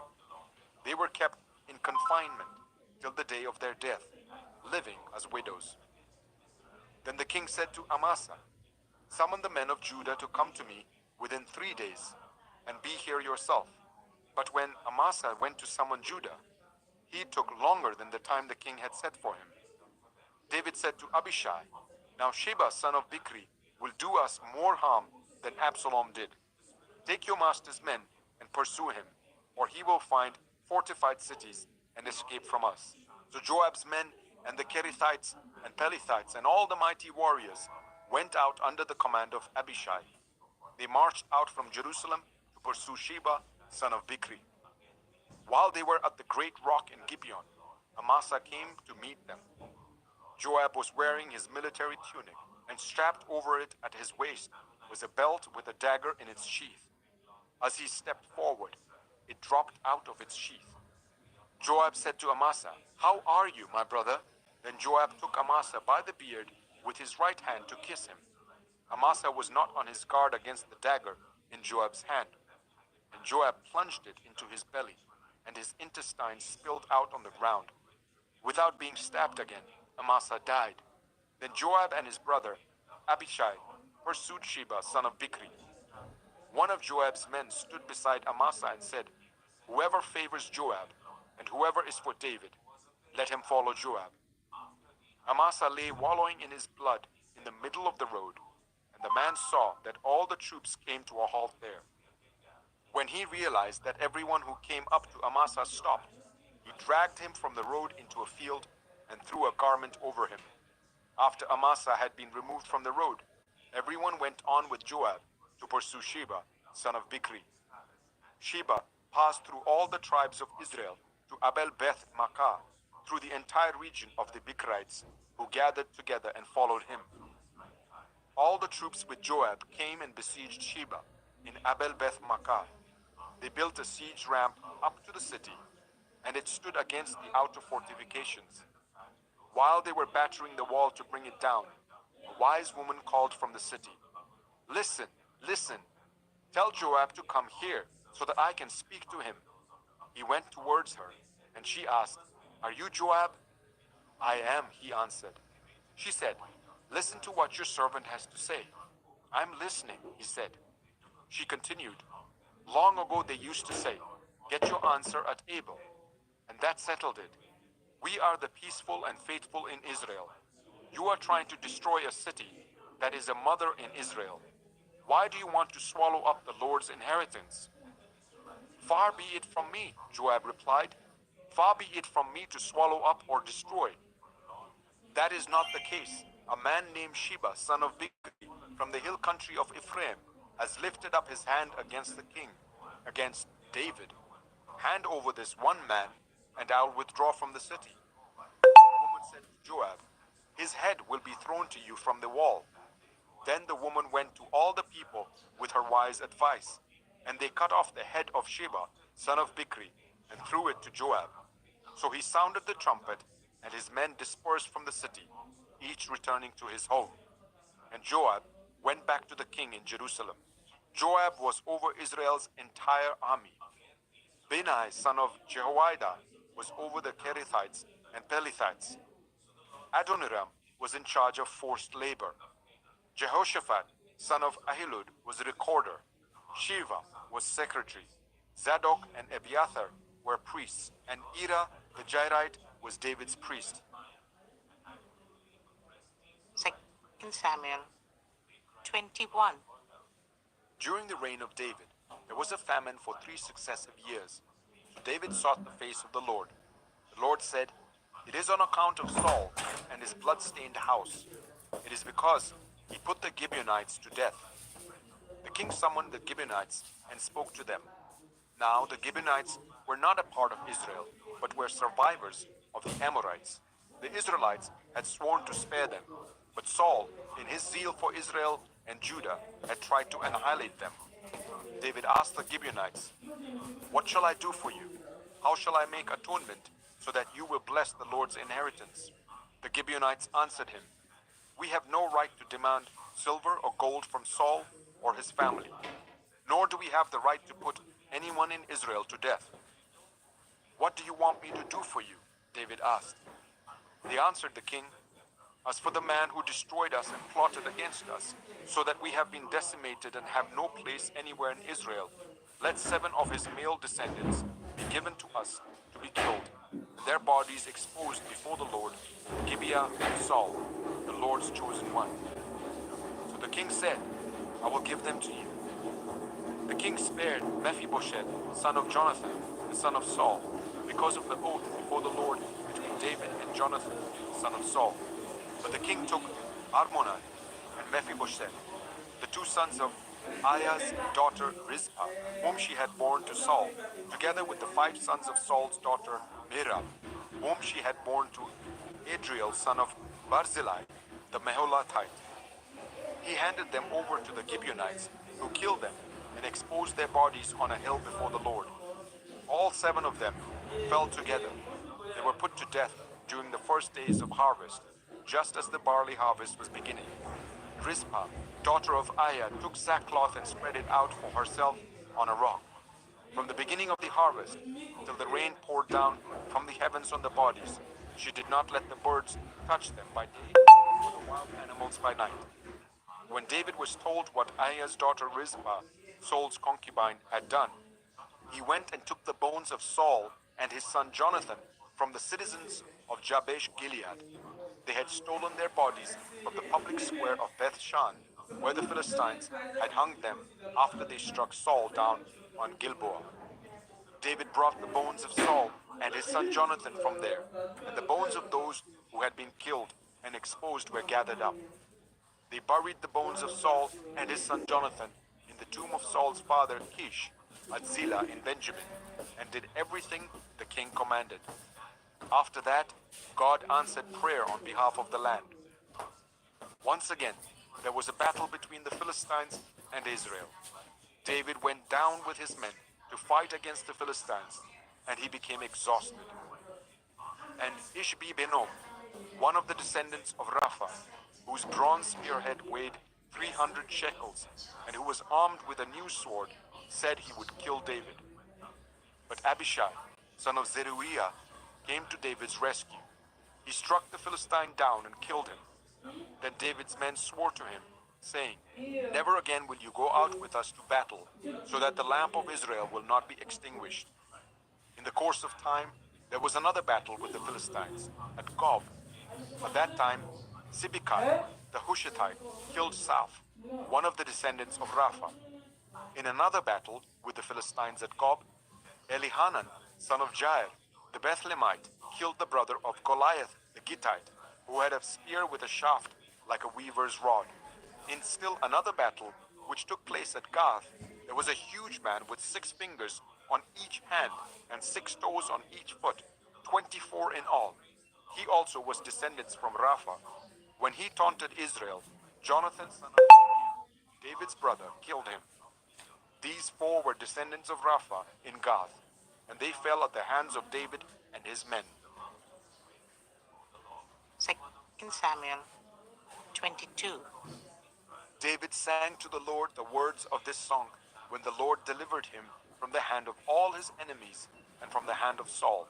He said, "The Lord is my rock, my fortress and my deliverer. My God is my rock, in whom I take refuge, my shield and the horn of my salvation. He is my stronghold, my refuge and my savior. From violent people you save me.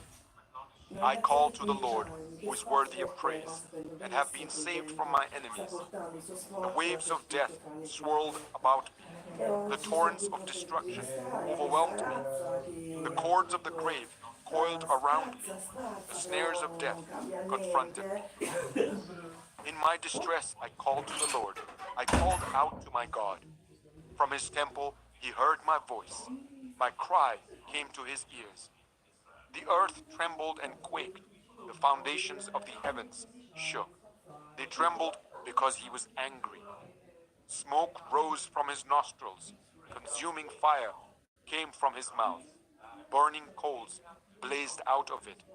He parted the heavens and came down. Dark clouds were under his feet. He mounted the cherubim and flew. He soared on the wings of the wind. He made darkness his canopy around him, the dark rain clouds of the sky. Out of the brightness of his presence, bolts of lightning blazed forth. The Lord thundered from heaven. The voice of the Most High resounded. He shot his arrows and scattered the enemy. With great bolts of lightning, he routed them. The valleys of the sea were exposed, and the foundations of the earth laid bare at the rebuke of the Lord, at the blast of breath from his nostrils. He reached down from on high and took hold of me. He drew me out of deep waters. He rescued me from my powerful enemy, from my foes who were too strong for me. They confronted me in the day of my disaster, but the Lord was my support. He brought me out into a spacious place. He rescued me because he delighted in me. The Lord has dealt with me according to my righteousness. According to the cleanness of my hands, he has rewarded me. For I have kept the ways of the Lord.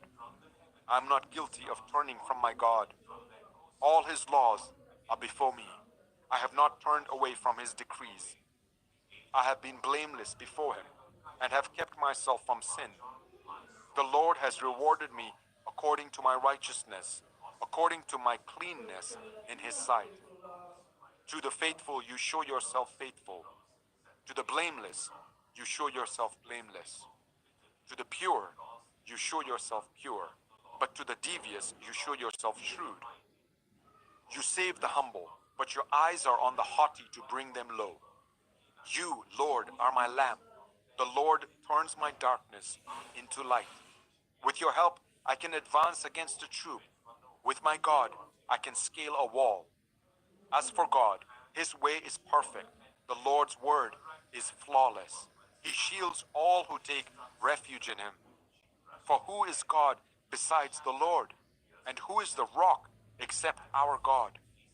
It is God who arms me with strength and keeps my way secure. He makes my feet like the feet of a deer. He causes me to stand on the heights. He trains my hands for battle. My arms can bend a bow of bronze. You make your saving help my shield. Your help has made me great. You provide a broad path for my feet, so that my ankles do not give way. I pursued my enemies and crushed them. I did not turn back till they were destroyed. I crushed them completely, and they could not rise. They fell beneath my feet. You armed me with strength for battle. You humbled my adversaries before me. You made my enemies turn their backs in fight, and I destroyed my foes. They cried for help, but there was no one to save them. To the Lord, but he did not answer. I beat them as fine as the dust of the earth. I pounded and trampled them like mud in the streets. You have delivered me from the attacks of the peoples. You have preserved me as the head of nations. People I did not know now serve me. Foreigners cower before me. As soon as they hear of me, they obey me. They all lose heart. They come trembling from their strongholds. The Lord lives. Praise be to my rock. Exalted be my God, the rock, my Savior. He is the God who avenges me, who puts the nations under me, who sets me free from my enemies. You exalted me above my foes. From a violent man you rescued me. Therefore, I will praise you, Lord, among the nations. I will sing the praises of your name. He gives his king great victories. He shows unfailing kindness to his anointed, to David and his descendants forever. 2 Samuel 23. These are the last words of David, the inspired utterance of David, son of Jesse, the utterance of the man exalted by the Most High, the man anointed by the God of Jacob, the hero of Israel's songs. The Spirit of the Lord spoke through me. His word was on my tongue. The God of Israel spoke. The rock of Israel said to me, when one rules over people in righteousness, when he rules in the fear of God, he is like the light of morning at sunrise, on a cloudless morning, like the brightness after rain that brings grass from the earth. If my house were not right with God, surely he would not have made with me an everlasting covenant, arranged and secured in every part. Surely he would not bring to fruition my salvation and grant me my every desire. But evil men are all to be cast aside like thorns, which are not gathered with the hand. Whoever touches thorns uses a tool of iron or the shaft of a spear. They are burned up where they lie. These are the names of David's mighty warriors. Josheb-Basshebeth, a Tachemonite, was chief of the three. He raised his spear against 800 men, whom he killed in one encounter. Next to him was Eleazar, son of Dodai, the Ahohite, as one of the three mighty warriors. He was with David when they taunted the Philistines gathered at Pas Damim for battle. Then the Israelites retreated, but Eleazar stood his ground and struck down the Philistines till his hand grew tired and froze to the sword. The Lord brought about a great victory that day. The troops returned to Eleazar, but only to strip the dead. Next to him was Shammah, son of Agi, the Hararite. When the Philistines banded together at a place where there was a field full of lentils, Israel's troops fled from them. But Shammah stood his stand in the middle of the field. He defended it and struck the Philistines down, and the Lord brought about a great victory. During harvest time, 3 of the 30 chief warriors came down to David at the cave of Adullam, while a band of Philistines was encamped in the valley of Rephaim. At that time, David was in the stronghold, and the Philistine garrison was at Bethlehem. David longed for water and said, "Oh, that someone would get me a drink of water from the well near the gate of Bethlehem." So the 3 mighty warriors broke through the Philistine lines, drew water from the well near the gate of Bethlehem, and carried it back to David. But he refused to drink it. Instead, he poured it out before the Lord. "Far be it from me, Lord, to do this," he said. "Is it not the blood of men who went at the risk of their lives?" And David would not drink it. Such were the exploits of the 3 mighty warriors. Abishai, the brother of Joab, son of Zeruiah, was chief of the 3. He raised his spear against 300 men, whom he killed, and so he became as famous as the 3.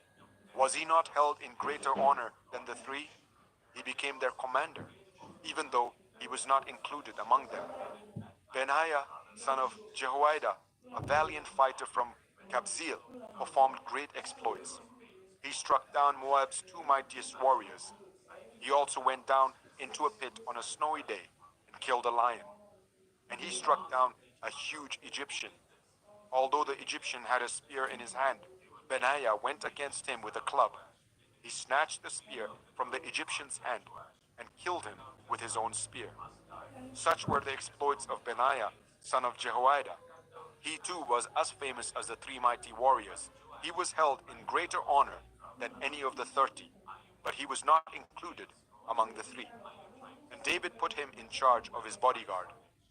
Among the 30 were Ashel, brother of Joab, Elhanan, son of Dodo from Bethlehem, Shammah, the Harodite, Elika, the Harodite, Helez, the Paltite, Ira, son of Ikesh from Tekoa, Abiezer from Anathoth, Shebekai, the Hushathite, Zalmon the Ahawite, Maharai the Netophathite, Heled, son of Bana, the Netophathite, Ittai, son of Ribai, from Gibeah in Benjamin, Benaiah, the Pirathonite, Hiddai, from the ravines of Gash, Abi Albon, the Albathite, Asmaveth, the Barhumite, Eliahaba, the Shalbonite, the sons of Jashin, Jonathan, son of Shammah, the Hararite, Ahiam, son of Sharar, the Hararite, Eliphelet, son of Ahasbai, the Makathite, Eliam, son of Ahithophel, the Gilonite, Hezro, the Carmelite, Parai, the Arbite, Igal, son of Nathan from Zobah, the son of Hagri, Zelek, the Ammonite, Naharai, the Berothite, the armor-bearer of Joab, son of Zeruiah, Ira, the Ithirite, Gareb, the Ithirite, and Uriah, the Hittite. There were 37 in all. 2 Samuel 24. Again the anger of the Lord burned against Israel, and he incited David against them, saying, Go and take a census of Israel and Judah. So the king said to Joab and the army commanders with him, Go throughout the tribes of Israel, from Dan to Beersheba, and enroll the fighting men, so that I may know how many there are. But Joab replied to the king, May the Lord your God multiply the troops 100 times over, and may the eyes of my lord the king see it. But why does my lord the king want to do such a thing? The king's word, however, overruled Joab and the army commanders, so they left the presence of the king to enroll the fighting men of Israel. After crossing the Jordan, they camped near Aroer, south of the town in the gorge, and then went through Gad and on to Jazer. They went to Gilead and the region of Tahatim Hodshi, and on to Dan Jan and down towards Sidon. Then they went towards the fortress of Tyre and all the towns of Hivites and Canaanites. Finally, they went on to Beersheba in the Negev of Judah. After they had gone through the entire land, they came back to Jerusalem at the end of 9 months and 20 days. Joab reported the number of the fighting men to the king. In Israel, there were 800,000 able-bodied men who could handle a sword, and in Judah, 500,000. David was conscience-stricken after he had counted the fighting men, and he said to the Lord, I have sinned greatly in what I have done. Now, Lord, I beg you, take away the guilt of your servant. I have done a very foolish thing. Before David got up the next morning, the word of the Lord had come to Gad the prophet, David's seer. Go and tell David, this is what the Lord says. I'm giving you 3 options. Choose one of them for me to carry out against you. So Gad went to David and said to him, Shall there come on you 3 years of famine in your land? Or 3 months of fleeing from your enemies while they pursue you? Or 3 days of plague in your land? Now then, think it over and decide how I should answer the one who sent me. David said to God, I am in deep distress. Let us fall into the hands of the Lord, for his mercy is great, but do not let me fall into human hands. So the Lord sent a plague on Israel from that morning until the end of the time designated. And 70,000 of the people from Dan to Beersheba died. When the angel stretched out his hand to destroy Jerusalem, the Lord relented concerning the disaster and said to the angel who was afflicting the people, Enough, withdraw your hand. The angel of the Lord was then at the threshing floor of Araunah the Jebusite. When David saw the angel who was striking down the people, he said to the Lord, I have sinned. I, the shepherd, have done wrong. These are but sheep. What have they done? Let your hand fall on me and my family. On that day, God went to David and said to him, "Go up and build an altar to the Lord on the threshing floor of Araunah the Jebusite." So David went up as the Lord had commanded through God. When Araunah looked and saw the king and his officials coming towards him, he went out and bowed down before the king with his face to the ground. Araunah said, "Why has the Lord the king come to his servant?" "To buy your threshing floor," David answered, "so that I can build an altar to the Lord, that the plague on the people may be stopped." Araunah said to David, "Let my lord the king take whatever he wishes and offer it up. Here are oxen for the burnt offering, and here are threshing sledges and ox yokes for the wood. Your majesty, Araunah gives all this to the king." Araunah also said to him, "May the Lord your God accept you." But the king replied to Araunah, "No, I insist on paying you for it. I will not sacrifice to the Lord my God burnt offerings that cost me nothing." So David bought the threshing floor and the oxen and paid 50 shekels of silver for them. David built an altar to the Lord there and sacrificed burnt offerings and fellowship offerings. Then the Lord answered his prayer on behalf of the land, and the plague on Israel was stopped. The first book of Kings, chapter 1. When King David was very old, he could not keep warm even when they put covers over him. So his attendants said to him, "Let us look for a young virgin to serve the king and take care of him. She can lie beside him so that our lord the king may keep warm." Then they searched throughout Israel for a beautiful young woman and found Abishag, a Shunammite, and brought her to the king. The woman was very beautiful. She took care of the king and waited on him, but the king had no sexual relations with her. Now Adonijah, whose mother was Haggith, put himself forward and said, "I will be king." So he got chariots and horses ready, with 50 men to run ahead of him. His father had never rebuked him by asking, "Why do you behave as you do?" He was also very handsome and was born next after Absalom. Adonijah conferred with Joab, son of Zeruiah, and with Abiathar the priest, and they gave him their support. But Zadok the priest, Benaiah son of Jehoiada, Nathan the prophet, Shimei and Rei, and David's special guard did not join Adonijah. Adonijah then sacrificed sheep, cattle, and fattened calves at the stone of Zehoeleth near En-rogel. He invited all his brothers, the king's sons, and all the royal officials of Judah. But he did not invite Nathan the prophet, or Benaiah, or the special guard, or his brother Solomon. Then Nathan asked Bathsheba, Solomon's mother, "Have you not heard that Adonijah, the son of Haggith, has become king, and our Lord David knows nothing about it? Now then, let me advise you how you can save your own life and the life of your son Solomon.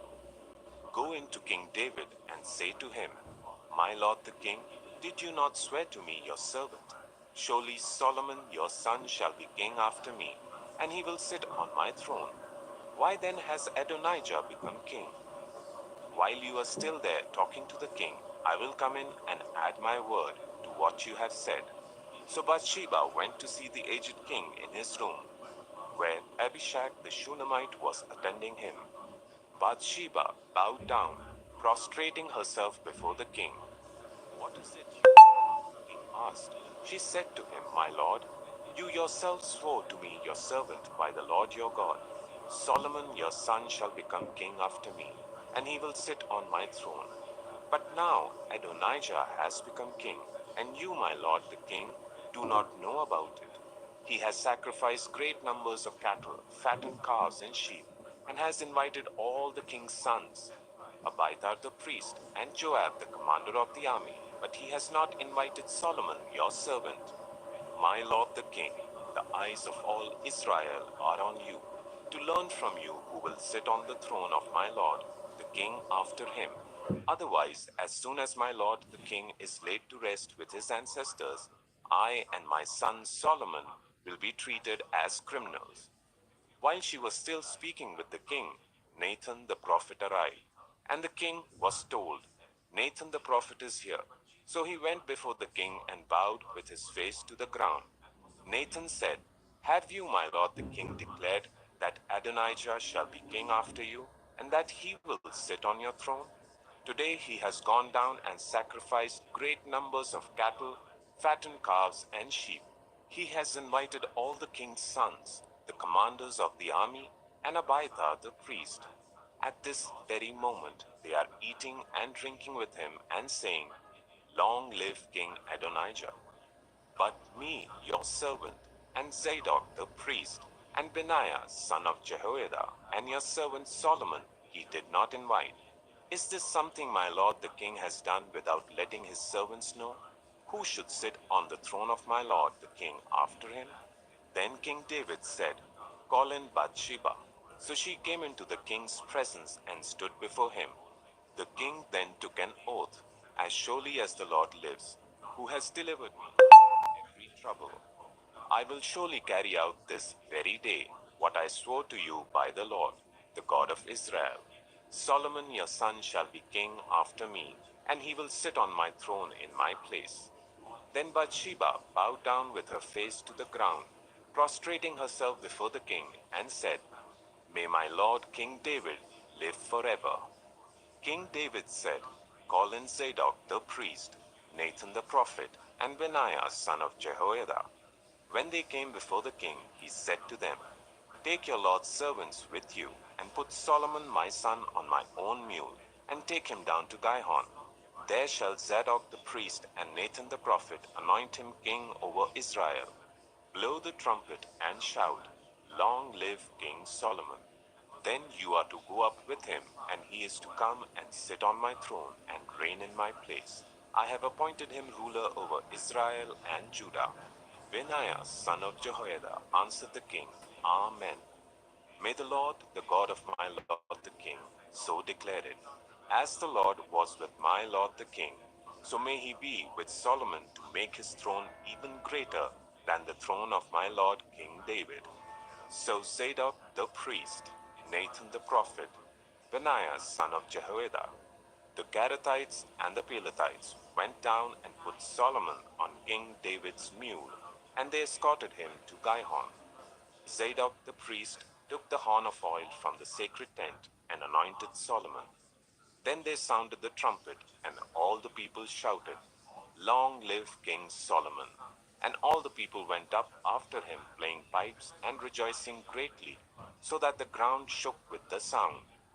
Adonijah and all the guests who were with him heard it as they were finishing their feast. On hearing the sound of the trumpet, Joab asked, What's the meaning of all the noise in the city? Even as he was speaking, Jonathan, son of Abiathar the priest, arrived. Adonijah said, Come in. A worthy man like you must be bringing good news. Not at all, Jonathan answered. Our Lord King David has made Solomon king. The king has sent with him Zadok the priest, Nathan the prophet, Benaiah son of Jehoiada, the Kerethites and the Pelethites, and they have put him on the king's mule. And Zadok the priest and Nathan the prophet have anointed him king at Gihon. From there they have gone up cheering, and the city resounds with it. That's the noise you hear. Moreover, Solomon has taken his seat on the royal throne. Also, the royal officials have come to congratulate our Lord King David, saying, May your God make Solomon's name more famous than yours, and his throne greater than yours. And the king bowed in worship on his bed, and said, Praise be to the Lord, the God of Israel, who has allowed my eyes to see a successor on my throne today. At this, all Adonijah's guests rose in alarm and dispersed. But Adonijah, in fear of Solomon, went and took hold of the horns of the altar. Then Solomon was told, Adonijah is afraid of King Solomon and is clinging to the horns of the altar. He says, Let King Solomon swear to me today that he will not put his servant to death with the sword. Solomon replied, If he shows himself to be worthy, not a hair of his head will fall to the ground. But if evil is found in him, he will die. Then King Solomon sent men, and they brought him down from the altar. And Adonijah came and bowed down to King Solomon. And Solomon said, Go to your home. 1 Kings 2. When the time drew near for David to die, he gave a charge to Solomon his son. I am about to go the way of all the earth, he said. So be strong, act like a man, and observe what the Lord your God requires. Walk in obedience to him and keep his decrees and commands, his laws and regulations as written in the law of Moses. Do this so that you may prosper in all you do and wherever you go, and that the Lord may keep his promise to me. If your descendants watch how they live, and if they walk faithfully before me with all their heart and soul, you will never fail to have a successor on the throne of Israel. Now you yourself know what Joab son of Zeruiah did to me, what he did to the two commanders of Israel's armies, Abner son of Ner and Amasa son of Jether. He killed them, shedding their blood in peacetime as if in battle. And with that blood he stained the belt round his waist and the sandals on his feet. Deal with him according to your wisdom, but do not let his grey head go down to the grave in peace. But show kindness to the sons of Barzillai of Gilead, and let them be among those who eat at your table. They stood by me when I fled from your brother Absalom. And remember, you have with you Shimei, son of Gera, the Benjaminite from Behurim, who called down bitter curses on me the day I went to Mahanaim. When he came down to meet me at the Jordan, I swore to him by the Lord, I will not put you to death by the sword. But now do not consider him innocent. You are a man of wisdom. You will know what to do to him. Bring his grey head down to the grave in blood. Then David rested with his ancestors and was buried in the city of David. He had reigned for 40 years over Israel, 7 years in Hebron, and 33 in Jerusalem. So Solomon sat on the throne of his father David, and his rule was firmly established. Now Adonijah, the son of Haggith, went to Bathsheba, Solomon's mother. Bathsheba asked him, Do you come peacefully? He answered, Yes, peacefully. Then he added, I have something to say to you. You may say it, she replied. As you know, he said, the kingdom was mine. All Israel looked to me as their king. But things changed, and the kingdom has gone to my brother, for it has come to him from the Lord. Now I have one request to make of you. Do not refuse me. You may make it, she said. So he continued, Please ask King Solomon. He will not refuse you, to give me Abishag the Shunammite as my wife. Very well, Bathsheba replied, I will speak to the king for you. When Bathsheba went to King Solomon to speak to him for Adonijah, the king stood up to meet her, bowed down to her, and sat down on his throne. He had a throne brought for the king's mother, and she sat down at his right hand. I have one small request to make of you, she said. Do not refuse me. The king replied, Make it, my mother. I will not refuse you. So she said, Let Abishag the Shunammite be given in marriage to your brother Adonijah. King Solomon answered his mother, Why do you request Abishag the Shunammite for Adonijah? You might as well request the kingdom for him. After all, he is my older brother. Yes, for him, and for Abithar the priest, and Joab son of Zeruiah. Then King Solomon swore by the Lord, May God deal with me, be it ever so severely, if Adonijah does not pay with his life for this request. And now, as surely as the Lord lives, he who has established me securely on the throne of my father David, and has founded a dynasty for me as he promised, Adonijah shall be put to death today. So King Solomon gave orders to Benaiah, son of Jehoiada, and he struck down Adonijah, and he died. To Abithar the priest, the king said, Go back to your fields in Anathoth. You deserve to die, but I will not put you to death now, because you carried the ark of the sovereign Lord before my father David, and shared all my father's hardships. So Solomon removed Abithar from the priesthood of the Lord, fulfilling the word the Lord had spoken at Shiloh about the house of Eli. When the news reached Joab, who had conspired with Adonijah, though not with Absalom, he fled to the tent of the Lord and took hold of the horns of the altar. King Solomon was told that Joab had fled to the tent of the Lord and was beside the altar. Then Solomon ordered Benaiah, son of Jehoiada, go strike him down. So Benaiah entered the tent of the Lord and said to Joab, the king says, come out. But he answered, no, I will die here. Benaiah reported to the king, this is how Joab answered me.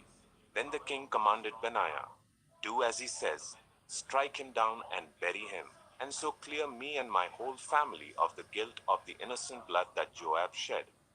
The Lord will repay him for the blood he shed, because without my father David knowing it, he attacked 2 men and killed them with the sword. Both of them, Abner son of Ner, commander of Israel's army, and Amasa son of Jether, commander of Judah's army, were better men and more upright than he. May the guilt of their blood rest on the head of Joab and his descendants forever, but on David and his descendants, his house and his throne. May there be the Lord's peace forever.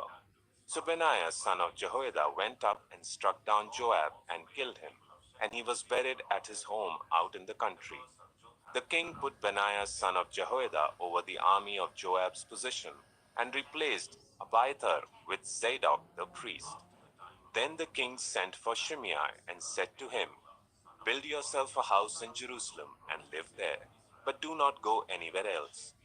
The day you leave and cross the Kidron Valley, you can be sure you will die. Your blood will be on your own head. Shimei answered the king, what you say is good. Your servant will do as my lord the king has said. And Shimei stayed in Jerusalem for a long time. But 3 years later, 2 of Shimei's slaves ran off to Achish, son of Maacah, king of Gath. And Shimei was told, your slaves are in Gath. At this he saddled his donkey and went to Achish at Gath in search of his slaves. So Shimei went away and brought the slaves back from Gath. When Solomon was told that Shimei had gone from Jerusalem to Gath and had returned, the king summoned Shimei and said to him, did I not make you swear by the Lord and warn you, on the day you leave to go anywhere else, you can be sure you will die? At that time you said to me, what you say is good, I will obey. Why then did you not keep your oath to the Lord and obey the command I gave you? The king also said to Shimei, you know in your heart all the wrong you did to my father David. Now the Lord will repay you for your wrongdoing. But King Solomon will be blessed, and David's throne will remain secure before the Lord forever. Then the king gave the order to Benaiah, son of Jehoiada, and he went out and struck Shimei down, and he died. The kingdom was now established in Solomon's hands. First Kings 3. Solomon made an alliance with Pharaoh, king of Egypt, and married his daughter. He brought her to the city of David until he finished building his palace and the temple of the Lord, and the wall around Jerusalem. The people, however, were still sacrificing at the high places because a temple had not yet been built for the name of the Lord. Solomon showed his love for the Lord by walking according to the instructions given him by his father David, except that he offered sacrifices and burnt incense on the high places. The king went to Gibeon to offer sacrifices, for that was the most important high place, and Solomon offered 1,000 burnt offerings on that altar. At Gibeon, the Lord appeared to Solomon during the night in a dream, and God said, ask for whatever you want me to give you. Solomon answered, you have shown great kindness to your servant, my father David.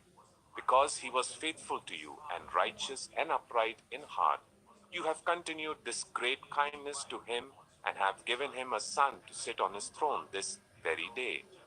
Now, Lord my God, you have made your servant king in place of my father David. But I am only a little child and do not know how to carry out my duties. Your servant is here among the people you have chosen, a great people, too numerous to count or number. So give your servant a heart to govern your people and to distinguish between right and wrong. For who is able to govern this great people of yours? The Lord was pleased that Solomon had asked for this. So God said to him, "Since you have asked for this, and not for long life or wealth for yourself, nor have asked for the death of your enemies, but for discernment in administering justice, I will do what you have asked. I will wise and discerning heart, so that there will never have been anyone like you, nor will there ever be. Moreover, I will give you what you have not asked for, both wealth and honor, so that in your lifetime you will have no equal among kings. And if you walk in obedience to me and keep my decrees and commands as David your father did, I will give you a long life." Then Solomon awoke, and he realized it had been a dream. He returned to Jerusalem, stood before the ark of the Lord's covenant, and sacrificed burnt offerings and fellowship offerings. Then he gave a feast for all his court. Now 2 prostitutes came to the king and stood before him. One of them said, "Pardon me, my lord. This woman and I live in the same house. I had a baby while she was there with me. The third day after my child was born, this woman also had a baby. We were alone, no one in the house but the two of us. During the night, this woman's son died because she lay on him. So she got up in the middle of the night and took my son from my side, while I, your servant, was asleep. She put him by her breast and put her dead son by my breast. The next morning I got up to nurse my son, and he was dead. But when I looked at him closely in the morning light, I saw that it wasn't the son I had born. The other woman said, 'No, the living one is my son, the dead one is yours.' But the first one insisted, 'No, the dead one is yours, the living one is mine.' And so they argued before the king. The king said, 'This one says, my son is alive and your son is dead, while that one says, no, your son is dead and mine is alive.' Then the king said, 'Bring me a sword.' So they brought a sword for the king. He then gave an order, 'Cut the living child in two and give half to one and half to the other.' The woman whose son was alive was deeply moved out of love for her son and said to the king, 'Please, my lord, give her the living baby. Don't kill him.' But the other said, 'Neither I nor you shall have him. Cut him in two.' Then the king gave his ruling, 'Give the living baby to the first woman. Do not kill him. She is his mother.' When all Israel heard the verdict the king had given, they held the king in awe, because they had wisdom from God to administer justice. First Kings 4. So King Solomon ruled over all Israel. These were his chief officials: Azariah, son of Zadok the priest; Elihoreph and Ahijah, sons of Shisha, secretaries; Jehoshaphat, son of Ahilud, recorder; Benaiah, son of Jehoiada, commander-in-chief; Zadok and Abiathar, priests; Azariah, son of Nathan, in charge of the district governors; Zabud, son of Nathan, a priest and advisor to the king; Ahisha, palace administrator; Adoniram, son of Abda, in charge of forced labor. Solomon had 12 district governors over all Israel, who supplied provisions for the king and the royal household. Each one had to provide supplies for 1 month in the year. These are their names: Ben-Hur in the hill country of Ephraim, Ben-Deker in Makaz, Shealbim, Beth-Shemesh, and Elon-Bethanan; Ben-Hesed in Arubot, Soko and all the land of Hepher were his; Ben-Abinadab in Naphoth-Do. He was married to Taphath, daughter of Solomon; Baana, son of Ahilud, in Teanak and Megiddo, and in all of Bethshan, next to Zarathon, below Jezreel, from Bethshan to Abel Meholah, across to Jokmeam; Ben-Jeber in Ramoth Gilead.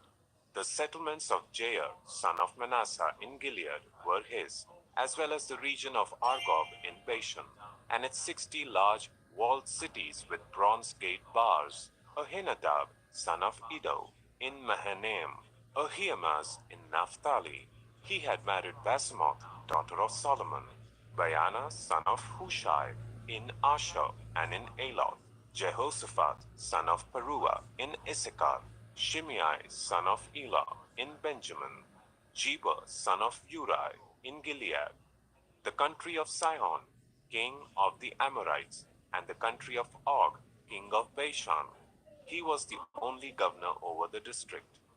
The people of Judah and Israel were as numerous as the sand on the seashore. They ate, they drank, and they were happy. And Solomon ruled over all the kingdoms from the river Euphrates to the land of the Philistines, as far as the border of Egypt. These countries brought tribute and were Solomon's subjects all his life. Solomon's daily provisions were 30 cors of the finest flour and 60 cors of meal, 10 head of stall-fed cattle, 20 of pasture-fed cattle, and 100 sheep and goats, as well as deer, gazelles, roebucks, and choice fowl. For he ruled over all the kingdoms west of the river Euphrates, from Tipsha to Gaza, and had peace on all sides. During Solomon's lifetime, Judah and Israel, from Dan to Beersheba, lived in safety, everyone under their own vine and under their own fig tree. Solomon had 4,000 stalls for chariot horses and 12,000 horses. The district governors, each in his month, supplied provisions for King Solomon and all who came to the king's table. They saw to it that nothing was lacking. They also brought to the proper place their quotas of barley and straw for the chariot horses and the other horses. God gave Solomon wisdom and very great insight, and a breadth of understanding as measureless as the sand on the seashore. Solomon's wisdom was greater than the wisdom of all the people of the East, and greater than all the wisdom of Egypt. He was wiser than anyone else, including Ethan, the Ezrahite, wiser than Heman, Calcol, and Dada, the sons of Mahol, and his fame spread to all the surrounding nations. He spoke 3,000 proverbs, and his songs numbered 1,005. He spoke about plant life, from the cedar of Lebanon to the hyssop that grows out of walls. He also spoke about animals and birds, reptiles and fish. From all nations people came to listen to Solomon's wisdom, sent by all the kings of the world who had heard of his wisdom. 1 Kings 5. When Hiram, king of Tyre, heard that Solomon had been anointed king to succeed his father David, he had been on friendly terms with David. Solomon sent back this message to Hiram. You know that because of the wars waged against my father David from all sides, he could not build a temple for the name of the Lord his God until the Lord put his enemies under his feet. But now the Lord my God has given me rest on every side, and there is no adversary or disaster. I intend therefore to build a temple for the name of the Lord my God, as the Lord told my father David when he said, Your son, whom I will put on the throne in your place, will build the temple for my name. So give orders that cedars of Lebanon be cut for me. My men will work with yours, and I will pay you for your men whatever wages you set. You know that we have no one so skilled in felling timber as the Sidonians. When Hiram heard Solomon's message, he was greatly pleased and said, Praise be to the Lord today, for he has given David a wise son to rule over this great nation. So Hiram sent word to Solomon, I have received the message you sent me, and will do all you want in providing the cedar and juniper logs. My men will haul them down from Lebanon to the Mediterranean Sea, and I will float them as rafts by sea to the place you specify. There I will separate them, and you can take them away. And you are to grant my wish by providing food for my royal household. In this way, Hiram kept Solomon supplied with all the cedar and juniper logs he wanted. And Solomon gave Hiram 20,000 cores of wheat as food for his household, in addition to 20,000 baths of pressed olive oil. Solomon continued to do this for Hiram year after year. The Lord gave Solomon wisdom, just as he had promised him. There were peaceful relations between Hiram and Solomon, and the two of them made a treaty. King Solomon conscripted laborers from all Israel, 30,000 men. He sent them off to Lebanon in shifts of 10,000 a month, so that they spent 1 month in Lebanon and 2 months at home. Adoniram was in charge of the forced labor.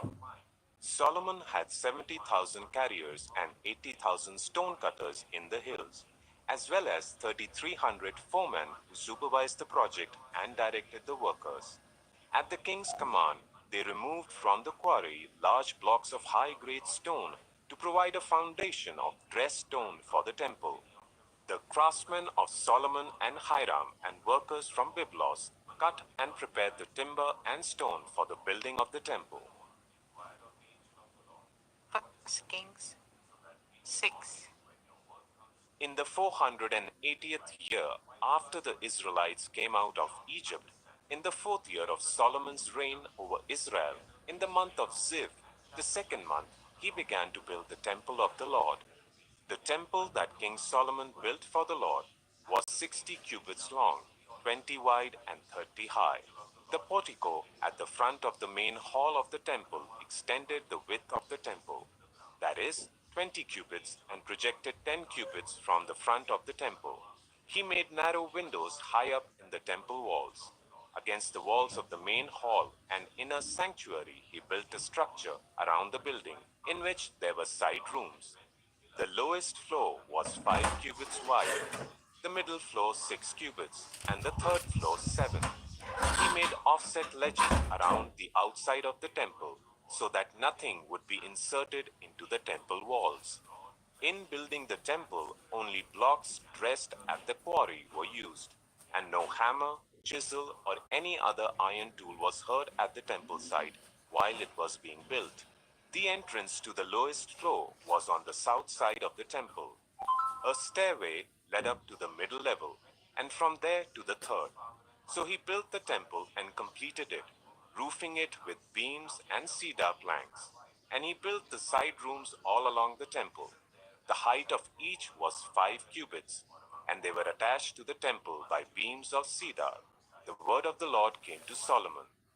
As for this temple you are building, if you follow my decrees, observe my laws, and keep all my commands, and obey them, I will fulfill through you the promise I gave to David your father, and I will live among the Israelites and will not abandon my people Israel. So Solomon built the temple and completed it. He lined its interior walls with cedar boards, paneling them from the floor of the temple to the ceiling, and covered the floor of the temple with planks of juniper. He partitioned off 20 cubits at the rear of the temple, with cedar boards from floor to ceiling to form within the temple an inner sanctuary, the most holy place. The main hall in front of this room was 40 cubits long. The inside of the temple was cedar, carved with gourds and open flowers. Everything was cedar, no stone was to be seen. He prepared the inner sanctuary within the temple to set the ark of the covenant of the Lord there. The inner sanctuary was 20 cubits long, 20 wide, and 20 high. He overlaid the inside with pure gold, and he also overlaid the altar of cedar. Solomon covered the inside of the temple with pure gold, and he extended gold chains across the front of the inner sanctuary, which was overlaid with gold. So he overlaid the whole interior with gold. He also overlaid with gold the altar that belonged to the inner sanctuary. For the inner sanctuary he made a pair of cherubim out of olive wood, each 10 cubits high. One wing of the first cherub was 5 cubits long, and the other wing 5 cubits, 10 cubits from wingtip to wingtip. The second cherub also measured 10 cubits, for the two cherubim were identical in size and shape. The height of each cherub was 10 cubits. He placed the cherubim inside the innermost room of the temple, with their wings spread out. The wing of one cherub touched one wall, while the wing of the other touched the other wall, and their wings touched each other in the middle of the room. He overlaid the cherubim with gold. On the walls all around the temple, in both the inner and outer rooms, he carved cherubim, palm trees, and open flowers. He also covered the floors of both the inner and outer rooms of the temple with gold. For the entrance to the inner sanctuary, he made doors out of olive wood that were 1/5 of the width of the sanctuary. And on the two olive wood doors he carved cherubim, palm trees, and open flowers, and overlaid the cherubim and palm trees with hammered gold. In the same way, for the entrance to the main hall, he made door frames out of olive wood that were 1/4 of the width of the hall. He also made two doors out of juniper wood, each having two leaves that turned in sockets. He carved cherubim, palm trees, and open flowers on them, and overlaid them with gold, hammered evenly over the carvings. And he built the inns of trimmed cedar beams. The foundation of the temple of the Lord was laid in the 4th year, in the month of Ziv. In the 11th year, in the month of Bul, the 8th month, the temple was finished in all its details according to its specifications. He had spent 7 years building it. 1 Kings 7. It took Solomon 13 years, however, to complete the construction of his palace. He built the palace of the forest of Lebanon 100 cubits long, 50 wide, and 30 high, with 4 rows of cedar columns supporting trimmed cedar beams. It was roofed with cedar above the beams that rested on the columns, 45 beams, 15 to a row. Its windows were placed high in sets of 3 facing each other. All the doorways had rectangular frames. They were in the front part in sets of 3 facing each other. He made a colonnade 50 cubits long and 30 wide. In front of it was a portico, and in front of that were pillars and an overhanging roof. He built the throne hall, the hall of justice where he was to judge, and he covered it with cedar from floor to ceiling. And the palace in which he was to live, set farther back, was similar in design. Solomon also made a palace like this hall for Pharaoh's daughter, whom he had married. All these structures, from the outside to the great courtyard and from foundation to eaves, were made of blocks of high-grade stone cut to size and smooth on their inner and outer faces. The foundations were laid with large stones of good quality, some measuring 10 cubits and some 8. Above were high-grade stones cut to size and cedar beams. The great courtyard was surrounded by a wall of 3 courses of pressed stone and 1 course of trimmed cedar beams, as was the inner courtyard of the temple of the Lord with its portico.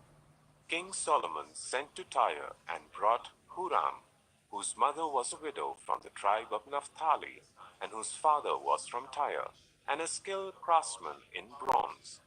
Huram was filled with wisdom, with understanding, and with knowledge to do all kinds of bronze work. He came to King Solomon and did all the work assigned to him. He cast 2 bronze pillars, each 18 cubits high and 12 cubits in circumference. He also made 2 capitals of cast bronze to set on the tops of the pillars. Each capital was 5 cubits high. A network of interwoven chains adorned the capitals on top of the pillars, 7 for each capital. He made pomegranates in 2 rows encircling each network to decorate the capitals on top of the pillars. He did the same for each capital. The capitals on top of the pillars in the portico were in the shape of lilies, 4 cubits high. On the capitals of the pillars, above the bowl-shaped part next to the network, were the 200 pomegranates in rows all around. He erected the pillars at the portico of the temple. The pillar to the south he named Jachin, and the one to the north Boaz. The capitals on top were in the shape of lilies, and so the work on the pillars were completed. He made the sea of cast metal, circular in shape, measuring 10 cubits from rim to rim, and 5 cubits high. It took a line of 30 cubits to measure round it. Below the rim, girds encircled it, 10 to a cubit. The girds were cast in 2 rows in one piece with the sea. The sea stood on 12 bulls, 3 facing north, 3 facing west, 3 facing south, and 3 facing east. The sea rested on top of them, and their hindquarters were towards the center. It was a handbreadth in thickness, and its rim was like the rim of a cup, like a lily blossom. It held 2,000 baths. He also made 10 movable stands of bronze. Each was 4 cubits long, 4 wide, and 3 high. This is how the stands were made. They had side panels attached to uprights. On the panels between the uprights were lions, bulls, and cherubim, and on the uprights as well. Above and below the lions and bulls were wreaths of hammered work.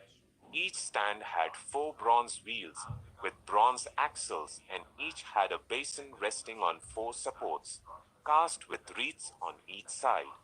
On the inside of the stand, there was an opening that had a circular frame 1 cubit deep. This opening was round, and with its basework it measured a cubit and a half. Around its opening there was engraving. The panels of the stands were square, not round. The 4 wheels were under the panels, and the axles of the wheels were attached to the stand. The diameter of each wheel was a cubit and a half. The wheels were made like chariot wheels. The axles, rims, spokes, and hubs were all of cast metal.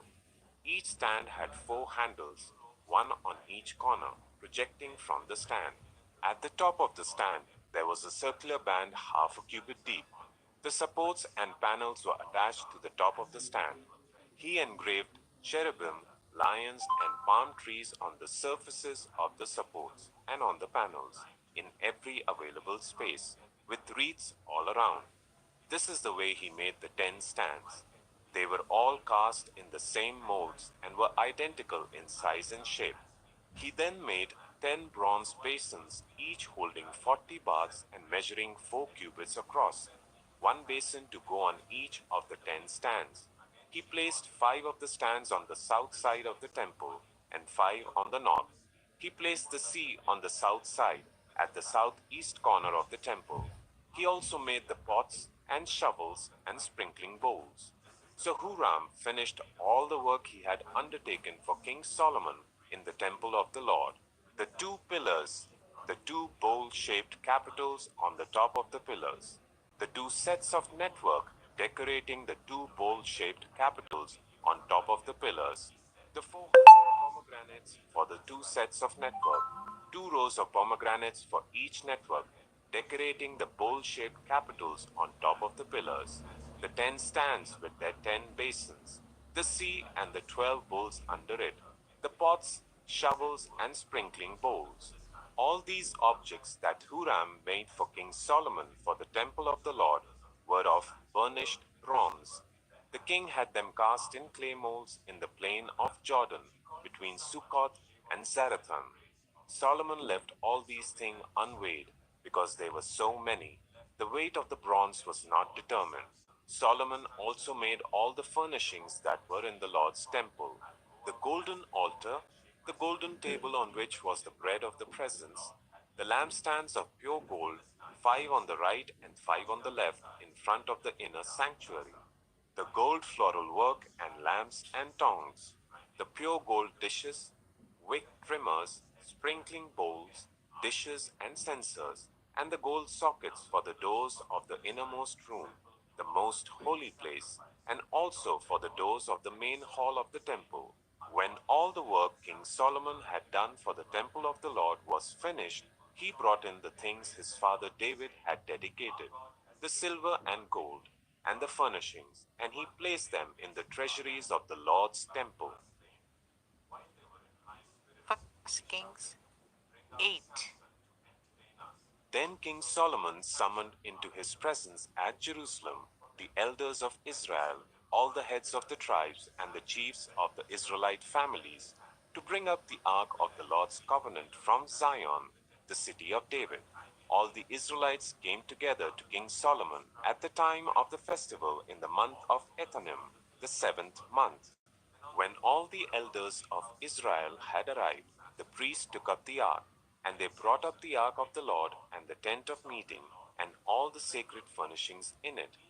The priests and Levites carried them up, and King Solomon and the entire assembly of Israel that had gathered about him were before the ark, sacrificing so many sheep and cattle that they could not be recorded or counted.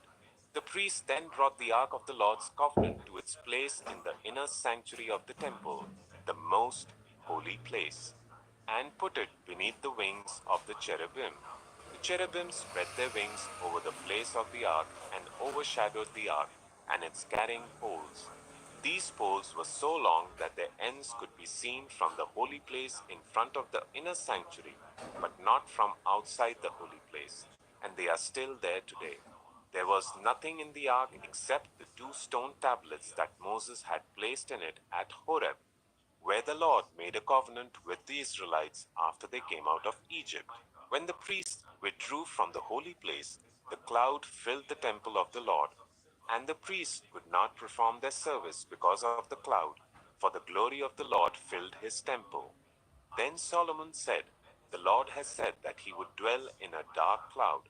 I have indeed built a magnificent temple for you, a place for you to dwell forever." While the whole assembly of Israel was standing there, the king turned round and blessed them. Then he said, "Praise be to the Lord, the God of Israel, who with his own hand has fulfilled what he promised with his own mouth to my father David. For he said, 'Since the day I brought my people Israel out of Egypt, I have not chosen a city in any tribe of Israel to have a temple built so that my name might be there. But I have chosen David to rule my people Israel.' My father David had it in his heart to build a temple for the name of the Lord, the God of Israel. But the Lord said to my father David, 'You did well to have it in your heart to build a temple for my name. Nevertheless, you are not the one to build the temple, but your son, your own flesh and blood. He is the one who will build the temple for my name.' The Lord has kept the promise he made. I have succeeded David my father, and now I sit on the throne of Israel, just as the Lord promised, and I have built the temple for the name of the Lord, the God of Israel. I have provided a place there for the ark, in which is the covenant of the Lord that he made with our ancestors when he brought them out of Egypt." Then Solomon stood before the altar of the Lord in front of the whole assembly of Israel, spread out his hands towards heaven, and said, "Lord, the God of Israel, there is no God like you in heaven above or on earth below. You who keep your covenant of love with your servants who continue wholeheartedly in your way. You have kept your promise to your servant David, my father. With your mouth you have promised, and with your hand you have fulfilled it, as it is today. Now, Lord, the God of Israel, keep for your servant David, my father, the promises you made to him when you said, 'You shall never fail to have a successor to sit before me on the throne of Israel.' If only your descendants are careful in all they do, to walk before me faithfully as you have done. And now, God of Israel, let your word that you promised your servant David, my father, come true. But will God really dwell on earth? The heavens, even the highest heaven, cannot contain you. How much less this temple I have built? Yet give attention to your servant's prayer and his plea for mercy, Lord my God. Hear the cry and the prayer that your servant is praying in your presence this day. May your eyes be open towards this temple night and day, this place of which you said, 'My name shall be there,' so that you will hear the prayer your servant prays towards this place. Hear the supplication of your servant and of your people Israel when they pray towards this place. Hear from heaven your dwelling place, and when you hear, forgive. When anyone wrongs their neighbor and is required to take an oath, and they come and swear the oath before your altar in this temple, then hear from heaven and act.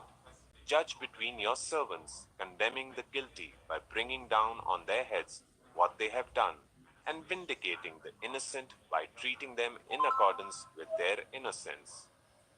When your people Israel have been defeated by an enemy because they have sinned against you, And when they turn back to you and give praise to your name, praying and making supplication to you in this temple, then hear from heaven and forgive the sin of your people Israel, and bring them back to the land you gave to their ancestors. When the heavens are shut up and there is no rain because your people have sinned against you, and when they pray towards this place and give praise to your name, and turn from their sin because you have afflicted them, then hear from heaven and forgive the sin of your servants, your people Israel. Teach them the right way to live, and send rain on the land you gave your people for an inheritance. When famine or plague comes to the land, or blight, or mildew, locusts, or grasshoppers, or when an enemy besieges them in any of their cities, whatever disaster or disease may come, and when a prayer or plea is made by anyone among your people Israel, being aware of the afflictions of their own hearts, and spreading out their hands towards this temple, then hear from heaven, your dwelling place, forgive and act. Deal with everyone according to all they do, since you know their hearts, for you alone know every human heart, so that they will fear you all the time they live in the land you gave our ancestors. As for the foreigner who does not belong to your people Israel, but has come from a distant land because of your name, for they will hear of your great name and your mighty hand and your outstretched arm, when they come and pray towards this temple, then hear from heaven, your dwelling place. Do whatever the foreigner asks of you, so that all the peoples of the earth may know your name and fear you, as do your own people Israel, and may know that this house I have built bears your name.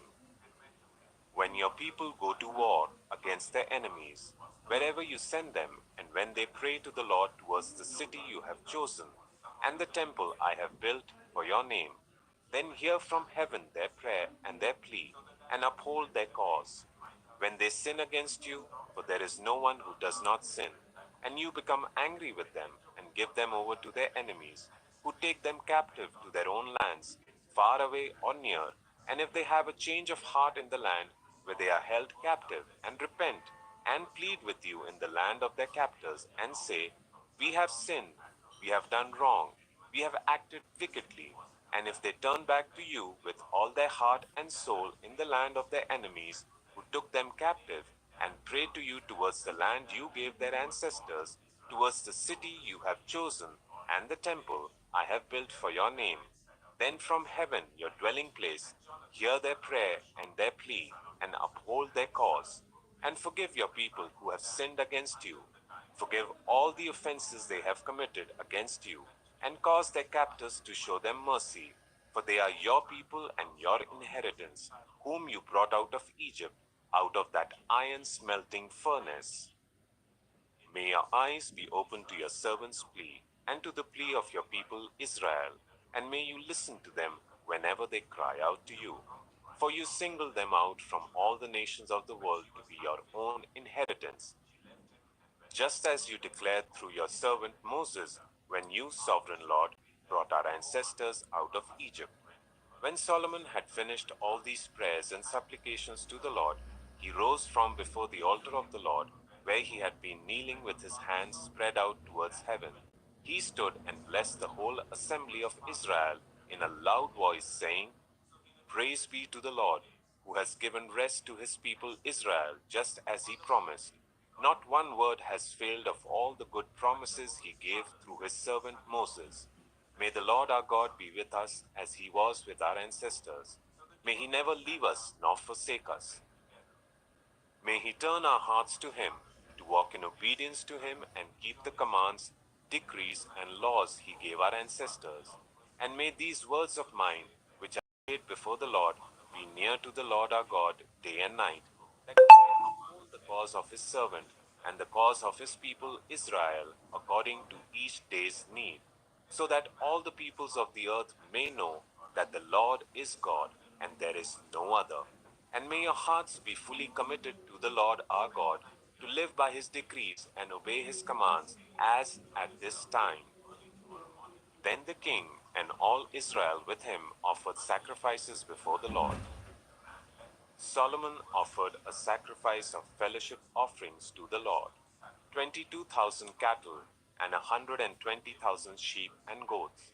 So the king and all the Israelites dedicated the temple of the Lord. On that same day, the king consecrated the middle part of the courtyard in front of the temple of the Lord, and there he offered burnt offerings, grain offerings, and the fat of the fellowship offerings, because the bronze altar that stood before the Lord was too small to hold the burnt offerings, the grain offerings, and the fat of the fellowship offerings. So Solomon observed the festival at that time, and all Israel with him, a vast assembly, people from Lebo Hamath to the Wadi of Egypt. They celebrated it before the Lord our God 7 days more, 14 days in all. On the following day, he sent the people away.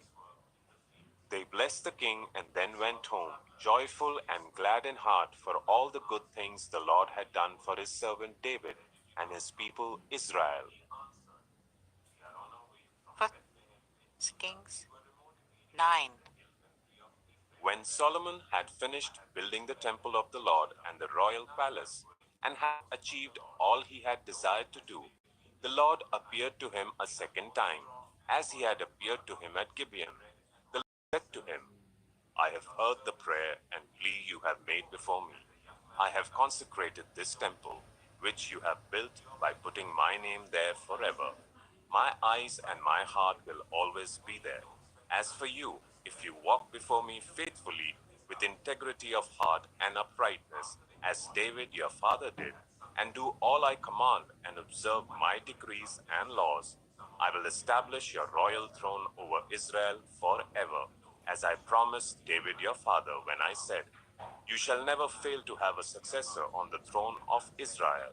But if you or your descendants turn away from me and do not observe the commands and decrees I have given you, and go off to serve other gods and worship them, then I will cut off Israel from the land I have given them, and will reject this temple I have consecrated for my name. Israel will then become a byword and an object of ridicule among all peoples. This temple will become a heap of rubble. All who pass by will be appalled and will scoff and say, why has the Lord done such a thing to this land and to this temple? People will answer, because they have forsaken the Lord their God, who brought their ancestors out of Egypt, and have embraced other gods, worshipping and serving them. That is why the Lord brought all this disaster on them.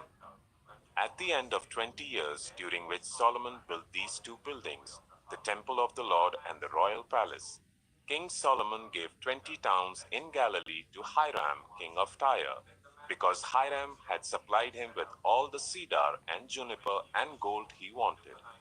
But when Hiram went from Tyre to see the towns that Solomon had given him, he was not pleased with them. What kind of towns are these you have given me, my brother? He asked, and he called them the land of Kabul, a name they have to this day.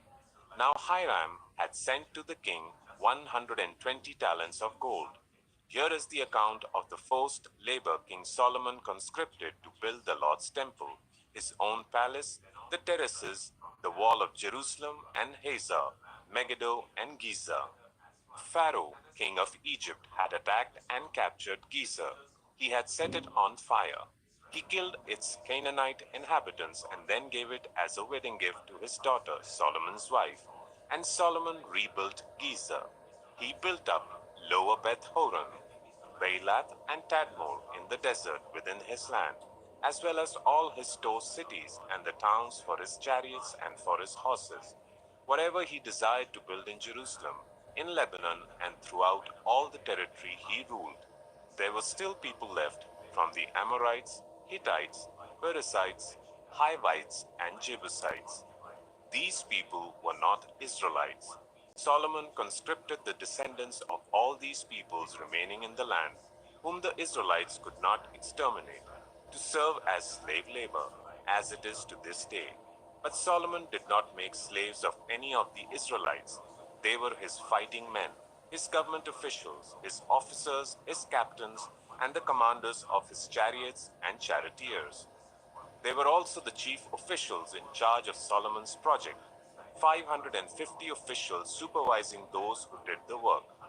After Pharaoh's daughter had come up from the city of David to the palace Solomon had built for her, he constructed the terraces.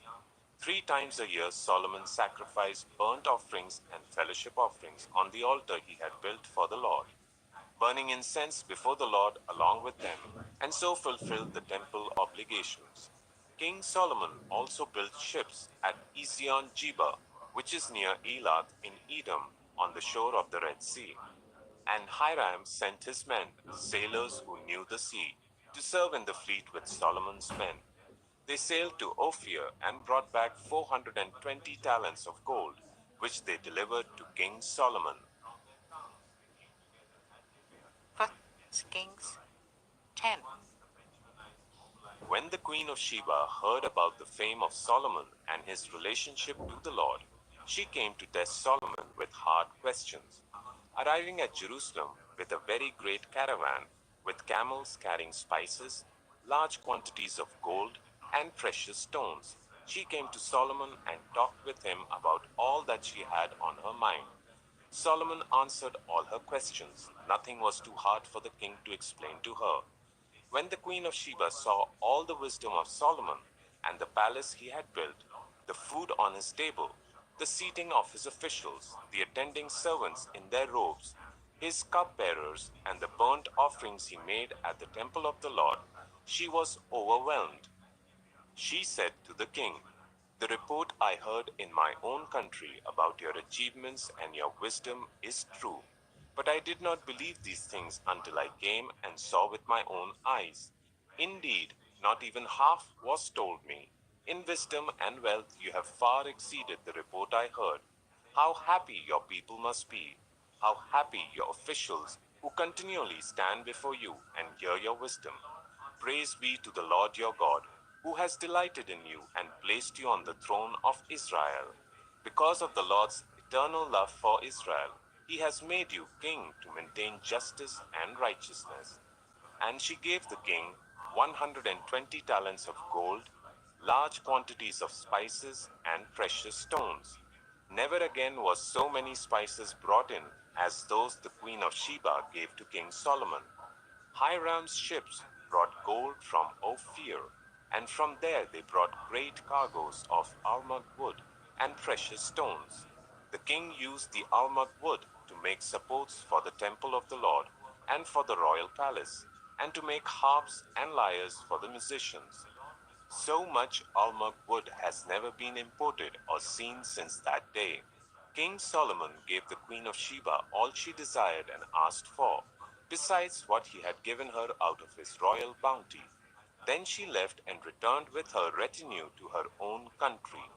The weight of the gold that Solomon received yearly was 666 talents, not including the revenues from merchants and traders and from all the Arabian kings and the governors of the territories. King Solomon made 200 large shields of hammered gold. 600 shekels of gold went into each shield. He also made 300 small shields of hammered gold, with 3 minas of gold in each shield. The king put them in the palace of the forest of Lebanon. Then the king made a great throne covered with ivory and overlaid it with fine gold. The throne had 6 steps, and its back had a rounded top. On both sides of the seat were armrests, with a lion standing beside each of them. 12 lions stood on the 6 steps, one at either end of each step. Nothing like it had ever been made for any other kingdom. All King Solomon's goblets were gold, and all the household articles in the palace of the forest of Lebanon were pure gold. Nothing was made of silver, because silver was considered of little value in Solomon's days. The king had a fleet of trading ships at sea along with the ships of Hiram. Once every 3 years it returned carrying gold, silver, and ivory, and apes and baboons. King Solomon was greater in riches and wisdom than all the other kings of the earth. The whole world sought audience with Solomon to hear the wisdom God had put in his heart. Year after year, everyone who came brought a gift: articles of silver and gold, robes, weapons, and spices, and horses and mules. Solomon accumulated chariots and horses. He had 1,400 chariots and 12,000 horses, which he kept in the chariot cities and also with him in Jerusalem. The king made silver as common in Jerusalem as stones, and cedar as plentiful as sycamore fig trees in the foothills. Solomon's horses were imported from Egypt and from Cush. The royal merchants purchased them from Cush at the current price. They imported a chariot from Egypt for 600 shekels of silver and a horse for 150. They also exported them to all the kings of the Hittites and of the Arameans. 1 Kings 11. King Solomon, however, loved many foreign women besides Pharaoh's daughter: Moabites, Ammonites, Edomites, Sidonians, and Hittites. They were from nations about which the Lord had told the Israelites, "You must not intermarry with them, because they will surely turn your hearts after their gods." Nevertheless, Solomon held fast to them in love. He had 700 wives of royal birth and 300 concubines, and his wives led him astray. As Solomon grew old, his wives turned his heart after other gods, and his heart was not fully devoted to the Lord his God, as the heart of David his father had been. He followed Ashtoreth, the goddess of the Sidonians, and Molech, the detestable god of the Ammonites. So Solomon did evil in the eyes of the Lord. He did not follow the Lord completely as David his father had done. On a hill east of Jerusalem, Solomon built a high place for Chemosh, the detestable god of Moab, and for Molech, the detestable god of the Ammonites. He did the same for all his foreign wives, who burned incense and offered sacrifices to their gods. The Lord became angry with Solomon, because his heart had turned away from the Lord, the God of Israel, who had appeared to him twice. Although he had forbidden Solomon to follow other gods, Solomon did not keep the Lord's command. So the Lord said to Solomon, "Since this is your attitude, and you have not kept my covenant and my decrees which I commanded you, I will most certainly tear the kingdom away from you and give it to one of your subordinates. Nevertheless, for the sake of David your father, I will not do it during your lifetime. I will tear it out of the hand of your son. Yet I will not tear the whole kingdom from him, but will give him one tribe, for the sake of David my servant, and for the sake of Jerusalem which I have chosen." Then the Lord raised up against Solomon an adversary, Hadad the Edomite, from the royal line of Edom. Earlier, when David was fighting with Edom, Joab, the commander of the army, who had gone up to bury the dead, had struck down all the men in Edom. Joab and all the Israelites stayed there for 6 months until they had destroyed all the men in Edom.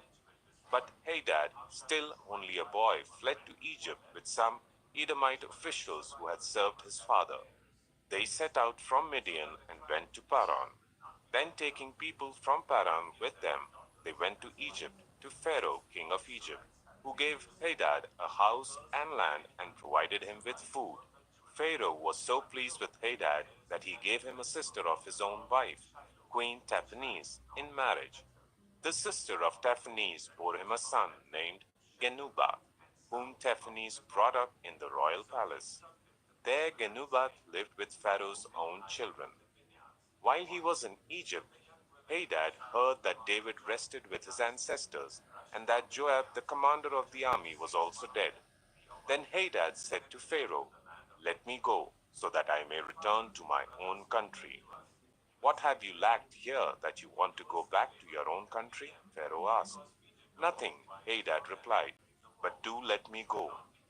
And God raised up against Solomon another adversary, Rezon son of Eliada, who had fled from his master, Hadadezer, king of Zobah. When David destroyed Zobah's army, Rezon gathered a band of men around him and became their leader. They went to Damascus, where they settled and took control. Rezon was Israel's adversary as long as Solomon lived, adding to the trouble caused by Hadad. So Rezon ruled in Aram and was hostile towards Israel. Also, Jeroboam, son of Nebat, rebelled against the king. He was one of Solomon's officials, an Ephraimite from Zeredah, and his mother was a widow named Zeruiah. Here is the account of how he rebelled against the king. Solomon had built the terraces and had filled in the gap in the wall of the city of David, his father. Now Jeroboam was a man of standing, and when Solomon saw how well the young man did his work, he put him in charge of the whole labor force of the tribes of Joseph. About that time, Jeroboam was going out of Jerusalem, and Ahijah the prophet of Shiloh met him on the way, wearing a new cloak. The two of them were alone out in the country, and Ahijah took hold of the new cloak he was wearing and tore it into 12 pieces. Then he said to Jeroboam, "Take 10 pieces for yourself, for this is what the Lord, the God of Israel, says. See, I'm going to tear the kingdom out of Solomon's hand and give you 10 tribes. But for the sake of my servant David and the city of Jerusalem, which I have chosen out of all the tribes of Israel, he will have 1 tribe. I will do this because they have forsaken me and worshipped Ashtoreth, the goddess of the Sidonians, Chemosh, the god of the Moabites, and Molech, the god of the Ammonites, and have not walked in obedience to me, nor done what is right in my eyes, nor kept my decrees and laws as David, Solomon's father, did. But I will not take the whole kingdom out of Solomon's hand. I have made him ruler all the days of his life for the sake of David, my servant, whom I chose and who obeyed my commands and decrees. I will take the kingdom from his son's hands and give you 10 tribes. I will give 1 tribe to his son, so that David, my servant, may always have a lamp before me in Jerusalem, the city where I chose to put my name. However, as for you, I will take you, and you will rule over all that your heart desires. You will be king over Israel. If you do whatever I command you and walk in obedience to me, and do what is right in my eyes by obeying my decrees and commands, as David my servant did, I will be with you. I will build you a dynasty as enduring as the one I built for David, and will give Israel to you. I will humble David's descendants because of this, but not forever." Solomon tried to kill Jeroboam, but Jeroboam fled to Egypt to Shishak the king, and stayed there until Solomon's death. As for the other events of Solomon's reign, all he did and the wisdom he displayed, are they not written in the book of the annals of Solomon? Solomon reigned in Jerusalem over all Israel for 40 years. Then he rested with his ancestors and was buried in the city of David, his father. And Rehoboam, his son, succeeded him as king. 1 Kings 12. Rehoboam went to Shechem, for all Israel had gone there to make him king.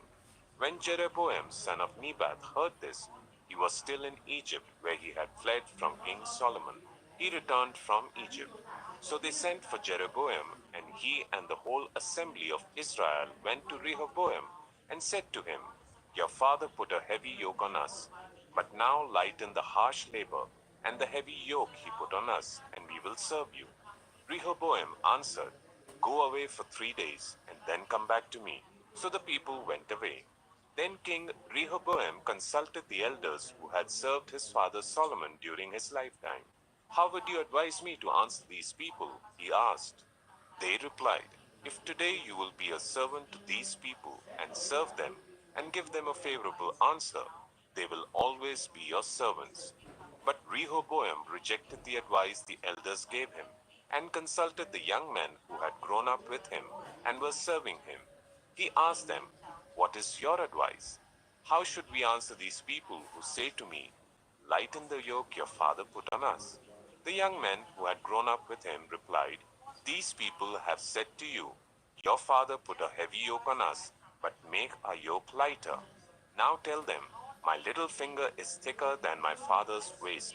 My father laid on you a heavy yoke. I will make it even heavier. My father scourged you with whips. I will scourge you with scorpions."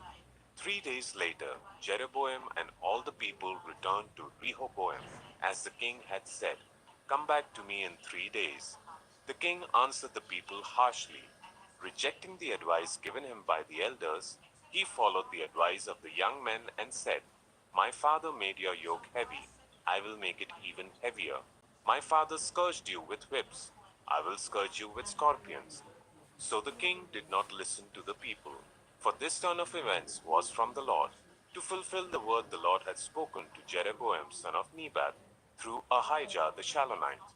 When all Israel saw that the king refused to listen to them, they answered the king, "What share do we have in David?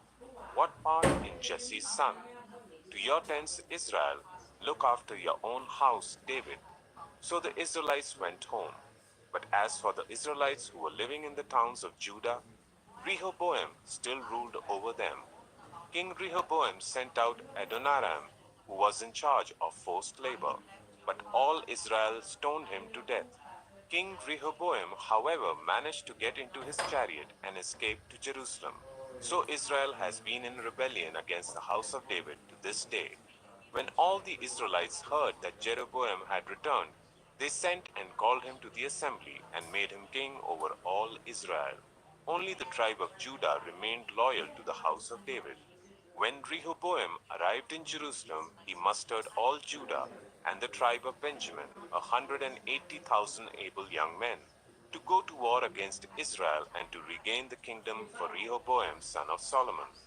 But this word of God came to Shemaiah the man of God. "Say to Rehoboam, son of Solomon, king of Judah, to all Judah and Benjamin, and to the rest of the people, this is what the Lord says. Do not go up to fight against your brothers, the Israelites. Go home, every one of you, for this is my doing." So they obeyed the word of the Lord and went home again, as the Lord had ordered. Then Jeroboam fortified Shechem in the hill country of Ephraim and lived there. From there he went out and built up Peniel.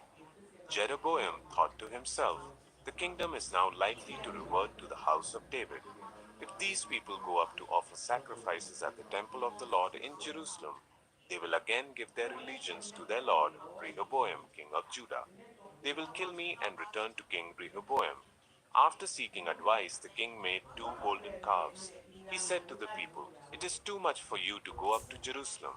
Here are your gods, Israel, who brought you out of Egypt. One he set up in Bethel, and the other in Dan." And this thing became a sin. The people came to worship the one at Bethel and went as far as Dan to worship the other. Jeroboam built shrines on high places and appointed priests from all sorts of people, even though they were not Levites. He instituted a festival on the 15th day of the 8th month, like the festival held in Judah, and offered sacrifices on the altar. This he did in Bethel, sacrificing to the calves he had made. And at Bethel he also installed priests at the high places he had made. On the 15th day of the 8th month, a month of his own choosing, he offered sacrifices on the altar he had built at Bethel. So he instituted the festival for the Israelites and went up to the altar to make offerings. 1 Kings 13. By the word of the Lord, a man of God came from Judah to Bethel, as Jeroboam was standing by the altar to make an offering. By the word of the Lord he cried out against the altar, "Altar, altar, this is what the Lord says. A son named Josiah will be born to the house of David. On you he will sacrifice the priests of the high places who make offerings here, and human bones will be burned on you." That same day the man of God gave a sign. "This is the sign the Lord has declared. The altar will be split apart, and the ashes on it will be poured out." When King Jeroboam heard what the man of God cried out against the altar at Bethel, he stretched out his hand from the altar and said, "Seize him." But the hand he stretched out towards the man shriveled up, so that he could not pull it back. Also, the altar was split apart, and its ashes poured out according to the sign given by the man of God, by the word of the Lord. Then the king said to the man of God, "Intercede with the Lord your God, and pray for me that my hand may be restored." So the man of God interceded with the Lord, and the king's hand was restored and became as it was before. The king said to the man of God, "Come home with me for a meal, and I will give you a gift." But the man of God answered the king, Even if you were to give me half your possessions, I would not go with you, nor would I eat bread or drink water here. For I was commanded by the word of the Lord, you must not eat bread or drink water or return by the way you came. So he took another road and did not return by the way he had come to Bethel. Now there was a certain old prophet living in Bethel, whose sons came and told him all that the man of God had done there that day. They also told their father what he had said to the king. Their father asked them, which way did he go? And his sons showed him which road the man of God from Judah had taken. So he said to his sons, saddle the donkey for me. And when they had saddled the donkey for him, he mounted it and rode after the man of God. He found him sitting under an oak tree and asked, are you the man of God who came from Judah? I am, he replied. So the prophet said to him, come with me and eat. The man of God said, I cannot turn back and go with you, nor can I eat bread or drink water with you in this place. I have been told by the word of the Lord, you must not eat bread or drink water there, or return by the way you came. The old prophet answered, I too am a prophet as you are. And an angel said to me by the word of the Lord, bring him back with you to your house so that he may eat bread and drink water. But he was lying to him. So the man of God returned with him and ate and drank in his house. While they were sitting at the table, the word of the Lord came to the old prophet who had brought him back. He cried out to the man of God who had come from Judah, this is what the Lord says, you have defied the word of the Lord and have not kept the command the Lord your God gave you. You came back and ate bread and drank water in the place where he told you not to eat or drink. Therefore, your body will not be buried in the tomb of your ancestors. When the man of God had finished eating and drinking, the prophet who had brought him back saddled his donkey for him. As he went on his way, a lion met him on the road and killed him, and his body was left lying on the road, with both the donkey and the lion standing beside it. Some people who passed by saw the body lying there with the lion standing beside the body, and they went and reported it in the city where the old prophet lived. When the prophet who had brought him back from his journey heard of it, he said, it is the man of God who defied the word of the Lord. The Lord has given him over to you. At that time, Abijah, son of Jeroboam, became ill, and Jeroboam said to his wife, go, disguise yourself, so that you won't be recognized as the wife of Jeroboam. Then go to Shiloh. Ahijah the prophet is there, the one who told me I would be king over this people. Take 10 loaves of bread with you, some cakes, and a jar of honey, and go to him. He will tell you what will happen to the boy. So Jeroboam's wife did what he said, and went to Ahijah's house in Shiloh. Now Ahijah could not see. His sight was gone because of his age.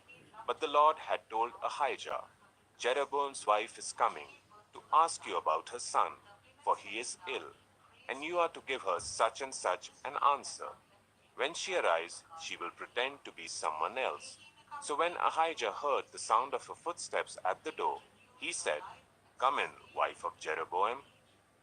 Why this pretense? I have been sent to you with bad news.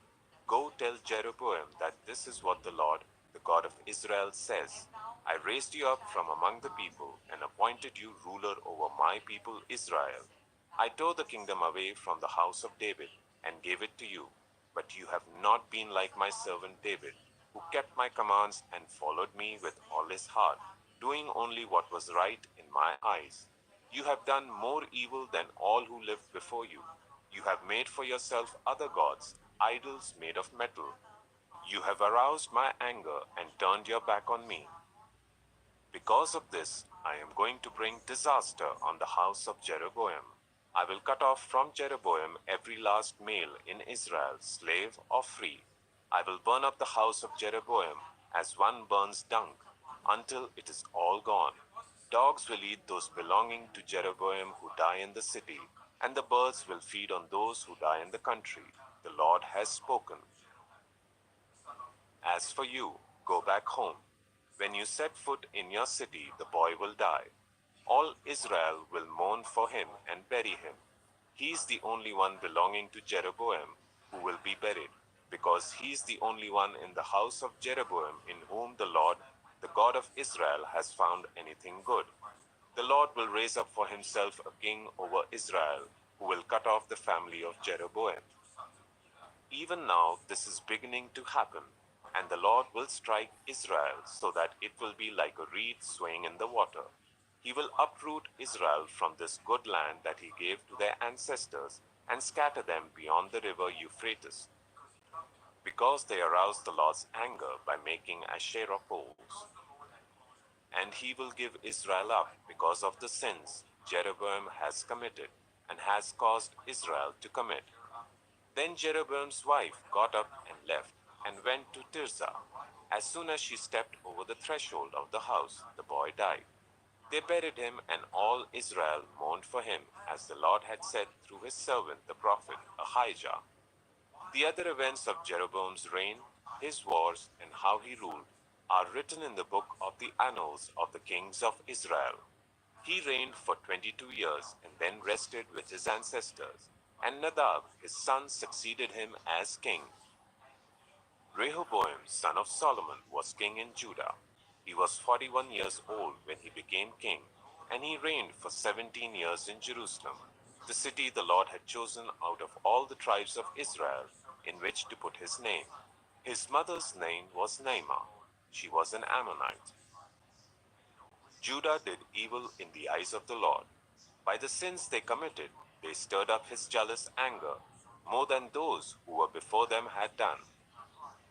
They also set up for themselves high places, sacred stones, and Asherah poles on every high hill and under every spreading tree. There were even male shrine prostitutes in the land. The people engaged in all the detestable practices of the nations the Lord had driven out before the Israelites. In the 5th year of King Rehoboam, Shishak, king of Egypt, attacked Jerusalem. He carried off the treasures of the temple of the Lord and the treasures of the royal palace. He took everything, including all the gold shields Solomon had made. So King Rehoboam made bronze shields to replace them and assigned these to the commanders of the guard on duty at the entrance to the royal palace. Whenever the king went to the Lord's temple, the guards bore the shields, and afterwards they returned them to the guard room. As for the other events of Rehoboam's reign and all he did, are they not written in the book of the annals of the kings of Judah? There was continual warfare between Rehoboam and Jeroboam, and Rehoboam rested with his ancestors and was buried with them in the city of David, Ammonite. And Abijah his son succeeded him as king. First Kings 15. In the 18th year of the reign of Jeroboam son of Nebat, Abijah became king of Judah, and he reigned in Jerusalem for 3 years. His mother's name was Maacah, daughter of Abishalom. He committed all the sins his father had done before him. His heart was not fully devoted to the Lord his God, as the heart of David his forefather had been. Nevertheless, for David's sake, the Lord his God gave him a lamp in Jerusalem by raising up a son to succeed him and by making Jerusalem strong. For David had done what was right in the eyes of the Lord, and had not failed to keep any of the Lord's commands all the days of his life, except in the case of Uriah the Hittite. There was war between Abijah and Jeroboam throughout Abijah's lifetime. As for the other events of Abijah's reign and all he did, are they not written in the book of the annals of the kings of Judah? There was war between Abijah and Jeroboam, and Abijah rested with his ancestors and was buried in the city of David. And Asa his son succeeded him as king. In the 20th year of Jeroboam king of Israel, Asa became king of Judah, and he reigned in Jerusalem for 41 years.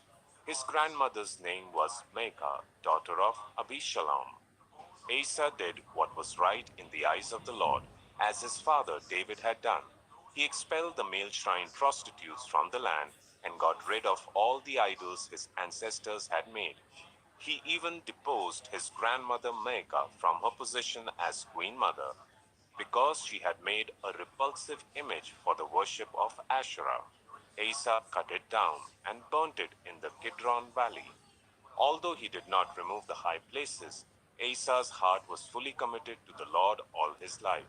He brought into the temple of the Lord the silver and gold and the articles that he and his father had dedicated. There was war between Asa and Baasha, king of Israel, throughout their reigns.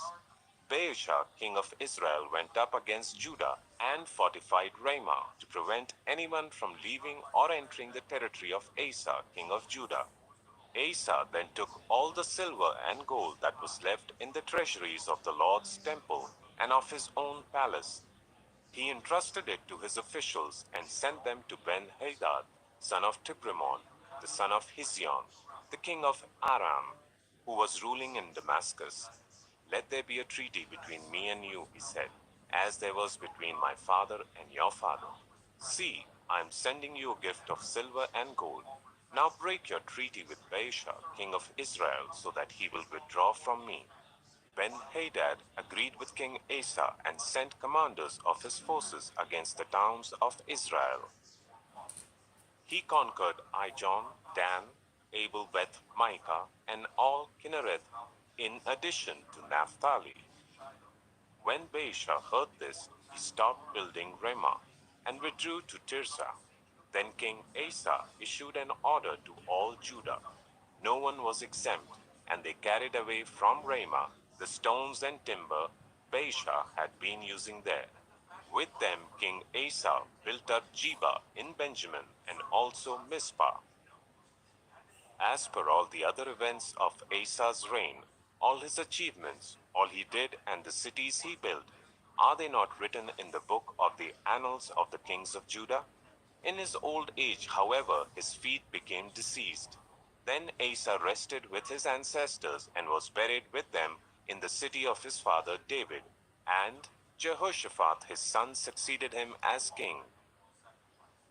Nadab, son of Jeroboam, became king of Israel in the second year of Asa, king of Judah, and he reigned over Israel for 2 years. He did evil in the eyes of the Lord, following the ways of his father, and committing the same sin his father had caused Israel to commit.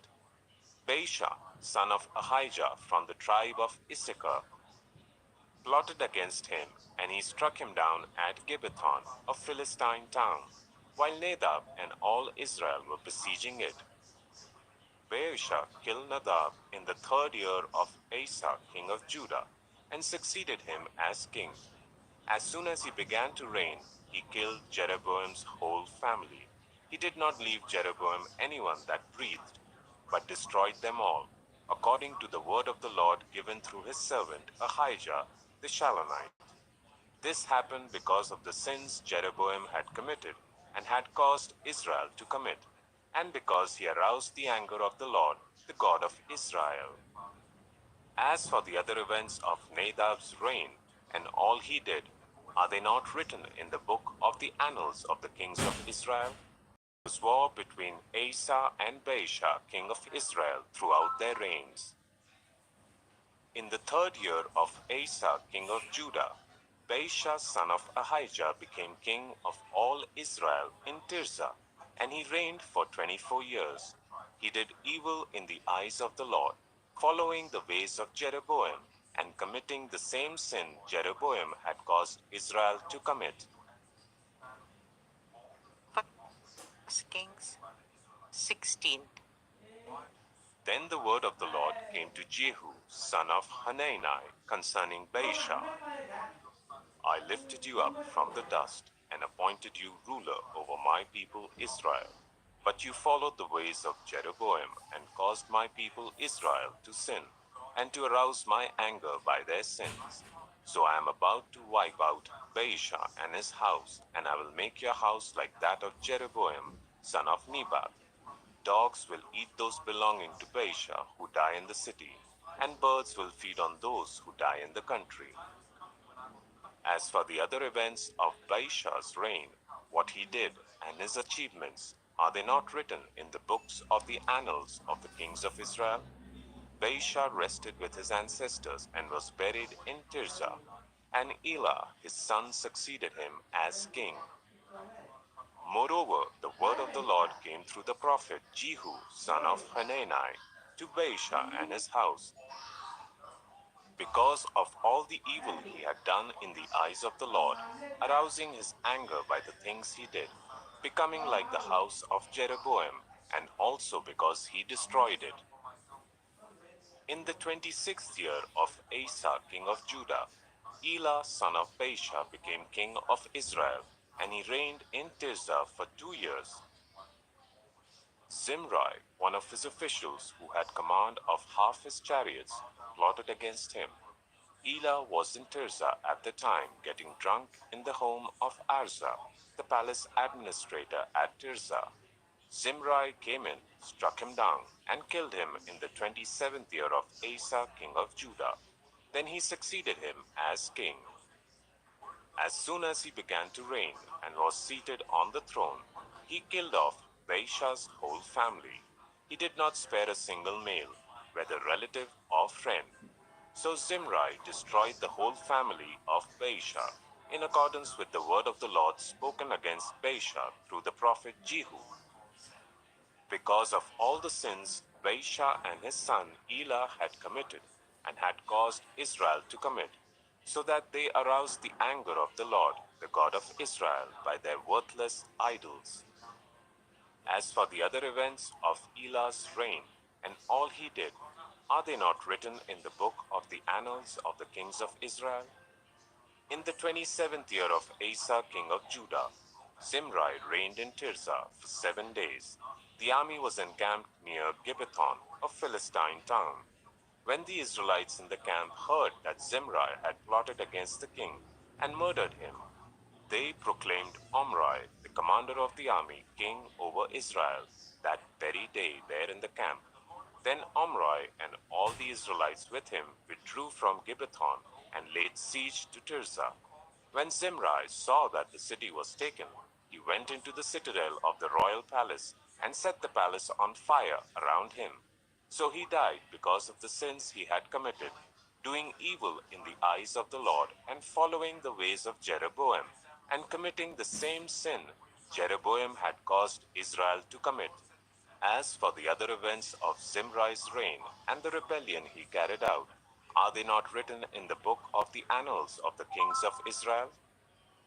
Then the people of Israel were split into two factions.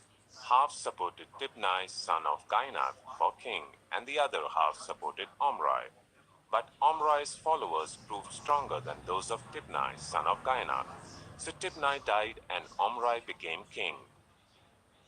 In the 31st year of Asa king of Judah, Omri became king of Israel, and he reigned for 12 years, 6 of them in Tirzah. He bought the hill of Samaria from Shema for 2 talents of silver, and built a city on the hill, calling it Samaria, after Shema, the name of the former owner of the hill. But Omri did evil in the eyes of the Lord, and sinned more than all those before him. He followed completely the ways of Jeroboam son of Nebat, committing the same sin Jeroboam had caused Israel to commit, so that they aroused the anger of the Lord, the God of Israel, by their worthless idols. As for the other events of Omri's reign, what he did, and the things he achieved, are they not written in the book of the annals of the kings of Israel? Omri rested with his ancestors and was buried in